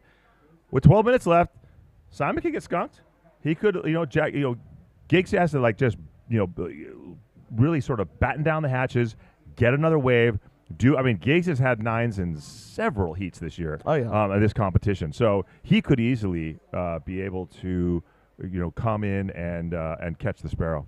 Yeah, I mean, to that point, Hamish Christopher, I heard the Kazi from not from him, but the comment from the other Kiwi boys that he had some goat for breakfast, and you can see that. I don't know if that got back to Simon, but that's lit a fire under his ass. I mean, yeah. Well, in this competition, they can talk all they want, but if that was an amazing heat. It's fantastic. The judges don't give out high 9s very often, and Simon has I think a dozen at this point in this contest. So it's that's contest surfing though, man. I mean that heat. I watched that heat, and it was like I said.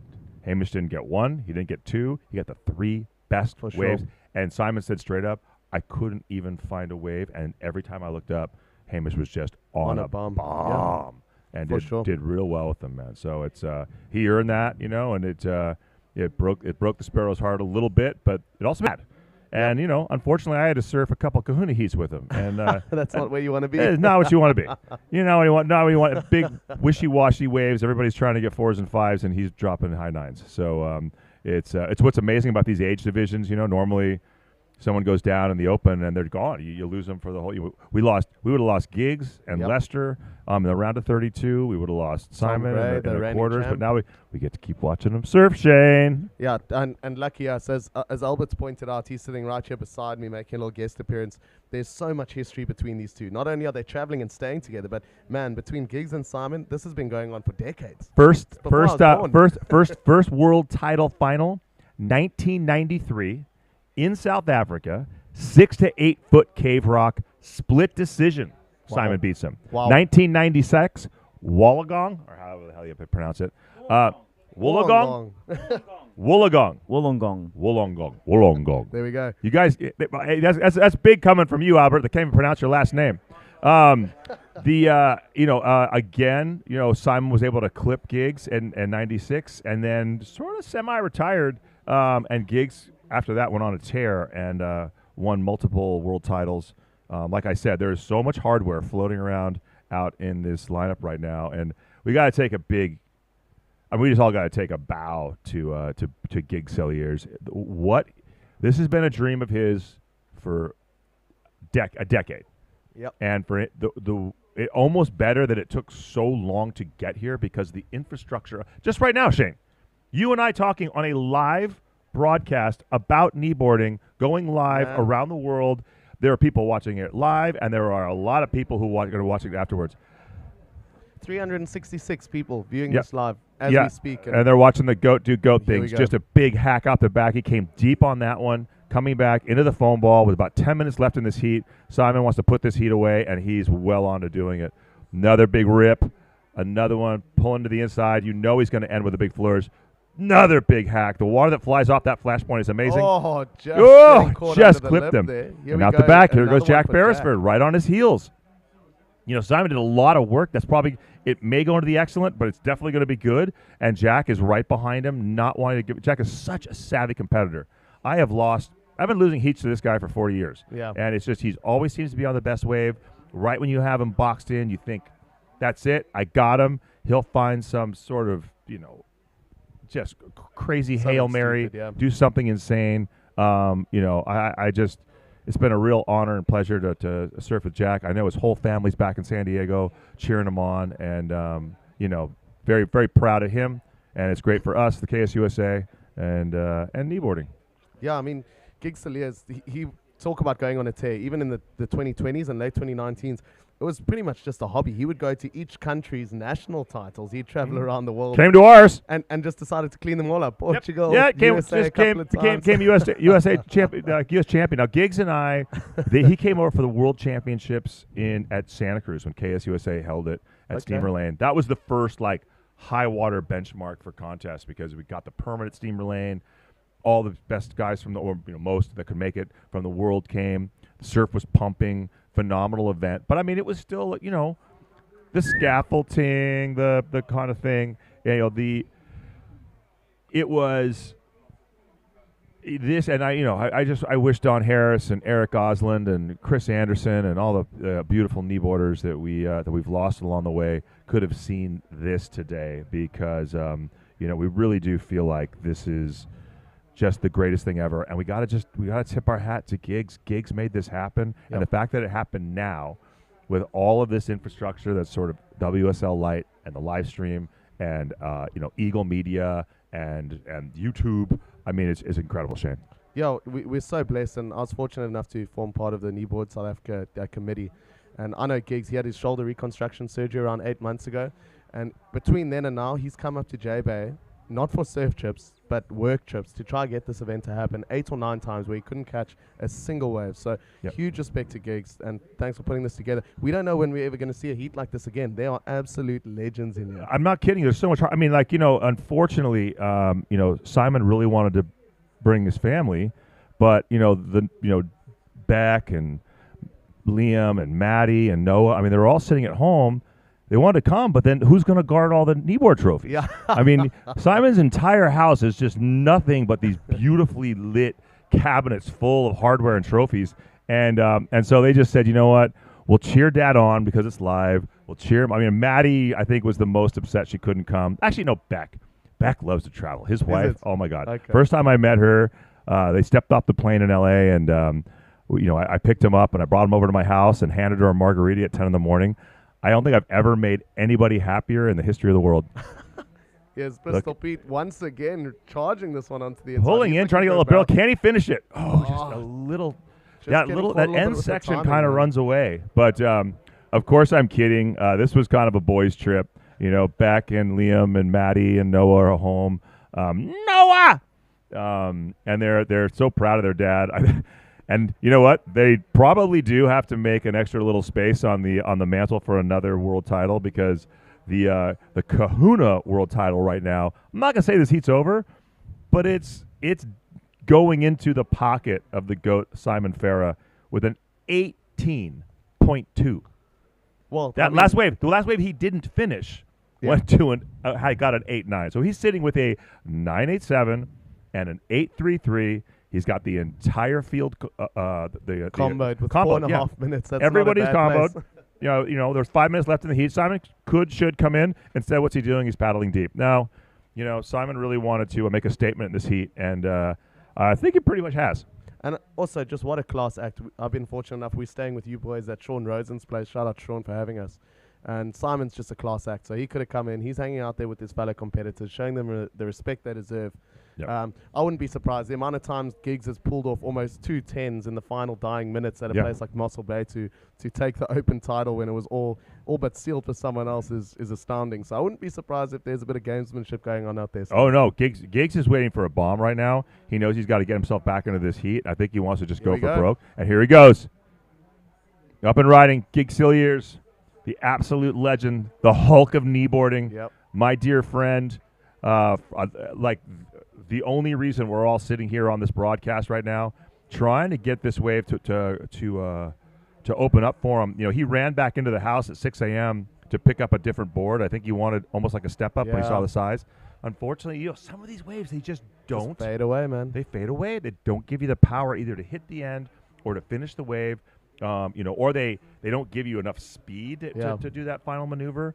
And so I'm sure Giggs is a little frustrated. He's probably at this point just trying to clip Jack, maybe knowing with 3 minutes left that I don't know if anybody's going to be able to find an 18.2 out there. No. Unless Simon was surfing against himself. Well, now here goes go. Jack again. There's Jack. Up and riding. Jack trying to keep Giggs and Pistol Pete Fairweather off. Nice little roundhouse into the whitewater. It looks like this wave could hit the inside section. Got K58 trimming very nice. Jack with his patented, I was going to say his patented big roundhouse, but he tried to put this little reverse Louis that he does that he's pulled on me 1,000 times. And unfortunately, it's a little too windy, a little too much power out there, and it just kind of blew him off the board.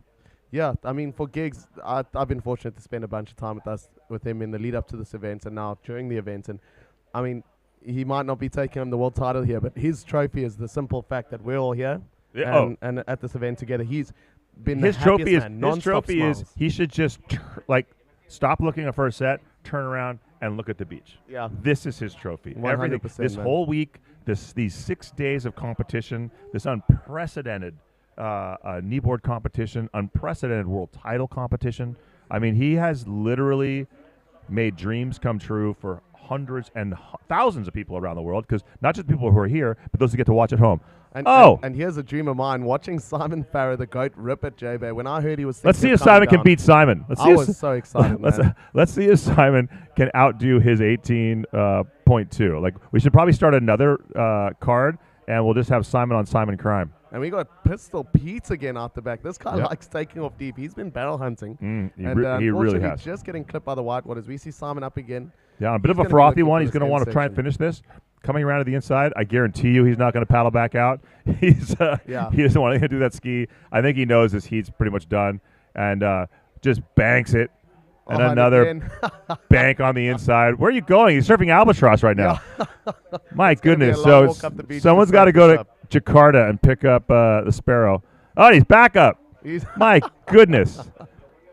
Oh, Lord. Oh, my word. If that's not a 10, I don't know what is. Man. I mean, it's ridiculous. Who surfs down there? The judges should have had a more clearly defined competition zone, because he must be a half a kilometer down the beach now. And Yeah, that's albatross right wave. there. Yep. No one surfed a wave that far all week, and Simon does just trying to back up his. He's already at an 18.2, so I guess that's what you do. Yeah, Pistol Pete's unfortunately. He looks like he's going to be getting a fourth in this one. Well, the Fairweathers are taking a nice trophy home to. They're taking a really nice trophy home to Victoria. You know, Owen should be really, really proud of that. Pete, obviously, I'm sure is just beaming, so proud of the young Owen for his, not just his junior title, but for how well he surfed in the Open. You know, surfing right into the quarterfinals, and.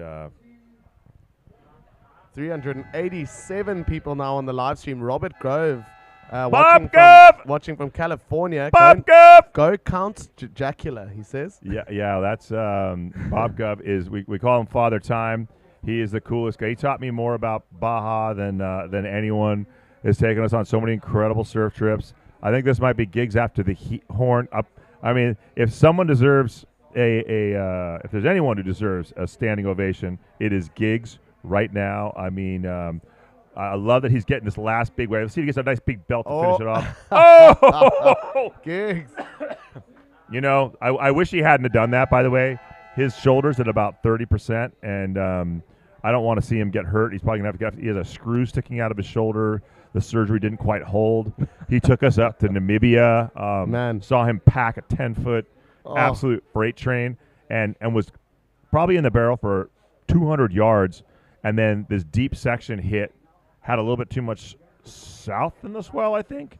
It breathed a little bit, and there was a refraction, and man, he took a hell of a wipeout. He's been really pushing himself. I'd love to see my boy Giggs, you know, maybe roll off the throttle a little bit, do some physio, and take care of that shoulder so he's 100%. Man, and you got to say, it's not just the longest left-hand barrel in the world, but also the heaviest. That place is crazy. It might break 10 foot high, but it's throwing 10 foot wide. It's almost And the whitewater's 20 foot high. Oh, I mean, man. the whitewater's twice as high as the wave, so the video does not do it any justice. Well, Simon was able to outdo Simon. Did he? he got an 8.83 on that wave that he surfed at Jakarta. There he is. Everybody's going to forget that he was even surfing a heat by the time he gets back here. But yeah, so his heat total is a 18.7. Not sure if anyone outdid that this weekend, but he's the hero of our sport. We keep calling him the GOAT. Means the greatest of all time.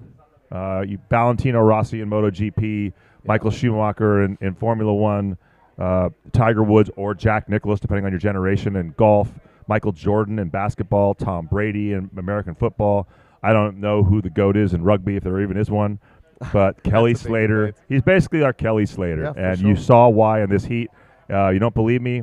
Watch the last 2 hours of surfing and compare it to his surfing. Yeah.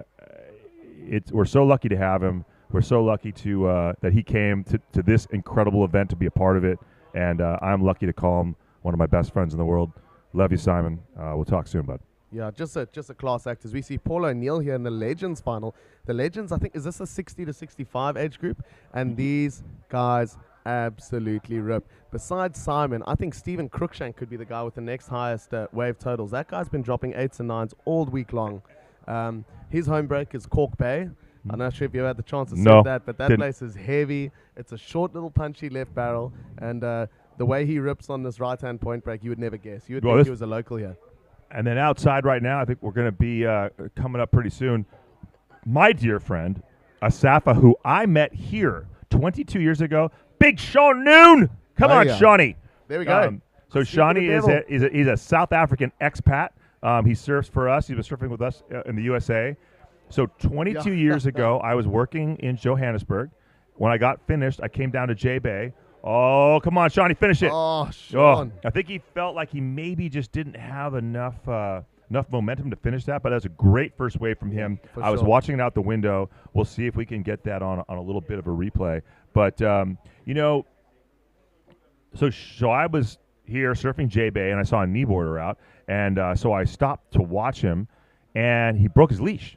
And I ran down, and these rocks, this reefs will just they'll just eat your board. Ran down, got his board. He came down, and Sean was kind of a big enforcer back in the day. Girl, give me my board. Oh, wait. So that's right now in yellow. Here we go. There's Yes, Stephen Crookie. Cruikshank. Yeah, on a really good wave. Nice slappy first turn. And we got red out the back. That's Terrence Hogman, who looks like it's going to close out on him. But, yeah. You see how Look at Cruikshank, Crookie's surfing. what a wave he found, too. You see the one out the back, big, huge closeout, but not Stevens. His is just absolutely ripping all the way through. Nice big floater. Can he finish it? And he does. 65 years old, man. I wish I could do that now. That is just insane to watch. His wave knowledge is second to none. It is crazy. Bonkers. What a way to open a heat. You called it, Shano. Wow. You said this was a guy that could put up, Sparrow-esque numbers in a final, and he's building his house. So I was going to say, Sean Noon came down, probably wanted to yell at me because he didn't like there was another kneeboarder serving J-Bay, but was also very happy that I saved his board. He had a broken leash, and he goes, he doesn't have another leash, and I ran up. I go, I'll take mine. And I just gave him my leash, and he went surfing, and then I just saw him later, and he goes, hey, man, that was really nice. Come to a bride tonight. And so I think we went to Willie's house, who I just saw for the first time in 22 years as well. Wow. And had a braai. Went to Seal Point the next day, and we've been friends ever since. 22 years. Yeah, man. Sean Nunes is such a legend. He's my godfather, actually. So we got for real. Yeah, we got a tight family connection. My dad is his first daughter's godfather as well. No so, way. I mean, just look at Crookie. The way he puts this wave together, there's no wasted movement. He doesn't scrub any speed. He knows how to read a nice check turn, sees the oncoming section, lines it up. Man, Simon would be proud of that. Shane, you really just like noticed something, illuminate something. He didn't lose any speed. A lot of people, like every time I watch one of my waves, I would do turns, but I would lose my momentum. And Yeah. you see it all the time. You saw it in the open final. Guys were doing turns, and they would lose their momentum, and they couldn't hit that end section. And Crookie just did radical, was doing lots of turns, but he was careful to never lose that flow and that momentum, Yep. so he could hit that last section, complete it, and really take a pretty good grasp of this heat. Comes in with a 9.5. And Wow. and I think well deserved. I think Yeah. Simon was saying earlier he couldn't believe how well Crookie was Yep, surfing. he did. He's been saying it all week. And I mean, you watch Crookie, that guy, he's got quite an upright style Mhm. because from Cork Bay, you're taking off straight into the steep barrel, you're taking off behind the peak, and you're straight away getting that arm drag. So he's got quite You know an what he's upright riding? style, but he's riding a surf ordnance board. Quad, Surf try? ordnance. I need a double check. I've been interviewing. We haven't got onto the fins. He's just been so stoked. Yeah, they're great. He can't say enough about the conditions. He's got the biggest smile on his face. And for those of you out there, you it's might crazy. notice that there's been a difference of guys riding. A lot of the younger guys and a lot of the really progressive guys are riding thrusters. Like in that heat before us, Simon and Giggs both on thrusters. But then I think Pete and Jack are both on quads.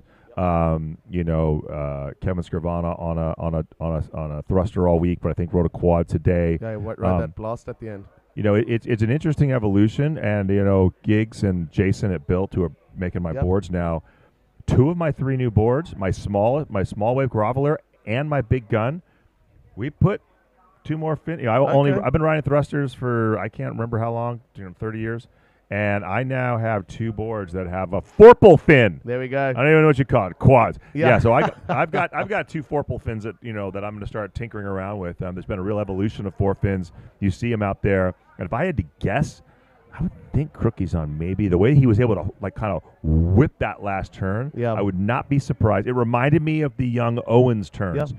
Owens on a quad. Owens riding those Hanalei fins, which I may need to try as well because my God, he goes fast. Seeing that big whip turn and how he was able to maintain speed, would not be surprised if he's on a quad. Yeah, I think he'd rip on any piece of equipment, but it would make sense. Riding a lot of barrels, the theory is that a quad just allows you to hold your nose a little bit more straight down the line rather than having that third fin that'll get your nose pointed out a little bit, which can get caught in a barrel like J-Bay where it gets a little bit more almondy up towards the top. But it was interesting. We were having a long chat with Owen Fairweather, and he's now wanting to get a thruster board. As he after being up probably here. should. Yeah. I think it was so awesome. I think for him, because I know you guys are all in Australia, but I don't know how much he gets to surf with Albert. I don't know how much he gets to surf with Shane. That's true. I don't know how much he gets to surf with Simon. I mean, unless he goes to, Cowries and surfs horrible slabs. Anybody who wants to go hang out with Simon and surf his home break, have at it, man. Yeah. I did it once, and I'm like, good God, you're just you feel like you're gonna die every day. Yeah. I think there might be something which a young kid. I know that's what happened to us in 2007 when Gavin Coleman came. And it was Gavin Coleman and Matt Gallagher came and turned a lot of heads. And a lot of guys who were just quad disciples and never going to ride anything else, all of a sudden went like, I might need to pull my tail in a little bit, get a nice wide sort of cluster, a 3-fin, start working with more traditional, what is, had been traditional in Australia and South Africa, but not so much in USA, really changed a lot of people's perception of board design. For and sure. I'm sure the young Owen probably had his eyes open this week. Yeah, it's the same thing. Tom Gray, he's a staunch proponent of the quad design, and it really suits him, the waves he's riding, heavy waves down in the reserve. He's a barrel hunter of note. So again, that 4-fin design suits him, and just the way he turns. So do you surf the way you surf because your dad just said you're on a quad and that's going to be it? Because he does these beautiful sweeping roundhouse cutbacks and rebounds off the foam. Or if you're brought up with the tri-fin, are you more likely to be like the Novikovs, for example, or Simon Sparrow, where it's more bottom to top, whooping the fins, trying to get the fins free out the back? And speaking of the Novikovs, it was Tom Novikov and Owen and I having that discussion, and man, big shout out to them. We could have had 2 Novikov champions. So Tom Novikov lost out by 0.2 to Kevin Scavano with a buzzer beater in the Pro Juniors. And then Matt Novikov, his older brother, lost out to Jedi with a buzzer beater by 0.1. So a little bit of heartache, I think, in the Novikov camp, but rippers, man. We watched rippers. them all. It was great drama. Sometimes, take it from me, sometimes you need to play the villain. You need to, you know, there have to be winners and losers. It was a huge, those heats were such a huge win for kneeboarding and for finals day. I know they're heartbroken, but here we go. Crookie up again. Yeah, man, this guy, nice big bottom turn. I think I could read the name of his shape on the bottom there. I think that's the surf ordinance. And hitting a little bit of chop there, but man, he just knows how to control this wave. Yep, and he put that board like almost perpendicular off his bottom turn, straight up in the lip, snap. And now let's watch, see if he can do what he did the last time, which not lose any speed, set up this inside section, and really be ready for one big final hit. That one kind of ran away from him. That kind of does happen. But I think that's going to be a phenomenal second score for him. That was a great wave at a great time. Yeah, a couple of guys could see themselves comboed out there. I mean, I wouldn't be surprised to see that in the 5s or 6s. I mean, Paul O'Neill is sitting on a 6.67, you know, in white. So that's a good first score. You know, Sean Noon only has that 4. Sean could be in a lot of trouble at this point. You know, Terrence sitting with a 0.5. He's really got to get to work with only 8.5 minutes left in this heat. Yeah, no, the board design, and also there's the evolution. Everybody there's different materials, there's different outlines, there's different fins, there's different fin boxes. I mean, everybody, you just watch professional surfing. I think I appreciate Andy Irons more now than I did then, because I watched the equipment he was riding then and just imagine what he would have been like on the equipment now. Crazy. And someone like Andy Irons, that's also what makes me think of Simon Farris. Simon, he's not so much one for these big airs or some more of the trick maneuvers. He's just old school powerhouse surfing, man. Just all he does is rail to rail barrels and big bashes. I can't get enough of it. Yep, but his favorite thing is just riding the barrel. I mean, anybody who was watching him just murder super tubes, or when we went up to Namibia last week, all he wants to do is pack turns.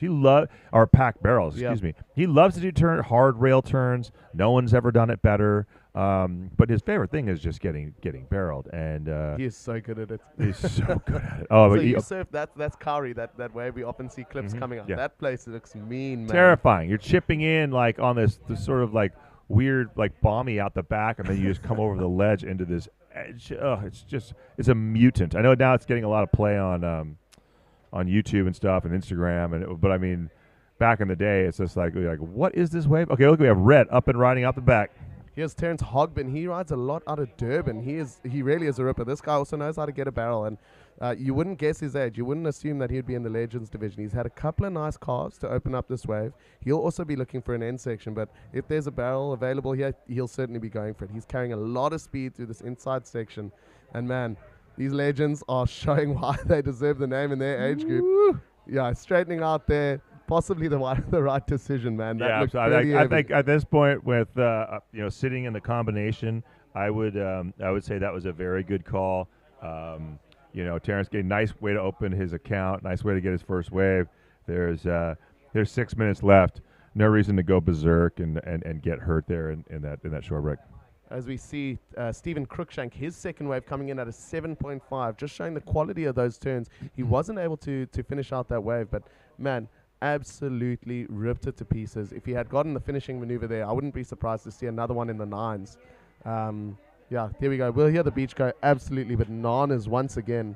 As we have he's building his house to try and catch Simon in the heat before. He's now at a 17. He's got to clean up the 7.5 to if he wants to get into that rare air of 18s. But incredible. I mean, we're literally comparing Crookie's heat to the last heat because he's got everybody just locked down at this point. We have 5 minutes left. Everyone's needing a 17. If anybody can do it, it's my friend Sean Noon. I know the Noon always. Every time Noon calls me, it's because the surf is cooking, bro. Salt Creek is cooking. Loa's cooking. Cotton's cooking. So just a frothaholic, the captain of Brew Surf, which I think he's just stepped away so he can retire and spend his days surfing, and God bless him because he deserves it. Yeah, man, he made the move over to the States when I was still young, and I think every time he comes back to J-Bay, he was with us in Llandudno. He was based out of Llandudno, man. What a place as well. Last time, and he said it was hard to leave. So I think after surfing Super Tubes, and he was getting cooking waves at Super Tubes, this guy wants to move back to South Africa. Who wouldn't, man? This is, I'm I got to get back on a plane and head back to Los Angeles, and I'm not looking forward to it. The beauty, the food, the people, the energy. It was funny, I was in Johannesburg and working with some people who, work for the studio that I work with, and they had just been at a big event that was last month. I said, what do you think about the people, in the States? And be honest. Oh, here we go. We got Crookie's last wave. Nice, big bottom turn. Snaps it up off the top. Simon would be proud of that, too. Absolutely. Man. Look at, and float. Watch this. All the way back in. Gets back into the power pocket. Let it. These waves are going to kind of dictate to you their score. But good news being is out the back, our boy Sean Noon getting a nice long one. We'll probably get the replay. Let's watch him finish this. So Nooner's coming through. Kind of probably fighting for second place at this point. Hit it! Yeah! Woo! There it is. Nice final hit. There's the big dog. There's Brew Surf. Cooking Brew. Yeah, he's like a big silverback gorilla, man. He really is. I love him to bits. No, he's a bet. 22 years ago, met him right here. We've been friends ever since. Stoked to call him a friend.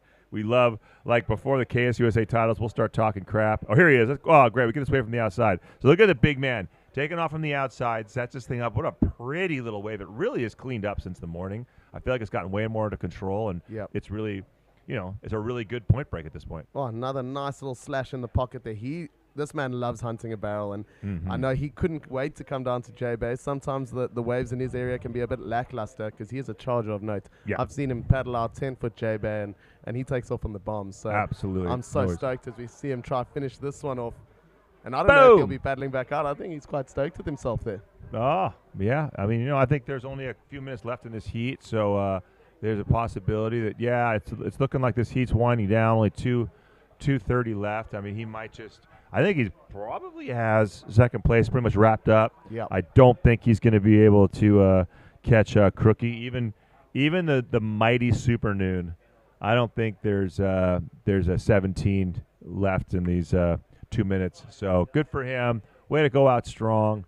Way to finish, here at his home. A beautiful second place. 1-2 I mean, technically it's a USA. I mean, he's an expat. Yep. We claim him. We love him. We're not giving him back, but he's a Safa at heart. So a nice Safa 1-2 finish there. Yeah, and Crookie doing great things once again, comboing the whole field. Sean Noon's second wave coming in at a 6, and it's what I was saying at the beginning of this heat. Paul O'Neill leaving a bit on the table here. He got a 6.67. Yeah. So the heat was wide open for him, and he's just kind of left it towards the end now with around 1 minute 30 seconds left on this clock. It looks like Stephen Crookshank will be safely away in first, Sean Noon in second, and Paul O'Neill in third, with Terrence Hogben just but he only needs a 3-something if he wants to move into that second place. I mean, I'm sure the gift bag's a little bitter, the metal's a little shinier, the silver over the bronze. Maybe the statue's a little taller. Maybe there's an extra pair of sunglasses, an extra pair of stuff, and that's where we just got to say a huge thank you to our sponsors. I mean, we've got Casio, we've got sunglass sponsors, we got absolutely everything. Wine.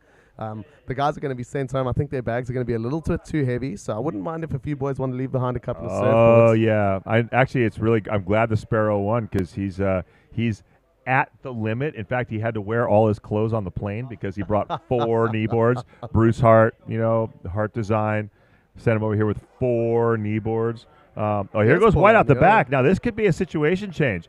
Nice big rip off the top. Man. He's got a bunch of he's got a 6.67. He doesn't need much to catch the Noon Dog, and unfortunately for the Noon Dog, I'm going to say he's already pulled it off. Yep. Especially if he gets this floater coming in. Well, and that's Crookie again out the back in yellow. He just kicked off there. Yeah. I think he saw that he might ride over the surfer ahead of him. So Crookie kicking off, and I think Paul O'Neill's done enough here. He only needed a 3.33, and those two turns are worthy of a 4.5 at least, I would think. Yeah. But Sean Noon sitting in third. He should still get a little trophy. Should maybe get a pair of sunglasses. oh yeah, you never. I mean, like it could be a whole thing. Crookie taking off on yet another one. I think this is going to be after the. Oh, it's a replay. That's the replay. Okay. Yeah. But that's yeah, him. we'll see how this. We're waiting for these scores to drop in this Legends final, 60 to 65. It'll be interesting to see. Look at that point break. Look at that shot right there. Cooking, Can you man. believe this is a kneeboard contest? This is finals day. Man, you could not pay enough to all the locals to get the hell out of the water for you to surf in these waves with 4 of your best mates for 20 minutes at a time. What more could you ask for? I think Nothing. this is just amazing. Nothing. Yeah. I think we're going to get our man Albert Munoz back in the decks here. He's just been speaking fluent Spanish. I forgot that English was his second language, man. He speaks English better than I do, the old professor. So we're going to get him back in the booth, and I think he and Ed Quinn are going to see you guys safely home. Thanks, Ed. Been a pleasure, man. Shane, been an absolute pleasure, man. Thank you so much, my friend. I'm back. Bertalicious. Alberto Munoz, ¿cómo estás, amigo? That's pretty good. I was going to say, unfortunately today, you've had such an incredible contest. You've served so well. Your title today is El Segundo. But you're double second. Double segundo. Yeah. I mean, Albert, I want to give you a fist bump right here. I want to say congratulations. Both your finals were so good for the sport. I said the same thing about the Novikovs. They both had heartbreaking buzzer beater losses, and Tom and Matt, and unfortunately sometimes in the drama of sports, there's got to be a winner and a loser, but that's in air quotes because we all won today. We've all won all week. And one of the main reasons is because of the talent, the passion, and the absolute just commitment that you've had to this contest. How well have you served? Thank you so much. We have enjoyed this so well. You're welcome. You're welcome. I mean, to me, the experience has been it's been amazing. It's going to take me a while to process, to be perfectly honest with you. But the thing, after you finish a heat and you walk away and you call home and you call the family and you have a chat to them and all that, and I think as soon as I sort of called them, the first words out of my mouth were, you know what, I gave it a nudge. You did. And that means in the sense that has a very sort of deep meaning to me, because a lot of the times in these contests you're dealing with contest conditions, and all you want is just that one opportunity to fully express the capabilities that you have and all the stuff that you've been working on and all that sort of stuff. And I feel that I've had multiple opportunities to do that throughout this event, and that final was certainly one of them. So, and to be able to do that, that just gives you that license to sort of feel fulfilled that, you hold your head up high, you've done the best that you can with what you have, and to be able to put that effort in that time and in that place is to me is incredibly fulfilling, right? And go ahead. Yeah, Albert, to me it's about who did you make proud today, and you made yourself proud as a lifelong surfer. You made your shaper proud, David Parks and everybody at Friar Tuck. You made your friends better. You made them proud. You might have lost to Shano and you might have lost to Lester in those two heats, but they were so proud to be surfing against you. You made your family so proud because of how you are able to articulate exactly what you're articulating, and you made the sport proud, Albert. That's the whole thing. This has been the high water mark. We've been doing this, you and I, for our whole lives, and to have been such an integral part at elevating our sport and this competition. I mean, there ain't no gift bag that's gonna match what you've given to this sport this week and what you're taking home from this sport. Yeah. And so anyway, I think I'm talking for everybody from around the world. Thank you, mate. That's awesome, man. That really does mean a lot to me. I'll definitely take that back with me for sure. The the thing, after you finish a heat and you call the family and you call the family and you have a chat to them and all that, and Yeah, no. The experience has been fantastic and stuff like that. I think in that final, I think if I can sum it up on what happened and what didn't happen. I think that airdrop, We on were that watching. wave, the airdrop on that wave, that was I really wish I would have landed that. That was such a good wave too. You were so close. You were so close.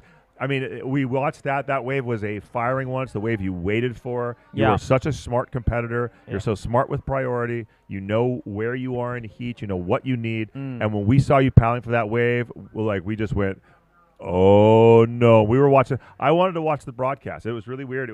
I watched the broadcast all morning because it's so rare to be able to do. I've sat on a beach like this watching contests my whole life. Yeah. I didn't need to be on the beach. I wanted to be at Super Tubes in this house on a giant flat screen. I could look out the window. I could see you guys. I could see the sets coming. Right. And then I'd be like, which was kind of great because I'd be like, oh, Mo, here comes the set. And Yeah. then the delay, we're watching the screen, and then we see the set start to feather.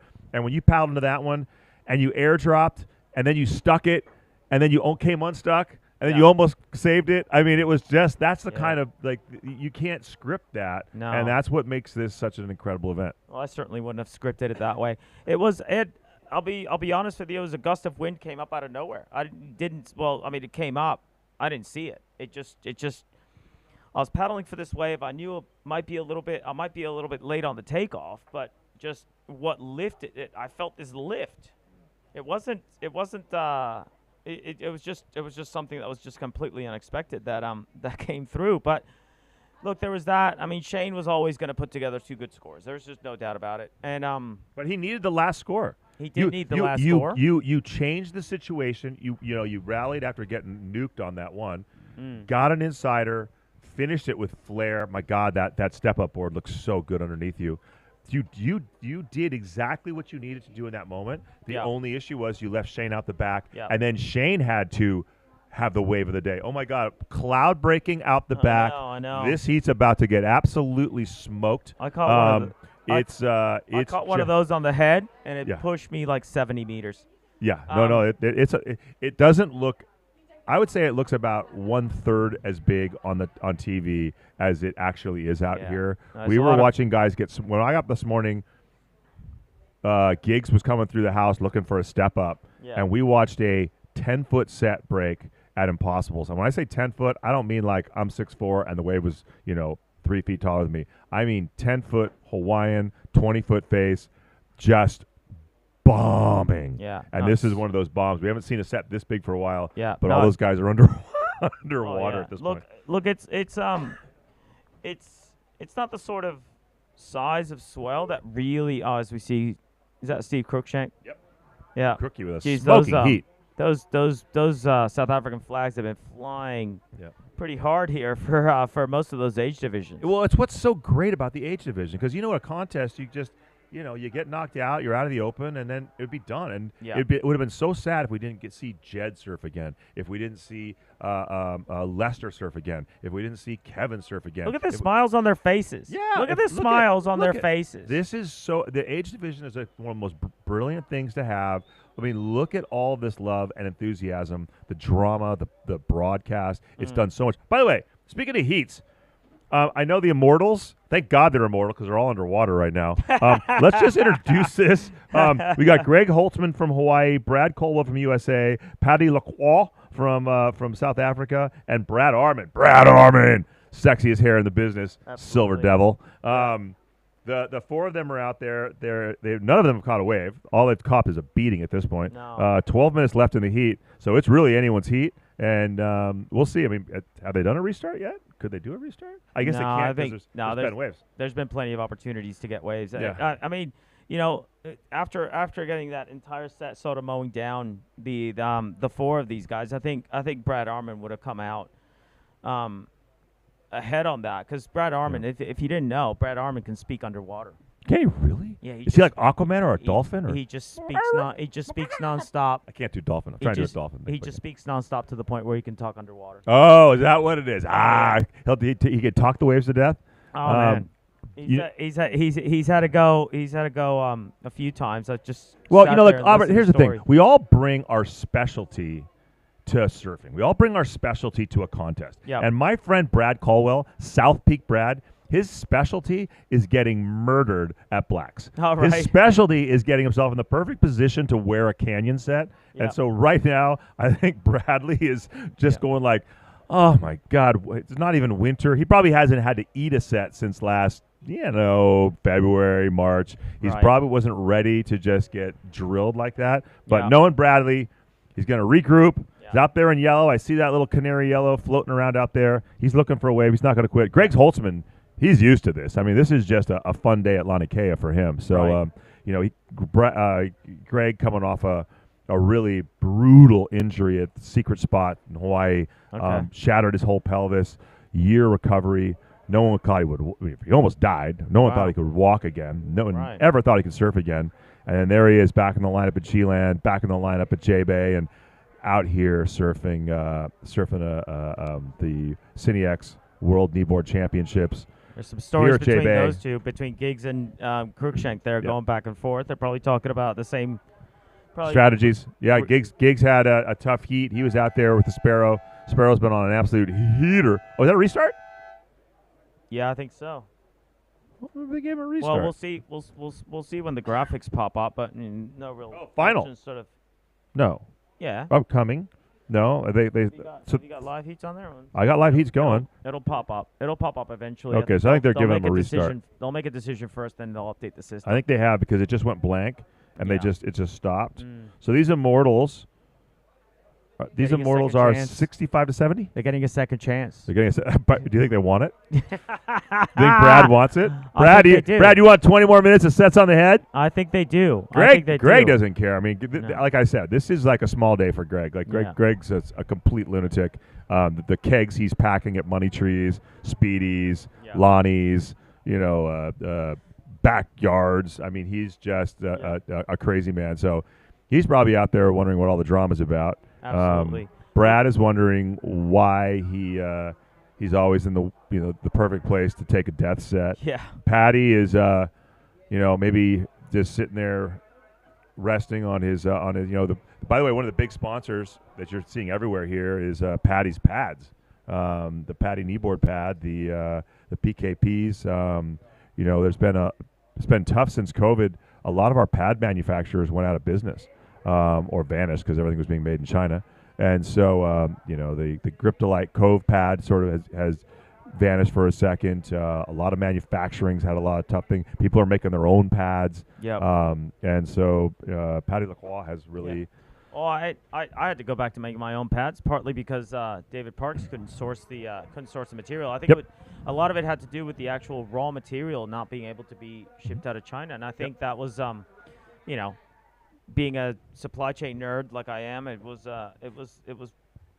we had to see it coming, and yet we didn't. And I think fortunately now it's sort of everything's sort of come back to normal and stuff, and people like Patty and others can now sort of source that material again and start working on it. I know But, Casey at Griptolite has finally found someone who can replicate his cap. 'Cause, I mean, like you get the thing about, for people that don't understand, is like not all pads are the same, and like everybody likes different stuff. Some like them really hard, some like them really thin, Yes. some like them really thick. I saw one pad on your buddy Shane's board. It looked like it was 2 inches thick because he's got knee issues and he likes to fly 40 feet into the air and land crazy airs. Right. And so he has a double pad on his. Simon and I, for example, we just love Casey's Griptolite Cove pad, and so we're ripping them off old boards. Like, Yeah. I won't sell a board with a pad, and I've been Yes. buying back boards, old boards I sold to people, or trading for a new one because I want to get those pads back. Some people don't really care what pad they have on there, Yeah. but and like it's actually been kind of amazing because the pads are so well made that they don't really disintegrate anymore like they used to when we were kids. Right. So these pads are like a pair of jeans. are you taking like a heat glue, like a heat gun to it to sort of peel them off? And that sort of stuff? How are you doing it? It's actually pretty incredible. What Casey's pads are so well manufactured that you can actually put them in the sun for a little bit, rip the pad off. It comes off pretty easily. Like when you really start getting it ripping off. Yeah. And then he's got these big sheets of two-sided adhesive. All and right. you put adhesive on one side again, and then you can you put it on line it up on your board, rip it off, stick it on there. I've had a couple maybe come a little unstuck, but a little bit of spray adhesive, or if you want to get crazy, some marine epoxy, and you're set. Yeah, right. Okay. Yeah. Yeah. So No, I'm of the mind that for me to rip a pad off of an old board, I'm just not very handy. It just take me forever. I'm so not handy. Everybody, like Simon, will not stop teasing me because Casey just moved to Florida, unfortunately, because he's building big warehouse, and I lost my my grip nerd because he would do the grip to light on my nose, and he would help me transfer pads. Right. And I've got 3 boards coming home right now, and I need help, Albert. I need to find a grip nerd. Yeah, right. Yeah. Well, I don't know. It's not me. No. I can't help you. I I'm sorry. definitely no. No, my philosophy is this. It's a sort of borrowing the idea from Alki of one board, one wax job. It's like, to me, it's one board, one pad, and I've only ripped up pads whenever they fully disintegrated, or sometimes when you have these double layer pads, the layers separate, and if the layers separate a little bit too much, then you just can't re-glue it properly without ripping the whole thing off again anyway. But I try to avoid that. It's just so much work. It is too much work. It's also work? Beach interviews. That's why we don't do them. We sit in here, we're getting a foot massage, we're drinking Don Pedro's, and we send the interview team out to the windy, big world title banner out there and let them do the hard work. Sure. Take it away, boys. Easy. Well, guys, I have here right next to me none other than Steve Cruikshank. I've been waiting for a chat with you, and what best opportunity to have you here as the winner of the previous heat. Steven, tell us what's going on and how was it out there? Sure. Whew. It's insane. The waves are just absolutely pumping. This board, it's just a magic carpet ride. Ed Bremner, you shaped it, just absolutely epic. To the support, to my girls watching, they're at a horse show right now, and they're watching in between, and they're busy riding their horses, and they're watching the live stream. To all the support on Facebook, the friends, the family, my brothers, sister-in-law, niece, just everybody, just the love and support has been amazing. And while paddling there, I've been just thinking, hey, support, and it's just, just unreal. Yeah. As I was sitting out in the booth, we saw so many messages of so many people that know you. And I told the folks before that I was taking a look at your history books, and you've been writing and collecting memories even before I was born. So I salute you because you're a legend in this sport. And not only that, you show everyone here at home that you can still rip and come out with a freaking amazing win at this event. Oh, thanks, I can just say there's an 8-year-old Grommin here just having fun. Just having fun, like win or lose, just smile and enjoy, that's what it's about. We're here to have fun and to the camaraderie, the event here. Meeting friends that last time I saw them was in '92, and just this event that Gigs has put on is it's just next level. A mate of mine on Facebook or WhatsApp, whatever, he said that besides the WSL, as far as he's concerned, this is the best surf event ever. It's just like everything has just been run so brilliant, just perfect, man. I'm just so stoked. Well, we're also really happy for you, and we want to keep congratulating you. And just now, it's time to celebrate, have fun, and enjoy. And we're here in South Africa, folks. This is your winner. Crookie, what a heat. That was absolutely amazing. Such an incredible heat score, comboing that whole heat, just ripping, getting a beer shower right now the way he should. How's that smile on his face? Look at him. Look at him. Look, this is what it's all about. This is so awesome. Bombing sets out there. So we're in a little bit of a break because I think that's the whole Immortals division wasn't so immortal, and they got nuked. Oh, wait, now up and riding. Oh, here we go. I'm going to go out on a Greg. guess and say this is Greg Holtzman winding that big blast. Bud McRae board off the top. Again, this is like a big day at Lonnie's. Yeah. This is what he does. He's probably out there just sort of having fun. This is a small day for him. Is that what a new pelvis turns like? Yes, exactly. Like he is an immortal. He's now like Iron Man, and he can do anything he wants. And he's bulletproof, so he can hit the reef. It's impossible to injure him at this point. Yeah. Oh, is he going to get Working an his end way all the section way here? through. Is he going to get an end section here? Come Oh on. my Come on. gosh. Come on. Look at that, just going all the way through. Greg Holtzman. Oh my God. 3/4 of the way to Albatross. Maybe further. Maybe Simon Port hit this Elizabeth. part of the reef. He's still going. My goodness gracious. Just kicks out. Yeah. No. Oh no. Oh, Greg Holtzman just basically out there for a free surf, Yeah. getting 300-yard bombs that aren't going to count. By the way, I need to make a correction and retraction, and I'm blaming this all on Shane. Laurie from the junior heat, he was the defending junior champion. He wasn't the little 8-year-old Elliot who stole my heart. It was kind of weird because his jersey looked a lot different, and he seemed to have put on a few pounds. But that Shane was the one I said, is that? And Shane confirmed it. I'm going to blame everything on Shane. It's his fault. Please send your angry letters and complaints addressed to Shane at CineFX World Kneeboard Championships. You will be, for sure, people will respond quickly. I want to go back. While we're still on hold here, can I go back to, I was sitting next to you when Simon's heat was out there. The Kahuna heat.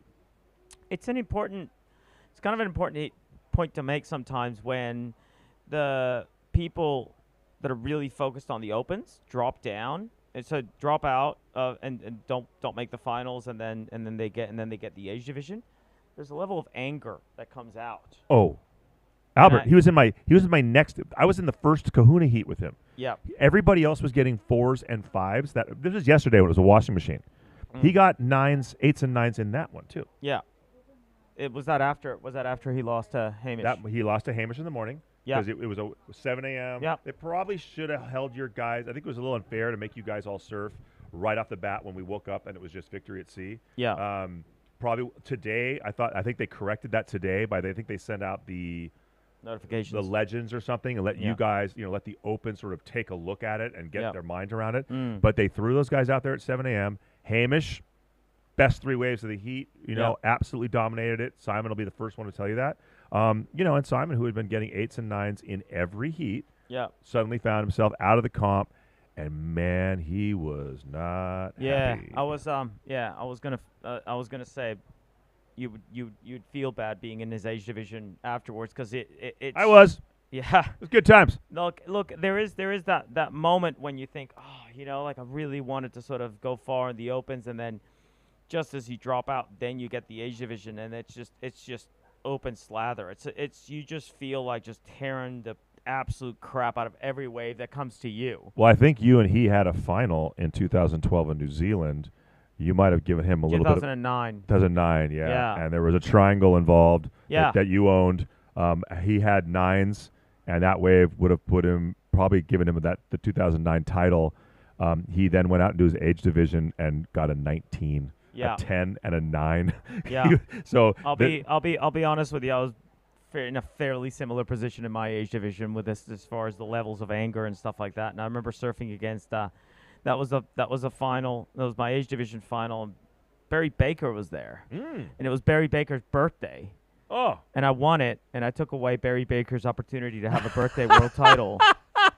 And you know what? No, hang on a second. This is how long my memories about those sorts of things are. Don't feel guilty about it. No, don't feel guilty about it, because I know that I just had to let it out, and the opportunity was given to me, and look. There's so much love on this beach between everybody. Yeah. But when I watched your quarterfinal, and there was going to be one scoring opportunity left, and the young Owen Fairweather, the young F-bomb Owen, the young OnlyFans Owen, had this wave, and you were you can go back on the call. It's the quarterfinal heat between Owen and Albert, and I was sitting right in this seat, and I'm saying Albert is sitting inside Owen like a cobra. And if Owen goes, Albert's going. And sure enough, that's exactly what happened. It didn't. The triangle didn't matter. It wasn't like he gave me an interference. It was the idea was very clear to me. I knew what position I was. I knew I was in a vulnerable position. I knew I was in a vulnerable position, and I knew Owen's capability and his potential, and I knew I had to keep him off that wave. So my intention there was not necessarily to get a triangle out on him. My intention was to say, Take him off the wave. take him off the wave. I want this wave. There's not enough time for another one. And that's why I yelled off the top of my lungs as loud as I possibly could to Owen. And I'm saying, don't go. I have priority. I'm going. Something along those lines. Yeah, but if I'm Owen, I'm still going because it's a scoring potential. There was like 30 seconds left in the heat, and I'm hoping that you don't catch the wave. Like there's a world in which he takes off. It causes you to not be able to take off on the wave and give him the triangle, and then he could have clipped you. He could have. Yeah, he could have. He could have. But I think if he would have heard me, he might have at least paused for a little bit because I was gonna go no matter what. And even if he would to pull back, I was still gonna go no matter what because there was at the time when I was looking at that wave, I still saw potential to further my position, even if it wasn't. Even if it, there was just there was enough juice in that wave that I could have possibly squeezed a slightly higher score no matter what. Yep. So, but yeah, no, I was speaking to Owen as I was walking up for that quarterfinal. I was speaking to Owen. Great positive vibes between the two of us. He's a great kid and got a lot of respect for him. And I said, he goes, oh yeah, it doesn't really matter what happens here. This is all a bonus and stuff like that. And I said to him, you either win or you learn, basically. Yep. And it was and I was also referring to myself. Yeah. On that one. Totally. So it wasn't this like, oh, you young buck, I'll put you in your place. No, it was very much a,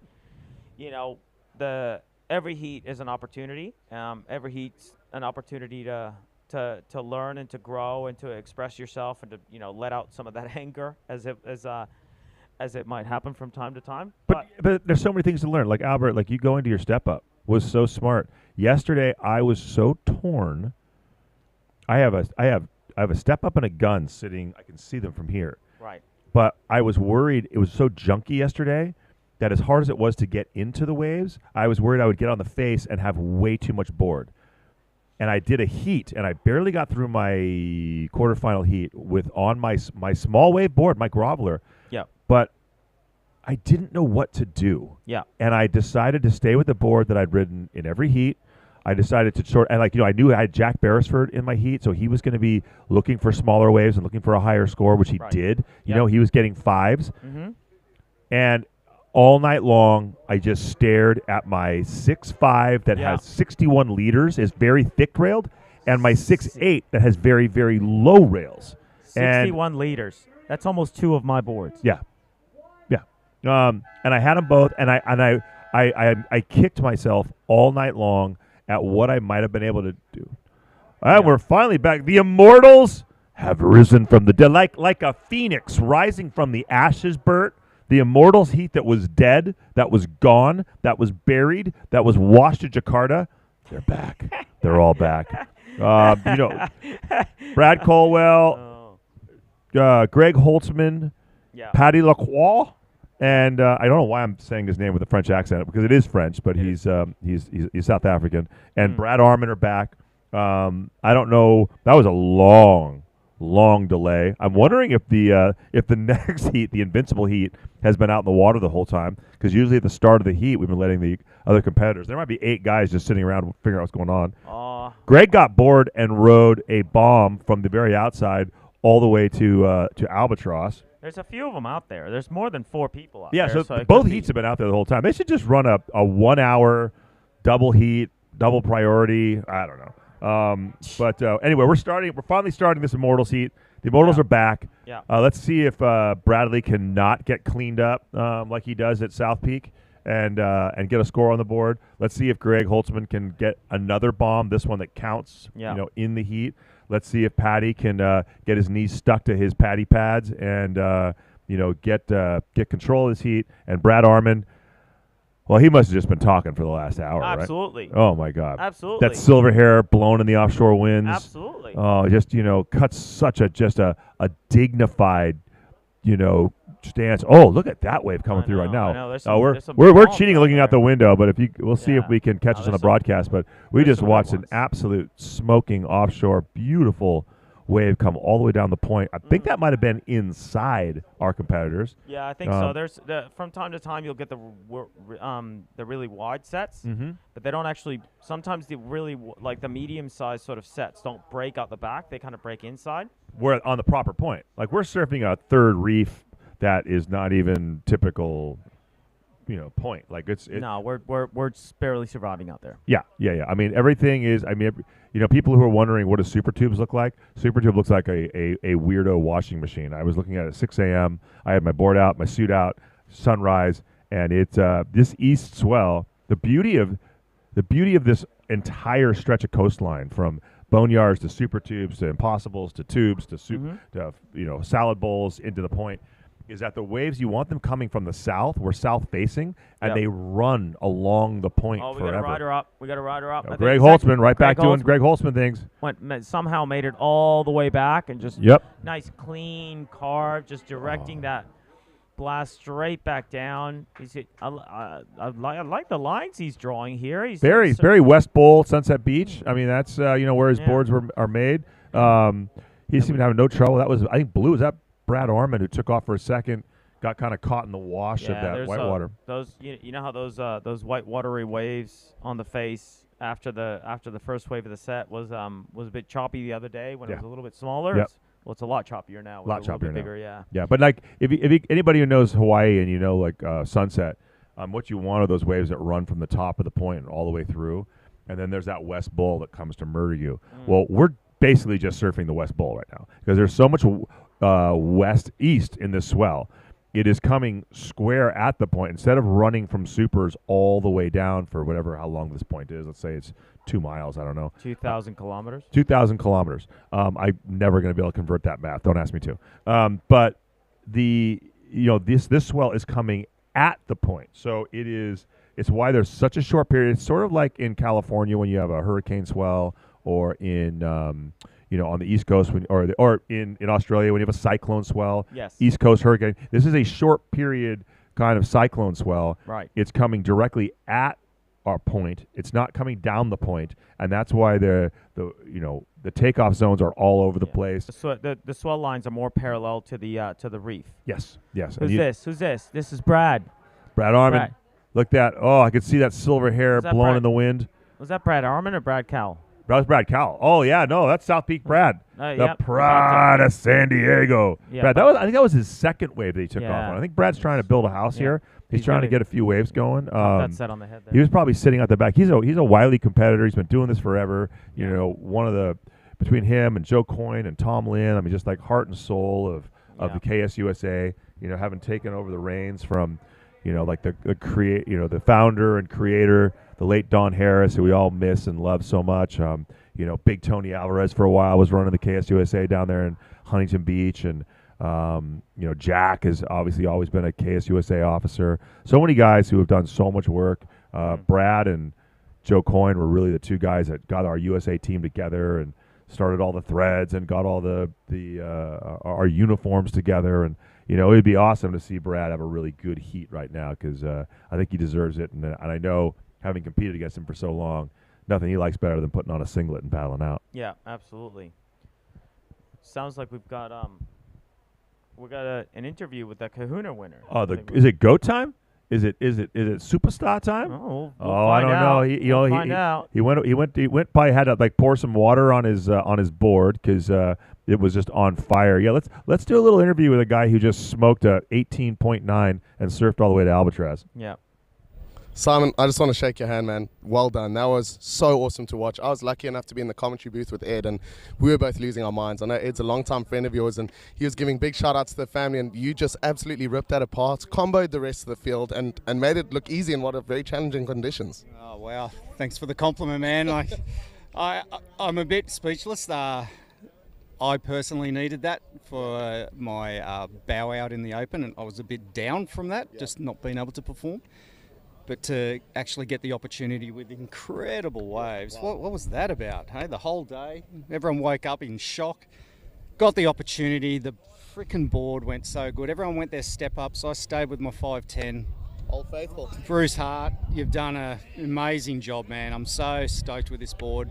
didn't have to go to the step up. It felt $1 million out there, and I felt good when I came in. The funny thing was, when I came into the beach, Pete Fairweather looked at me and he goes, "Oh, how did you go?" And I said, "I haven't got a clue, mate. Haven't got a clue." So it was a nice surprise to hear the results and the scores and you know, and my good friend Giggs. You know, I've been battling with him for a long time, and just to have the opportunity to have another final at a world titles with a good friend, and he's not happy with me that I beat him, but I told him it doesn't matter about the win, it's that camaraderie, so 100%. I'm stoked. Yeah. And I think Ed Quinn said it was 1993, your guys' first Kneeboard world title final together was back in 1993, and it must mean so much to you guys. And often it's a hard job being a contest director, but they all look like geniuses now. These guys have pulled it off to save the final heats for the final day with waves like this. You've been asking for this all week long, so you must be over the moon. I've been a little worried. Hey, we started off in cute, fattish waves, and everyone was like, "This is good, this is great, J-Bay," and I'm like, "No, it's not. No, it's not." And then the northeast easterlies came in, and I got a couple of people like Sean Rosen, the local, and started telling me, "No, this place will get good in an east swell, and we just need the wind." And the wind was forecast to go offshore, and it all came together. But no one predicted the size. I must admit, on telly, it doesn't look big. Yeah. It does not look big at all. It looks 3-4 foot.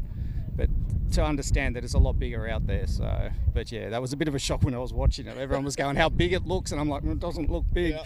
But it was amazing. Great performance wave. So that's what gave everyone an opportunity, and that's what we need. Yeah, I don't think kneeboard surfing could have been put on a better stage, and to see everyone shredding it out there like this, I want to say thank you. I know everyone was so excited when we heard that Simon Farrow was going to come to J-Bay. Everyone started booking tickets. Everyone wanted to be here, and you put a smile on everyone's faces. So you're feeling good after that event, but everyone else is so stoked that we got to watch you, aren't you? Yeah, man, it's really weird. Hey, like I'm a bit of a quiet person, and I've had a wonderful experience hearing people's stories about how my movies got them motivated, how my surfing's got them motivated. But you know, for me, it was a bit weird, but I feel it and I see it, and it's fantastic. I love it. So yeah, we're so lucky to have you. If you got any last words for the people back home?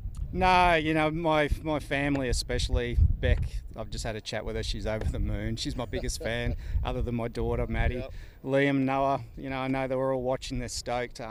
A big shout out, honestly, to the man that's been behind me for a long time. I said I didn't have much support in my previous interview, and I correct myself. Okay. Bruce Hart's been on my back the whole time, shaping me, I believe, the best boards. My surfing does the talking. You just have to see what the boards can do by my surfing. So, Bruce Hart, this one's for you, my friend. What a way to sign off, man. Well done. I'm so stoked to be able to stand here with you. So back to you guys in the studio, and Simon, you're a legend, bro. Cheers. Well, there we go. That is the Kelly Slater of kneeboarding. That is the Valentino Rossi of kneeboarding. That is the Tiger Woods Jack Nicklaus of kneeboarding. That is the Michael Jordan of kneeboarding. That is our GOAT. That is Simon Farah. He is he's done so much incredible things for this sport. I would say that, you know, if you talk to him, he doesn't, you know, he talked about people loved his movies, and he was great at filming, and he's won a bunch of titles. All he really cares about is his surfing, Albert. That's really what he cares about. He cares about his barrel riding. I love that he just shouted out Bruce Hart. Bruce Hart is such a passionate, just like you, the way that you and Shane work with David Parks. He's been working with Bruce Hart. It's so important for our sport. And Brad's here on a bomb. Look at this. Absolute bomb. There it goes. South Peak, Brad.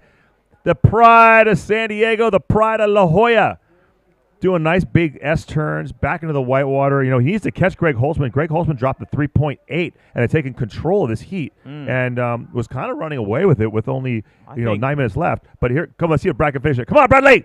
Nice little snap right there. Maybe a little bit of a check turn. He didn't really have a lot of speed. So maybe that was a better idea. Look, I think that section was kind of running away from him. He would have needed one of the things that I was it would have needed a lot of speed. One of the things that I was talking to Shane about before our heat, before our final, was the amount of speed that you would need to be able to hit those sections, especially on the really big ones, and land it. And Shane didn't have it his first two waves. He was leaving a lot of points on the board because I'll have to go back to that and. Yeah, no, he couldn't. I think his first 2 or 3 wave, he didn't have a big finishing maneuver. I think until his last wave that he needed to get and pull to beat you. And I mean, it was Okay. up in the air, board floating, almost lost it, stuck it. I mean, there was a lot of drama on it. But Ankles yeah, everywhere. Ankles flying around everywhere. ankles flying around everywhere.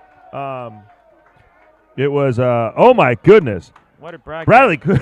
oh, What did he get? Brad just dropped a 9. Oh. Oh my God, South Peak Brad, USA, USA. Oh, I couldn't be happier to a nicer guy, a 9. Now, granted, he's still in second place. Yeah. He's got 7 minutes left. He's Yeah. got to get back out and get another wave. His backup's a 0.5. He only Yeah. needs a 0.8 to move into the lead. Unfortunately for him, he's left Greg Holtzman out there. Patty and Brad haven't even caught a wave yet. Yeah, so but there's still plenty of time, though, Ed. I mean, plenty of time. He can hop in the back of the ski and get out the back and get another, any wave. Problem is, really. look at these sets swinging in. Like, he could get washed down. There's always a possibility of just getting lost at sea for the entire heat. Yeah, it could be, but I don't know. I don't know if they'd let Brad do that. I think a huge point of difference there the judges identified and how they separated Greg Holtzman's first wave with Brad's last wave was in the sharpness of the turns. Right? There's a lot of waters, there's a lot of power moving out there, and Yep. it's easy to cruise, but Let's watch it again. But it's So- hard to be able to do put that board on rail, Yep. control it. Nice long bind-up turn stack. Another Bruce Hart, probably a smaller version of what Simon is riding right now. Yeah. Thruster. Yeah. A double bump pintail. If I had to guess, I know a lot of Brad's boards, but it's hard for me to keep up with everybody's different machinations of their boards. Yeah. But this board working really well for Brad. This one Staying right in the here. power. That Yeah, one there, nice little and then snap. there's another one too where you could see rail That on the was water. Yes, Commitment. right there. That was pretty smart because he didn't have enough speed. If he had gone, he would have done one of those big over-the-fall yard sales like a lot of people have done. Absolutely. And instead he did that little snap. Let's be honest, Brad. Or let's be honest there, Albert. Yeah. The wind made that turn look kind of sexy. Yeah. He threw it, through that turn. Good turn with that offshore wind. Made it look like a great turn. Judges liked it. They liked it that he started, he completed. He had flow through the whole thing. He drops a 9. And this heat, after, we started with a big cleanup set, then a 20-minute reset as they had to go rescue all these guys. It started, and it's a banger. Yeah, absolutely. No, I'm very entertained, Ed. I am too. Well, this whole day's been entertaining. We only have one heat left. I think the final is the Invincibles. I don't know. You put the Immortals and the Invincibles in a cage match. Who's going to win? Macca knows. Yeah. No, for sure, absolutely. But we're sort of winding up. We're sort of getting towards the end of the event, and when we see that, we're sort of we see sort of things getting sort of packed up and moved around us and stuff like that, and it's sad to see the end of it. But at the same time, I need a break. I need a break too. I mean, this has been the greatest surf trip contest. It's unbelievable that it's ending like this. I feel like I've been here for 3 years. It's been 3 weeks. Yeah, we got an interview on the beach so we got again. a beach interview. Who would this be? I don't know. I don't know. Let's find out. Yeah.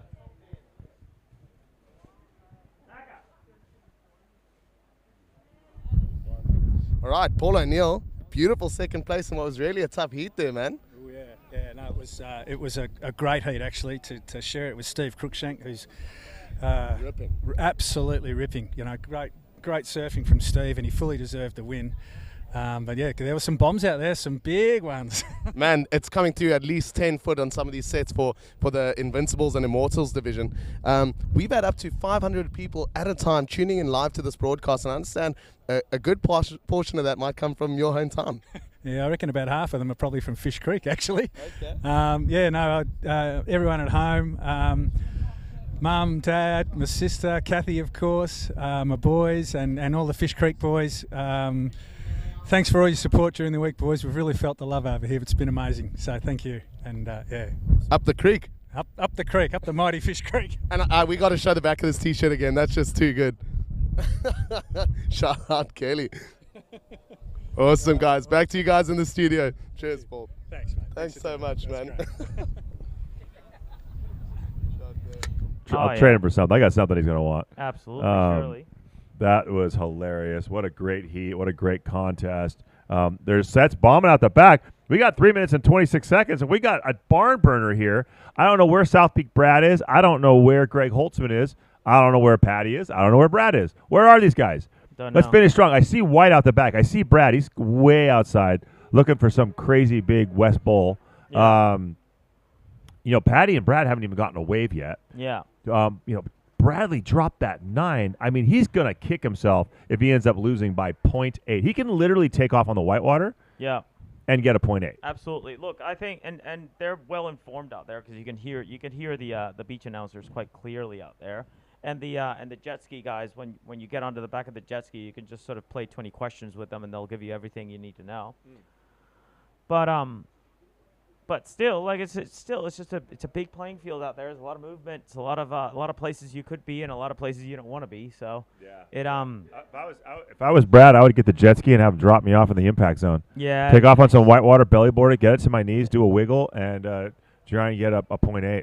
Yeah. Well, yeah. I mean, that's certainly one strategy. I don't know if Brad would want to. Sometimes you want to win by just absolutely smashing the Of course you competition do. rather than Of just a course tactical you win. do. Absolutely. But I mean, in these conditions, I see Brad. He's there kicking. I don't know. Maybe he didn't even take the jet ski. Maybe he wanted to be an Ironman, and because he's just coming into our frame right now. Yeah. I think he's left Greg out the back. I haven't seen that red jersey of Greg Holtzman since his second wave. Right. So, I mean, Brad is still fighting the current. He is not. He's literally not making any headway. He's kicking pointy. full speed. He should turn around this whitewater and just go. Yeah, the beach is going quite They're wild. screaming at him because he just needs to take off on a wave, and he's trying to paddle against the current. Not I don't sure. know why he didn't use the ski. I'm not sure whether screaming at him is really going to work. No one's going to hear it's this. so- More like screaming at each other. Yeah, right. Okay. Go, Oh, Bradley! Go! Oh, He's certainly got the right so idea. deep. Well, you know? we got. We got the back. Blue. Now this is Greg? This is Greg. Oh, now so it's going to up the requirement. So he can't just take off no, on a hang little on. bit. This might be Patty. No, I think that's red, isn't it? Pretty sure that was red. Might have looked like. There it is. Hang on. Oh, what do we got? Got. Now it's it yellow. was- Oh, now there it it's is. yellow. So we got Here we get go, to your Brad. knees. Come on. Yeah. Oh my God, Brad, all the way down. We got Real he turn. just took Come on. off. I think he knew Look what he at that. needed. The Woo. impact on there is absolutely amazing. The amount of water, the amount of energy going on in there. Yeah. I mean, you almost have to give him a point and a half just for that takeoff and that bottom turn because, I mean, that was a huge wave. He almost got smoked on the inside. Very smart. He must have known the situation. I could see the smile from here. Yeah, absolutely. We'll see, though. But, I mean, did Greg better his 8.3? I don't think so. Or 3.8. I don't think so. I don't think so. No, but No, you got a 1. So he got a 1. Oh, here we go. Situation. Brad got a change 2.3. with 20 seconds Situation to go. change. With 16 seconds left. Brad Colwell is about to become the immortal world champion. South Peak Brad. Oh my God, he's gonna get so many waves this winter. Yeah. All those cool guy blacks kids are just gonna have to get out of the way of the king. Wow. And that's a final, ladies and gentlemen. And now we are at the absolute last heat of this entire event. The Invincibles. My dear friend Scott Wessling in red, Charlie Harris in yellow, Paul Christophers in blue, and Murray Weir in white. Tell you Four-man heat. It's a four-man final. These are the Invincibles.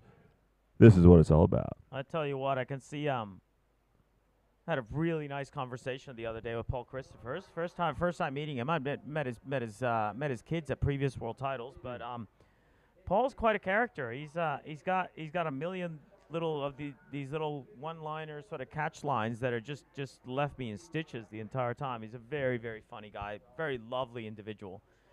I think he's like if I was gonna say who's the fittest one out of all of them, that's probably in it. But then again, Scott Wessling is no slouch either, is he? Yeah, I mean, Scott Wessling, former high school principal, was a principal of a Christian school for a long time up in Northern California, surfed really spooky waves like Salmon Creek and waterfalls by himself, scared of nothing. He used to come up to Ocean Beach, San Francisco when I was home, always wanted to have a go at, Ocean Beach is one of the more challenging beach breaks in the world. Big, cold, heavy. Scott, and Scott's been working. He's been training for this. He's the defending I think they changed the categories. Right. I do believe they changed the this category. So he won the last world title of his age division. Yeah, So he's going out there in his mind to defend his title. Scott recently relocated to Ventura. Has spent a lot of time at both C Street and down in Malibu at some of the lesser-known reefs. You know, he sets up a camcorder. He videos his waves. He goes home. He studies it. He's been working. We've been working with both gigs, and I think today he's riding his step-up epoxy built, and also riding doing a lot of work with Walden. Walden Surf there in Ventura. They've come up with some really cool concepts, really cool boards.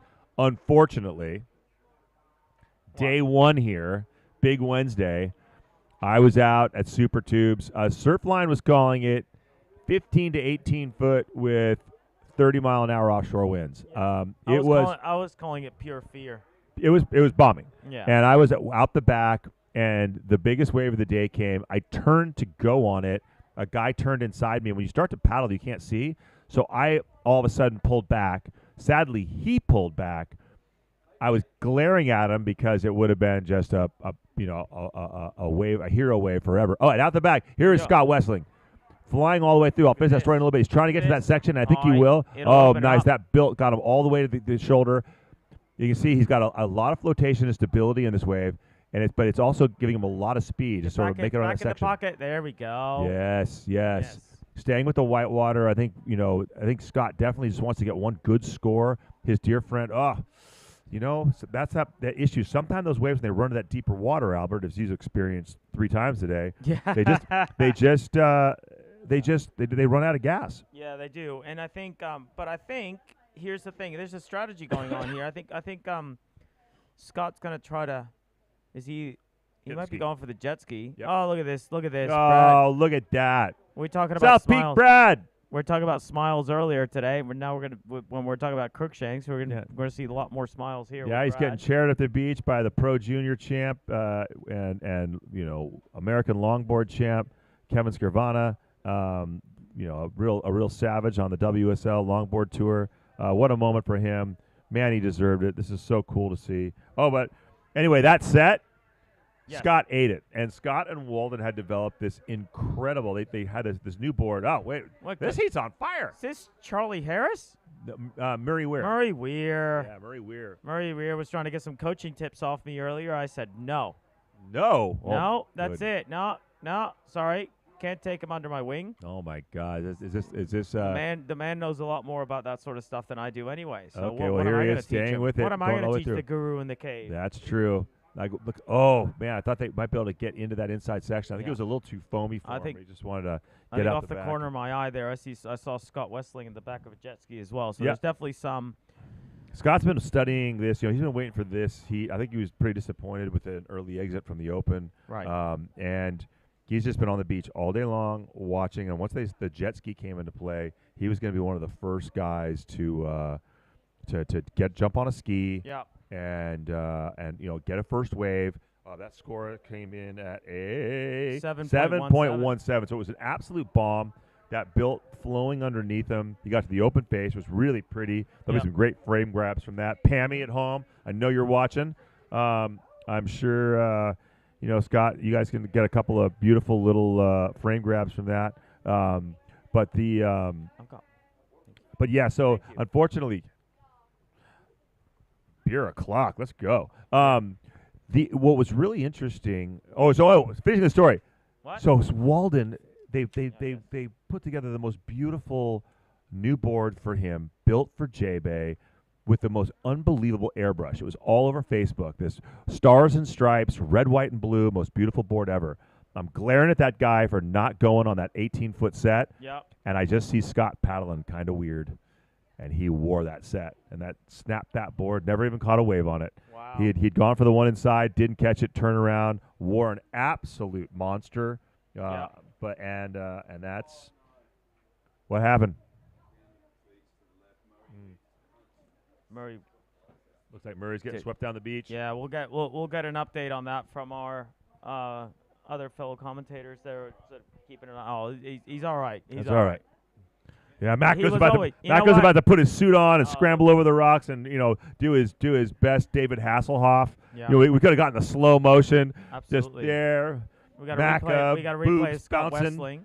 That's a really heavy big wave. Look at the Yeah, size and he of that thing. took off behind the peak, right? Yeah. So it made it around it with ease. I mean, that looked like a 12-foot face from here. I bet it actually looks it's bigger when you're out there because you can't really sort of gauge the trough from here. Yeah. But that was a giant wave. He did so much work this winter up at C Street. So taking off on those big bomby waves like that, I mean, he really was ready for it, and it shows.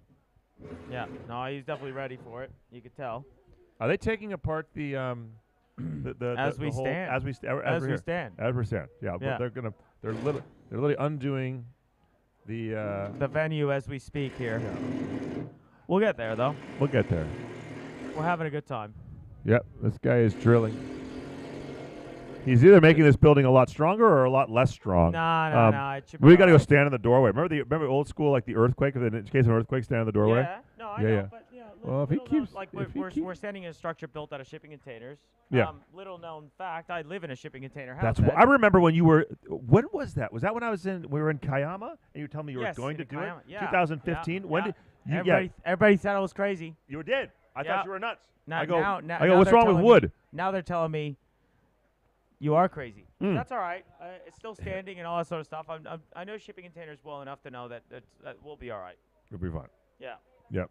Yeah, unless if you start to feel like the ground shaking, like they're craning us off of the ground, Yeah. then Then we're in trouble? Then we need an exit plan. Okay. No, I saw this whole apparatus come into town. It was in a trailer behind Giggs's Mercedes. So I know that there's a lot of work to do to break this all down. I just hope they wait for us to finish the broadcast before they take it apart. Yeah. I'm pretty sure they will. Well, let's hope so. There's we'll figure it out. We'll figure it out as we go, though. But for now, we've got Scott Wessling with a commanding lead in first place with a single wave score. Murray Weir has a 4.83, respectable score for sure. Yeah. But the challenging conditions out there are probably going to dictate. I think Mother Nature is going to dictate a lot of what is going to happen in the next 11 minutes. Yeah, Charlie Harris and Paul Christophers are still trying to figure out. They need to get on get working here. Get a score. There's 11 minutes left in this heat. Still plenty of time with the jet ski assist. Say that 5 times fast. There's you can still easily get 2 good scoring waves, but they got to get to work. What's going on here? Oh, that was close. yeah. Charlie Harris had priority. He paddled Scott off. And I'll tell you right now, Scott's also been studying priority. So I bet right now he's asking for the change because Yellow paddled him off. And I hear the announcers, and I'm pretty sure Scott forced Charlie's hand on that wave, and Charlie took the bait, didn't catch the wave, and Scott's probably demanding priority at this point. I've said it a few times to a few people. Now the comp is almost over. I can say it. Priority's a weapon, Ed. There we go. And Scott used it like a cudgel. I know. You can I can take over while you're chewing there, Ed. Thank you. So Shake it. this is Scott Wessling again, just trimming on a bit of an inside one, but it's quite steep. Oh! Ed, don't forget, finish chewing before you speak. Again, I'm too stoked. That was a billet snap. Pulls into the barrel. Going around the section. that. Claiming it. Scott Wessling, USA Ventura. Come on, Pammy. Pop a nice bottle of Chardonnay or champagne back there in Ventura because your boy's going to bring home the title, I think. Yeah. We got Charlie Harris sort of scratching. Oh, no, he's too far inside on that one. But I'd say that's a pretty commanding lead with 9 minutes and 20 seconds left to go. He's got a total Everybody's of in combo land. 16.67. A 9.5. Woo! Scott Wessling just taking absolute command of this this contest. The last heat of the 2024 CineFX World Kneeboard Championships in pumping 6, 8, 10, 20-foot J-bag. God knows those waves are so big out the back. And Scott Wessling has a 7.17 and a 9.5. He could come in right now. If I was him, I'd come in. He's probably going to go out and try and get another wave, though. Yeah, here we go. We got Murray Weir again trying to he's trying to solidify second place there. Yeah. As he should. Hopefully we can get a replay of Scott's wave. That was an absolute bomb. He surfed it so well. Looked like he took off at Ventura Point, came through C Street all the way through. He's been getting ready for this. You know, a lot of things have come full circle, you know, like sort of like Steve-O losing first heat and then winning his age division. I think, you know, Scott's, you know, Trail of Tears started before that when he got his brand new, beautiful board, snapped in half, never got a wave on it, and then it comes right back down to this. This is the bookend. This is a screamer. This would have gotten me a world title if I would have won. If I would have gotten something like that. It really would have. Like, you know, he almost gets knocked off. That board looking fantastic and solid underneath him. Really fast, great flow. Nice snap at that top. That's the top turn. That's you it. see That's it. That was it. That's it. That was it. That was the turn. Got a big airdrop out of that, and then kind of pulled into this little faux barrel and just claims it. He just knew. Yep, that's it. He Nailed just it. knew. That's what Done. he needed. That's what he wanted. He got it. Been working for so long for this, training so hard. Scott Wessling from the United States of America, resident of Oxnard, Ventura, California. His beautiful wife, Pammy, is probably just screaming at the top of her lungs. His kids, his grandkids, everybody. Little Fiona, I mean, it's probably just, what a great day. We got a beach interview queued up here. We do. I think we're gonna get. I think it's gonna be South Peak Brad. I know. You know what? I reckon he's gonna be smiling. You think he's gonna be smiling? I think so. Let's see. Got $10 on it, Albert. Bet. Right on, guys. We're here with Brad Caldwell, winner of the Immortals division, 65 to 69. How does that feel, Brad? Well, all glory to God. It feels really good. I'm so humbled to be in this position. It was really rough out there as far as the wind. Yeah, it's good size for sure, but then add the wind, and it's like, this is really challenging. And going up against Greg Holzman, Charge's biggest G-Land, biggest, you know, west side of Kauai, and just a legend in big surf. And I somehow got one really good wave, and the jet ski driver, you know, told me I needed a .83. I said, okay, I'm taking a first whitewater I can and get a .9 or something. So. Right on. Tell us about that 9. So you had a 9, and you were waiting at the tail end of the heat. You had 2 minutes left, and you needed a .83 to take it out. What was the feeling there? Well, how'd that 9 feel? Yeah, I didn't know it was a 9. I knew it was a good score. The first 2 waves I just kind of rolled off with the wind and the size, but on the third wave, I said I need to make the drop. You know, make the drop. When I did that, then I was like, well, I can surf this, and I just pulled out some really nice carves. Felt really good. The board was just performing for me, and it went pretty far. So I'm thinking, all right, this is good, but how am I going to get back out? So then the ski driver said, yeah, you need a .83. So I just paddled over with 2 minutes to go and got the first whitewater I could catch and got it to my knees and a couple little turns, but it counts. It always counts. It always counts. It comes down to the wire sometimes. Anyone you want to talk to at home, thank, whatnot, big win. Cheryl, I love you. Yeah. My dear bride. Okay, cool. Yeah, 47 years. Woo! Right on, guys. Back to you. So stoked. Bradley Caldwell from the United States. You know, there's some shapers who are having some great days. I mean, I think David Parks had an incredible day with both Shane and Albert riding, you know, incredible shapes in the Open Men's Final. And now we've had Bruce Hart with, that's his third, you know, age division title today. Lester Sweetman, Simon Farah, and now Bradley Caldwell. 3 beautiful flashpoints winning. Looks like, you know, it looks like, you know, a Jedi, you know, riding his own equipment, winning a national title. I mean, or a world title. I mean, that's an incredible feather in his cap. Riding and making his own equipment. Yeah, no, riding, you know, like riding your own board and making your equipment. So I mean, you know, what a testament to, you know, I know what I'm doing. I can win a world title on these boards. You should buy one. That's right. And now he was. I gotta say, Jed was also quite a threat in the opens for sure. Oh, absolutely. There were a few threats that, I mean, you know, Lester gets through his heat. I mean, I think he was a threat. I mean, that's the one thing about contests. It's so heartbreaking. It's just all it takes is one bad heat. But you know what? At the end of the day, Albert, you and Shane, you were able to avoid all of the pitfalls, all of the minefields, all of the slow heats, all of the pumping heats, all the changing conditions. You got yourself to the final. Yeah. You know, it's one of those things that, you know, you'll be able to think about for years to come. Absolutely. Look, the way I see it, and I know this is getting a little bit sort of technical here, but it's a combination of 3 things, right? It's a combination of preparation, right? So, you know, luck is when preparation meets opportunity, right? Of course. So, and that preparation has to the second part of it really is the preparation has to encompass a wide range of possibilities, right? So you got to be ready for anything. You got to do the Boy Scout thing, right? And then the other thing is that there is always a little bit of luck. Oh my God, we got 2 Invincibles riding a wave at the same time. Weir goes down. Weir goes but down. Scott and Wessling, the Scott Iron Man, out on a big foam monster, just trying to put the final nail in this coffin of the Invincible. He's trying to triple combo. He's trying to triple combo the competition, even though only 2 waves count. Yep. No, Albert.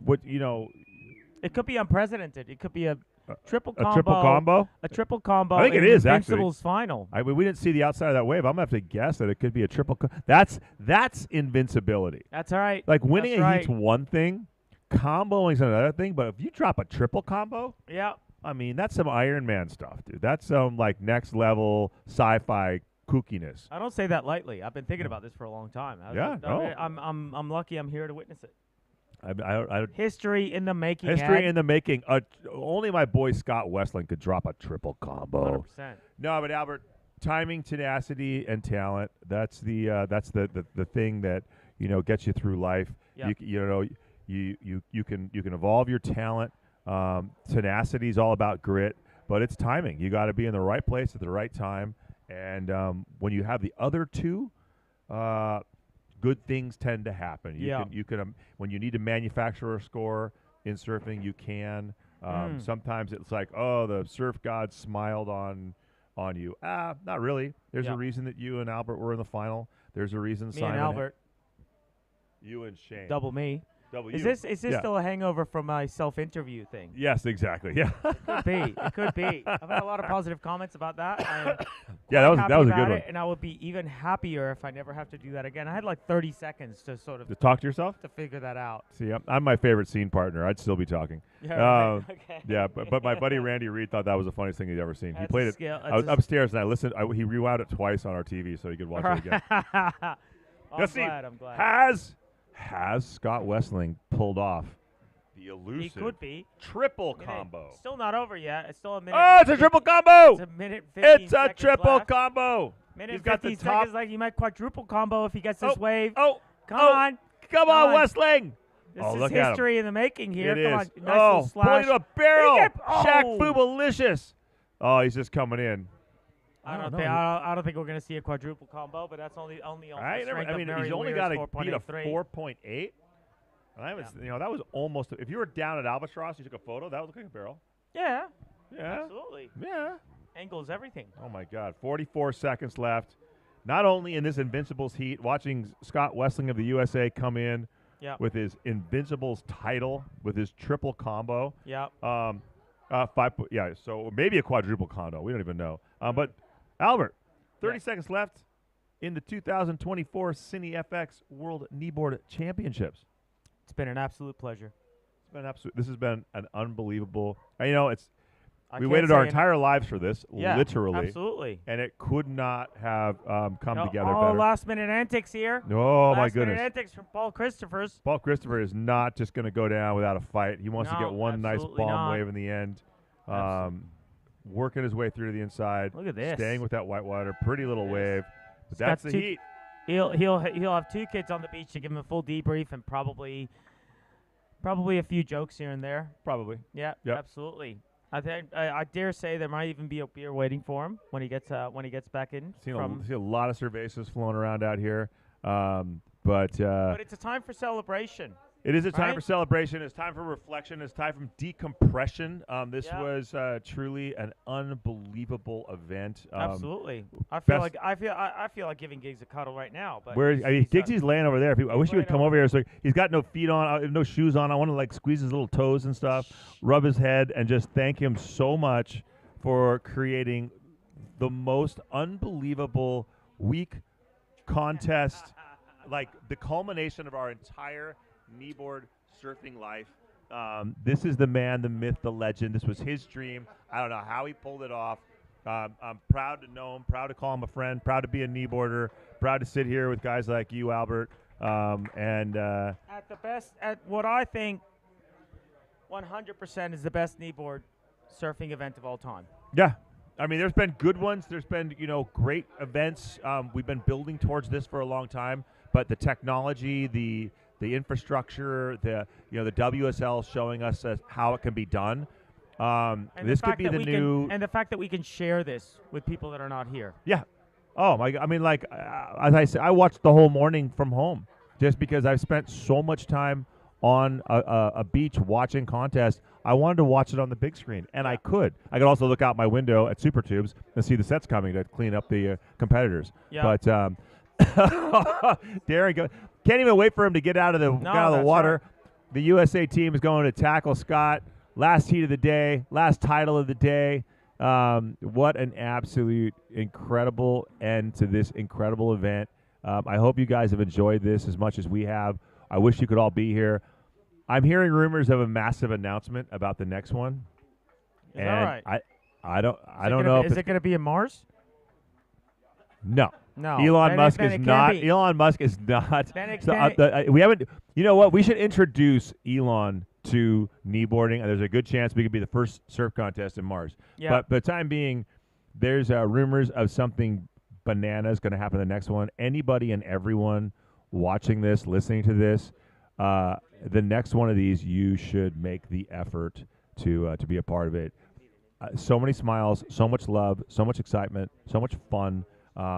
It was truly incredible. Watching my friend Scott right now, I'm not going to get teary-eyed, but, watching him put the old stars and stripes around him, and his friend's going to cheer him up the beach for this last title. It's kind of sad that it's over. It'll take a lot of us a long time to decompress and sort of put this all in perspective, but for right now, just so stoked. I think in the end, I think that time spent decompressing and processing and reflecting, it's all going to yield so many more sort of positive emotions. I feel that I came to this event thinking I'm going to just experience South Africa as best as I possibly can, as much of it as I possibly can, just be open to the experience as much as I possibly can.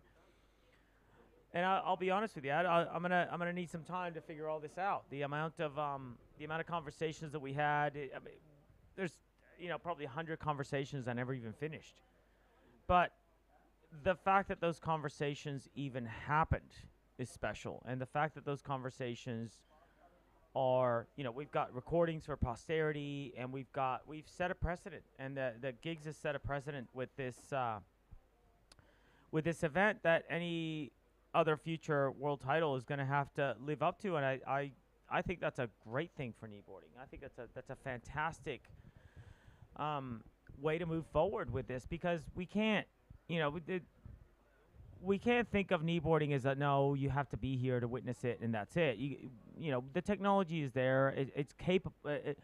I suppose I'm sort of stumbling over my words a little bit here, but I think what Gigs has shown us is the possibilities, given the possibilities of technology, what it can do for kneeboarding. And you're absolutely right, Albert.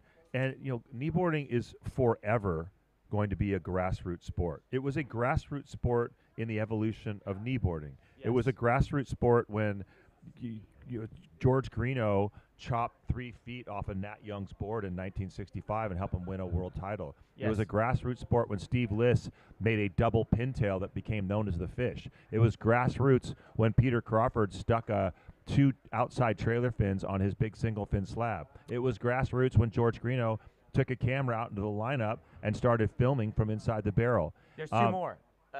It was grassroots when George Greeno tried to make a fin that mimicked the dorsal fin of a tuna. Absolutely. And it was also grassroots when Peter Ware decided that 2 fins wasn't enough and he put 4 in there. Yes, absolutely. It was also grassroots when we started borrowing things from stand-up surfing. We started borrowing things from bodyboarding. The conversation that we had with Michael Novikov the other day the precursor. about flippers, and the conversation that I had the other day as well about bottom curves and the air game, though. Michael Novikov, don't forget, just the air game. The surfers weren't doing airs. That's they right. Certainly weren't doing corrupt flips like Michael Novikov was doing. So, look, it'll always be a grassroots sport, the local competition. But now, the whole thing is when Kevin Scrivano, who's going to be, start recruiting all these young kids to come to our KSUSA contests, or when you guys are there trying to get kids to come. I'm all for it as long as they're not any good. Okay. But no, it's like this is what you're working towards. You're going to stand, and, we're going to keep surfing our little contest at Huntington and Oceanside, and great waves in the morning, but crap waves in the afternoon. Sometimes there'll be waves, sometimes they'll be flat. The reason you do it is for this. Yeah. And if this is the carrot at the end of the stick, if this is the pot of gold at the bottom of the rainbow, it makes it all worth it, Yeah. And I tell people all the time, they're like, isn't it weird being, because I'm the only kneeboarder in probably the whole South Bay for the most part. Isn't it weird being a kneeboarder and, always being out by yourself and never, and I go, no, because I'm always kind of working towards the good days, the days that are meant for kneeboarding, like the big offshore barreling days.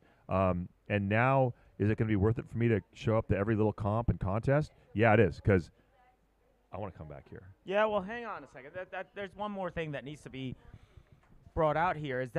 Is we've had this like bowl of sand here at the front of this commentator's booth, and it's got all the sands mixed in from all the different countries of all the participants here, and I think that there's a symbolism to that as well, that you like to think about, well, this is what we want to do, this is what we want to come back to, but the mixing of the sands represents that connection that we have that transcends geography. And I think those connections that we make, we can come back and make those connections again. So that same joy that we get out of connecting with people that we know and making new friendships, because we have that common element of kneeboarding in what it is that we love to do, is quite important, because that's you get that every time. That's the human experience. Yes, absolutely. It's Well the commingling of communities, people who have different cultural,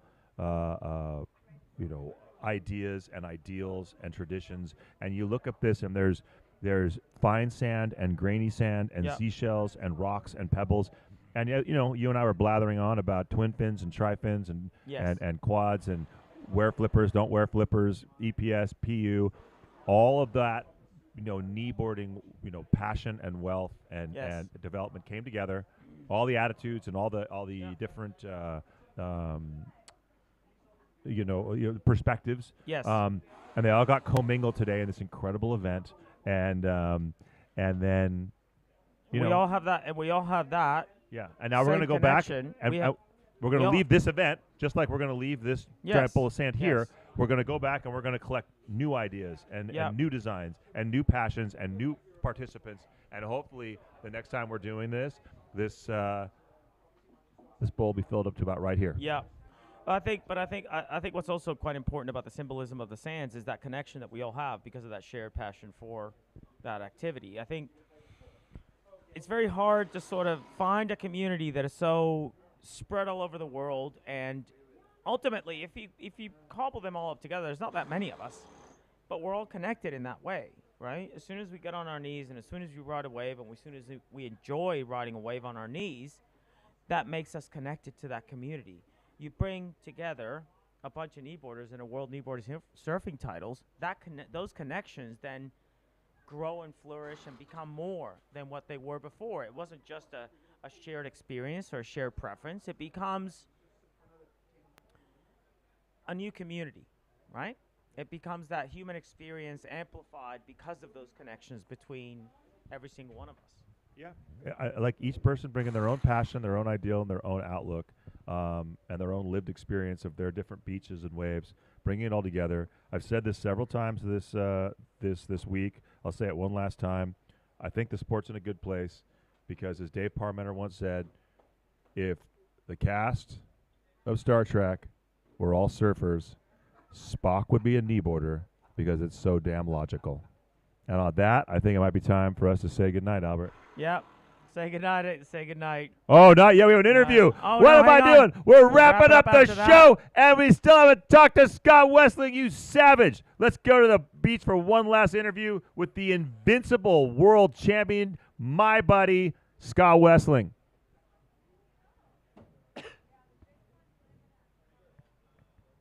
Oh, We're also You gonna guys bring do everybody you. in there. They're basically taking apart our studio around us. We got to Bringing- get out of here, or it's Bringing gonna all fall the down on our head. bringing all the Invincibles. Yeah.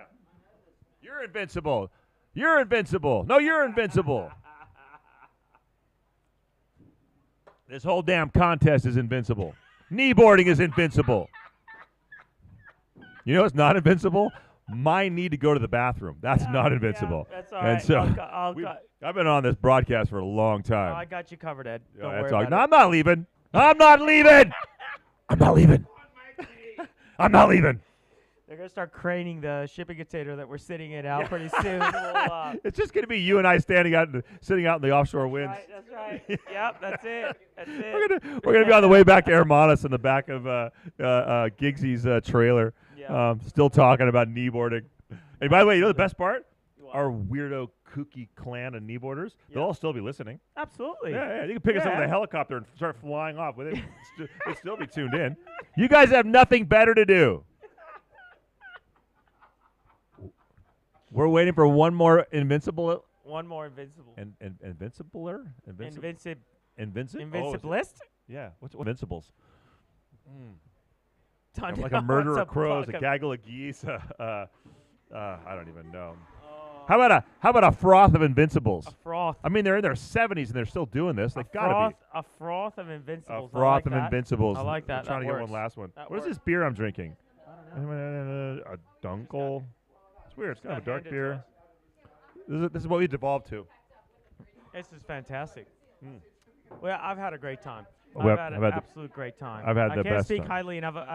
I keep repeating myself because I've just had that much of a good time. Yeah. No, it's been the most unbelievable surf trip. I mean, Yes. before the contest started, everybody was done. I mean, I was done. I mean, we went to Namibia.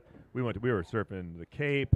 We went to Hermanos. We came here. J-Bay was 15 to 18 foot. I mean, by the time the comp started, it was like, all right, I guess. I mean, Yeah. nothing's gonna top this. We had the West Side Comp in Cape Town in freezing cold water, and that was just such a fantastic vibe. We had great hosts and Johan and Laura, and we were treated to Lester Sweetman as a comp director. That was just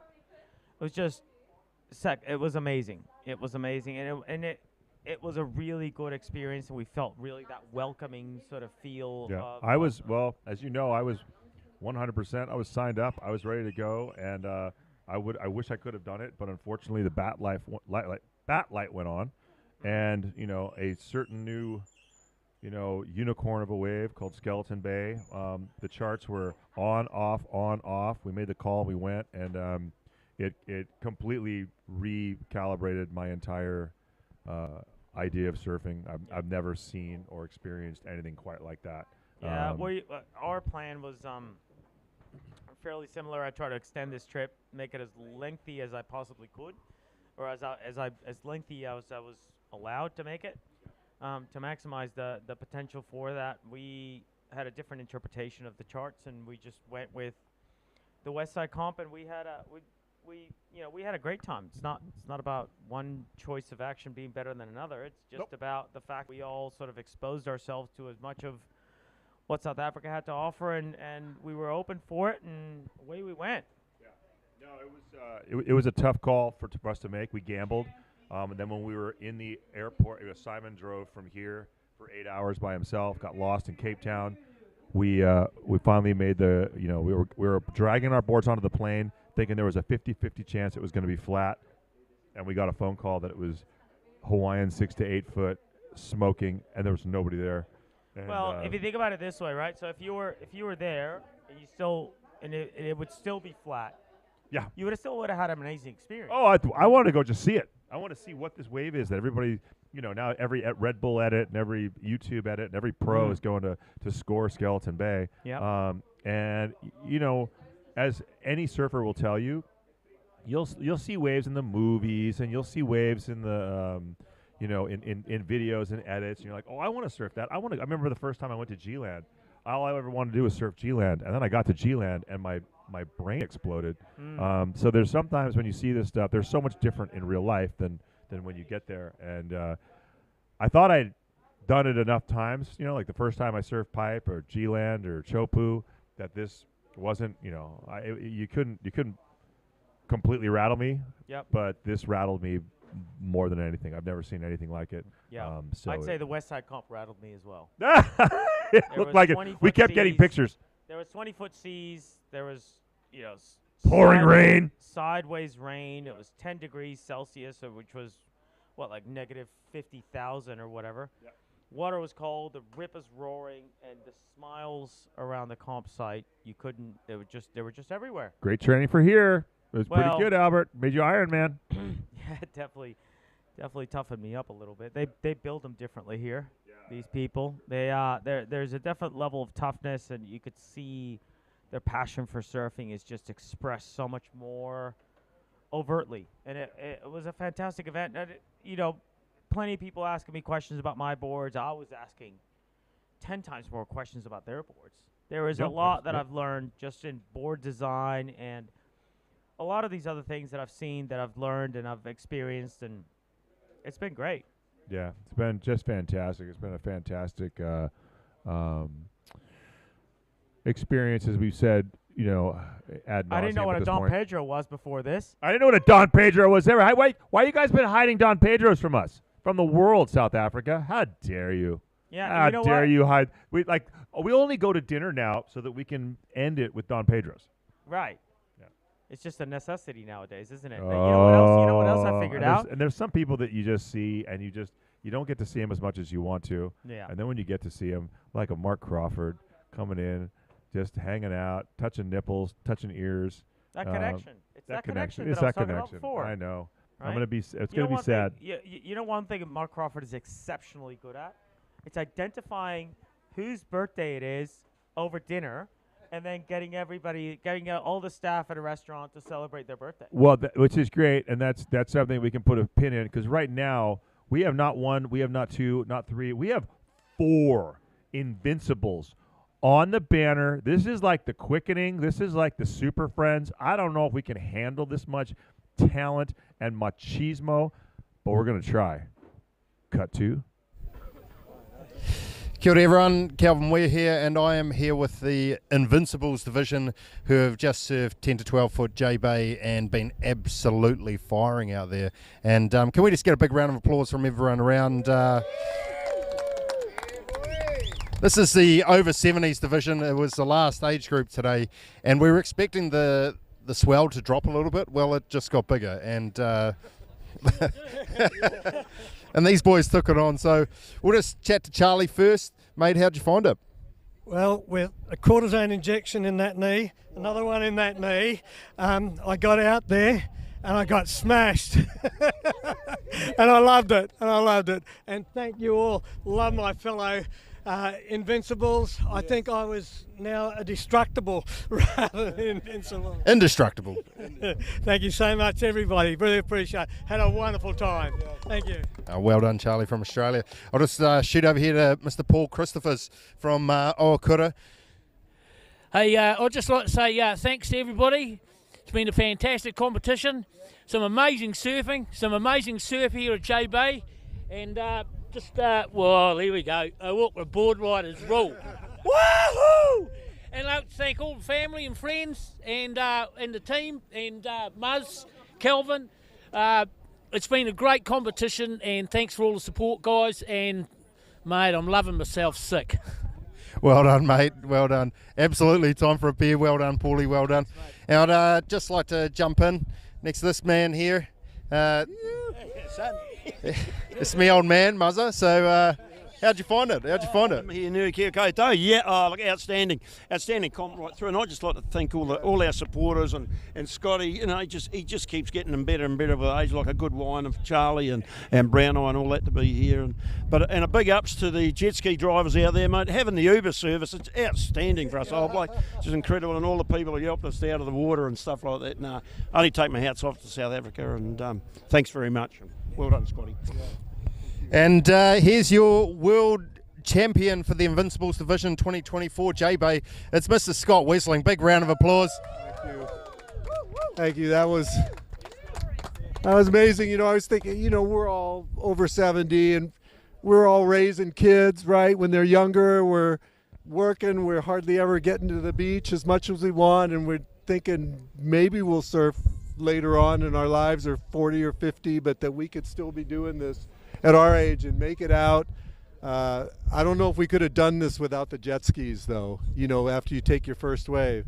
But this was the heaviest final for, you know, Immortals, and we'll never forget this. A cleanup wave came in, and we were out the back that was 12 to 15 feet that we took on the head, and it came up. We still had our boards. We still surfing the waves. It was just, I've just never had an experience like this. It's just, what a privilege. Best run contest, best final day, right?